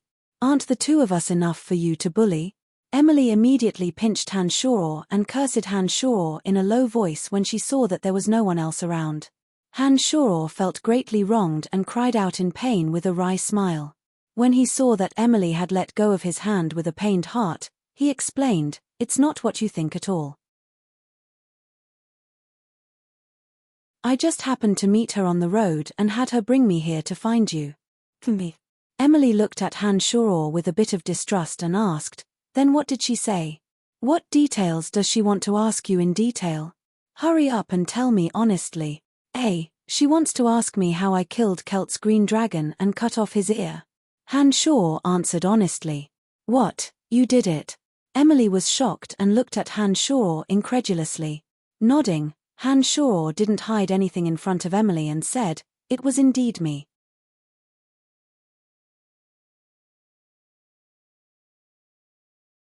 Chapter 340. No wonder. 3 of our members have been captured and killed by Celt recently. He must have found out from Castle that you were the one who saved us last time. Celt should have known your identity by now. The traitor of the Druids, Castle, had been suddenly blocked by Hanshoro when he was chasing after Cecilia and the others. After returning to the Redbud Knights, Castle must have recounted the situation to Celt. Many members of the Dark Mantle had seen Hanshoro last time. The 3 captured members must have spilled the truth under Celt's torture. If that's the case, then I have to take advantage of this opportunity to kill Celt. I can guarantee that he hasn't recovered from his injuries yet. Now is the best time to act. Hanshoro had made up his mind to cut the weeds and eliminate the roots. He said to Emily in a callous tone, "That's right, Celt has indeed not recovered from his injuries. But because of this, the defenses around him are even tighter and more careful. The Redbud Knights are one of the top 10 knight orders on the continent. Celt and Castle aren't the only 2 powerhouses in their ranks. I heard that there's also a Fire Grand Magus Mosso. That old woman is also a powerful character and won't be easy to deal with." Emily was afraid that Hanshoro would lower his guard and hastily revealed the Redbud Knight's trump card to Hanshoro. Grinning disdainfully, Hanshoro said, "That Fire Grand Magus is also dead. She won't be a threat anymore. Don't worry." Emily was once again shocked when she heard this. She stared dumbly at Hanshoro, who was brimming with confidence, and probed, "Could it be that you killed him again?" Nodding, Hanshoro said, "It's still me, Emily." Picking up Emily, Hanshoro giggled and whispered, "I haven't seen you in a long time. I really miss you. You brought me to this remote corner, do you want me to?" Heh. Hanshoro's large hands started getting naughty when he hugged Emily. Emily's eyes were like silk when she saw his well-practiced movements. She lightly panted and said in a low, enchanting voice, "I'm only planning to discuss business with you in peace. Don't get the wrong idea." "I already got the wrong idea," Hanshoro shouted in a low voice. He picked up Emily and dashed into the depths of the cave. Soon, stifled groans could be heard from inside. After a long time, the 2 of them walked out of the cave. Their clothes were still somewhat disheveled. Emily's eyes were watery, and she looked as if she had just been moisturized. Her soft body gently leaned against Hanshoro's body. She was a little worried as she spoke. "Cecilia is in charge of this mission. She seems to have a bit of a problem with you. What should we do?" "It's fine. I don't have any conflict with your mission, and I don't plan on taking credit from her. I just want to kill Celt and see if I can get some magic crystal ores." Hanshoro didn't care about Cecilia's impression of him. Hanshoro didn't have a good impression of this woman either. If it wasn't for Emily being in her team, Hanshoro wouldn't have stopped Castle from killing them. Sigh. Emily sighed softly and said to Hanshoro, "Cecilia is actually very easy to get along with. She's very kind to us, and we have a very good relationship in private. I really don't know how you 2 ended up like this. Let's not talk about this. I'm going to the mine to take a look. I'll come find you if there's anything. As long as I know you're here, no one can find me if I want to. Don't worry." Hanshoro had obtained the information he needed from Emily. He didn't plan on staying here any longer. He was going to explore the magic crystal mine alone and see what was going on inside. The Dark Mantle's goal in heading to the Dark Forest this time was only to observe the movements of the Redbud Knights. Since the Brut Merchant Alliance's Redbud Knights had arrived at the Lancelot Empire's border, the Empire's upper echelons naturally wanted to clearly understand their intentions. Cecilia had been in charge of matters outside the border and had coincidentally taken on this important mission. As Cecilia and the others learned more, they gradually learned of the Redbud Knights' goal. The magic crystal mine was a scarce resource for any country. However, there were countless races in the underground world, and each race had an unimaginable number of people. Therefore, the Lancelot Empire's upper echelons didn't plan on taking it for themselves. They only hoped to disrupt the Redbud Knights' movements and obtain as many magic crystal ores as possible. After entering the underground world, the Redbud Knights had disappeared without a trace after returning from the magic crystal mine guarded by the lizard men. However, from Emily, Hanshaw learned that the Redbud Knights hadn't left the underground world. It seemed that they had begun to plunder the other races in the underground world. In the underworld, various races were distributed in different regions. The Dark Elves had a lot of dark element magical equipment. The underworld Murlocs produced all kinds of beautiful crystals. There were also some special races that possessed all kinds of valuable and rare items. To Celt, entering the underground world was like entering a hunting ground. All the races in the underground world had become his prey. Apart from the setback at the Lizardman's magic crystal mine, he could plunder all kinds of valuable items produced by the other races. The vast underground world was so vast that even the Dark Mantle couldn't find any traces of the Redbud Knights. Hanshaw naturally wouldn't waste his time on the Redbud Knights.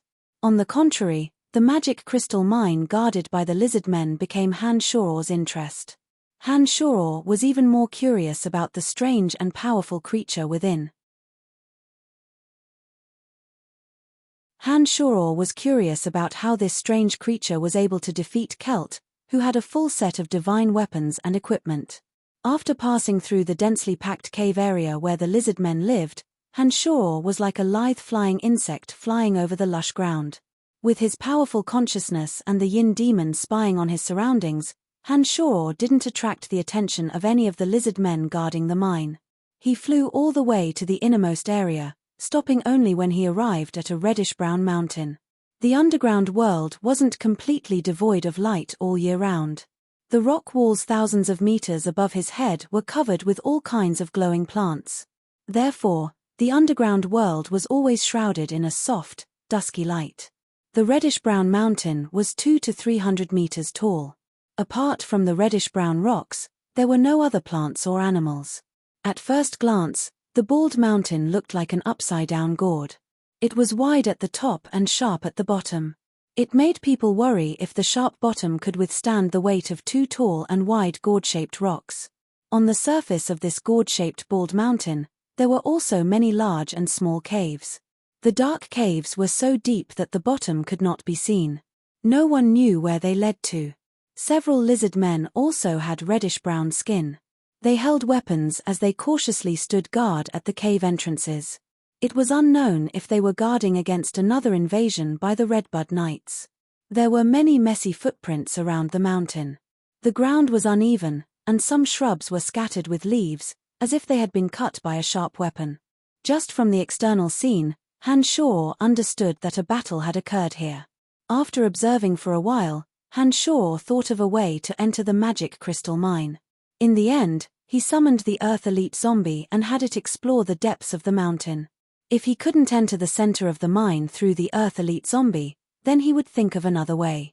As long as it was soil, nothing could obstruct the Earth Elite Zombie's passage. After appearing under Hanshaw's incantation, the Earth Elite Zombie entered the Earth's core, disappearing without a trace in the blink of an eye. However, Hanshaw and the Earth Elite Zombie had a telepathic connection. He knew that the Earth Elite Zombie was following Hanshaw's instructions and slowly moving towards the ore. However, before the Earth Elite Zombie could approach the area, an earth-shattering howl suddenly sounded from within the magic crystal mine. It was as if an enormous creature had been awakened from its slumber. A strange energy that could penetrate the earth suddenly rushed towards the Earth Elite Zombie from within the mountain. Han Shuor's consciousness immediately sensed the extremely powerful aura within the mountain. His brain quickly weighed and compared it, immediately determining that this was a powerful existence comparable to the Lord of the Flames. Without another word, Han Shuor hastily ordered the Earth Elite Zombie to retreat. The Earth Elite Zombie had yet to approach the mountain, but it quickly returned to Han Shuor's feet like a nimble little loach. It didn't wait for the aura to approach him before leaping out of the ground and arriving at Han Shuor's side. Han Shuor waved the skeletal staff in his left hand and a cloud of black mist enveloped the Earth Elite Zombie that had emerged from the ground. He pulled the staff in his hand and brought up a slight breeze. As the breeze blew, the black mist that enveloped the Earth Elite Zombie gradually dispersed, and the Earth Elite Zombie disappeared from within the black mist. The strange energy that had reached the bottom of Han Shuor's feet suddenly lost its target and actually returned to the center of the mountain. After an earth-shattering howl sounded, over 100 lizard men poured out of the caves on the mountain. They raised their weapons and began to cautiously prepare for an attack that could come at any time. No wonder Kelt returned in failure time and time again. With such a powerful creature overseeing the magic crystal mine, Kelt must have had a headache. Han Shuor muttered to himself in a low voice. He slowly retreated deeper into the darkness, observing the lizard men from afar as if they were facing a great enemy. He knew that with the help of that strange creature, they had already received a message that someone was coming. With such a powerful creature entrenched in the inverted gourd mountain, it would be difficult for Han Shuor to enter the mine without making a sound. This creature's senses were so frightening that it could even detect the Earth Elite Zombie from underground. Han Shuor didn't dare guarantee that he would be able to enter the mine if he concealed his presence. Han Shuor naturally wasn't willing to do something he wasn't certain of. Not to mention that strange and powerful creature, just the hundreds of lizard men that were continuously appearing from within the mine wasn't something that could be dealt with in a short amount of time. After a moment's hesitation, Han Shuor temporarily dispelled the idea of sneaking in and investigating. He was prepared to wait for the next arrival of the Redbud Knights, then borrow the power of Kelt's group to see what was going on. Whether it was Kelt or the other humans, as long as their ultimate goal was the magic crystal mine, they would definitely appear again. Han Shuor had grasped this point, so he wasn't in a hurry to leave. Instead, he temporarily stayed under a rock, quietly cultivating while waiting for the others to arrive. Once one reached the separate demon realm, it became increasingly difficult to progress. However, each breakthrough would increase one's strength by 10 to 100 times. Back then, Chu Kanglan had only been at the peak of the Nine Changes realm, but he could already roam the moon. To be able to reach this realm was already comparable to a god in this world. As long as Han Shuor broke through the separate demon realm and reached the carnal realm, then he would be able to enter the Nine Changes realm. It was a pity that from the separate demon realm onwards, there seemed to be many hurdles within the same realm. If a demonic practitioner didn't have a fortuitous encounter along the way, they would have to go through a long period of bitter cultivation in order to advance one step further. From Chu Kanglan's memories, Han Shuor knew that it would take at least 100 years to reach the carnal realm from the separate demon realm without a fortuitous encounter. From the carnal realm to the Nine Changes realm, 500 years might not even be enough. No one could say for sure if one would suffer a cultivation deviation along the way. As for how to advance from the carnal realm to the Omen realm, even Chu Kanglan didn't have a clue. Otherwise, he wouldn't have seized Han Shuor and fought the three powerhouses on the moon in order to break through. 100 years is a bit too long. It looks like I'll have to find another way. Han Shuor muttered to himself. He began to take note of some of the so-called fortuitous encounters in Chu Kanglan's memories. He was prepared to start in this direction when he had the time. The so-called fortuitous encounters were nothing more than cultivating in a place of heaven and earth suitable for demonic practitioners. They could also use the enormous amount of yin qi and demonic qi to cultivate. They could also devour some truly wondrous treasure that could only be born after millions and millions of years. They could also use the power of living beings to cultivate demonic equipment and then use the power of demonic equipment to nourish the demonic infant. They could also devour all the power of demonic practitioners of the same kind. Sitting cross-legged behind the rock, Han Shoror was pondering the possibility of these fortuitous encounters. At the same time, he was thinking about another matter, and that was the possibility of cultivating magic and demonic arts at the same time. Unknowingly, a few days had passed. On this day, Han Shoror's mind suddenly lit up. He suddenly had an idea. Last time, when he was dealing with Kos, who possessed the divine weapon revelation, had completely destroyed many of Han Shoror's necromancy spells. The undead creatures he summoned, including the acid bog, were all purified and dissipated under the illumination of the holy light. For a necromancer like Han Shoror, this was a fatal blow. If it wasn't for Han Shoror cultivating demonic arts and using a mysterious method to create 5 miraculous undead creatures, it was very likely that Han Shoror would have lost when facing the attacks of the Templar Knights and Kos. The reason why the Church of Light and Calamity Church that Kos belonged to were so afraid of Han Shoror was because Little Skull and the others weren't afraid of the Holy Light. This was precisely what Han Shoror had been thinking about. Those high-level undead creatures such as the Evil Knights possessed terrifying destructive power and impact. The Evil Knights wouldn't be too afraid of ordinary light magic, but if Kos used revelation to activate the Holy Light, Han Shoror knew that the Evil Knights would be hard-pressed to avoid being heavily injured. For so many years, the reason why the Necromancers and the Calamity Church were at a disadvantage against the Church of Light was all because of the restraining effect of the Holy Light on undead creatures. Once this rule was broken, Han Shoror believed that it would be difficult for the Church of Light to maintain the upper hand forever. This was what the Church of Light was most afraid of.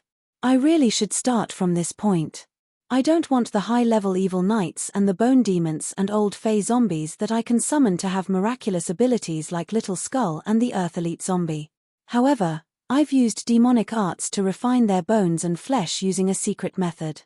It should be able to make them immune to the corrosion of the Holy Light, right? 4 high-level undead creatures like the Evil Knights, Bone Demons, and Old Fey zombies, as long as they weren't afraid of the corrosion of the Holy Light, they would be able to display terrifying destructive power. When the time comes, the Church of Light would have to face an endless stream of high-level undead creatures, and the Holy Light wouldn't be able to play its intended role. They would definitely be terrified, right? Han Shoror inwardly pondered. The more he thought about it, the more Han Shoror felt that this was the fastest way to increase his strength. As long as he could successfully refine undead creatures that weren't afraid of the Holy Light, Han Shoror believed that the next time Kos faced him, even if he brought an even greater number of Temple Knights, only death would await him. It looks like when I return to the Cemetery of Death this time, I'll have to start experimenting on how to make the undead creatures immune to the Holy Light. Han Shoror made up his mind and thought to himself. At this moment, a yin demon that Han Shoror had placed in the surroundings discovered traces of a large group of creatures approaching. The yin demon surveyed the area and discovered that apart from the Redbud Knights in their shining armor, there were also familiar dark elves. Even Matriarch Dana, the dark elf who had a conflict with Han Shoror last time, had brought her clansmen and mingled with Celt. Interesting, the enemies have all gathered together. Han Shoror muttered to himself as he stood up from his cross-legged position. He was ready to see how they would deal with the powerful creature inside the mountain. You're tuning in to the Celestial War YouTube channel. Don't forget to subscribe and join us on this journey to catch the most captivating stories.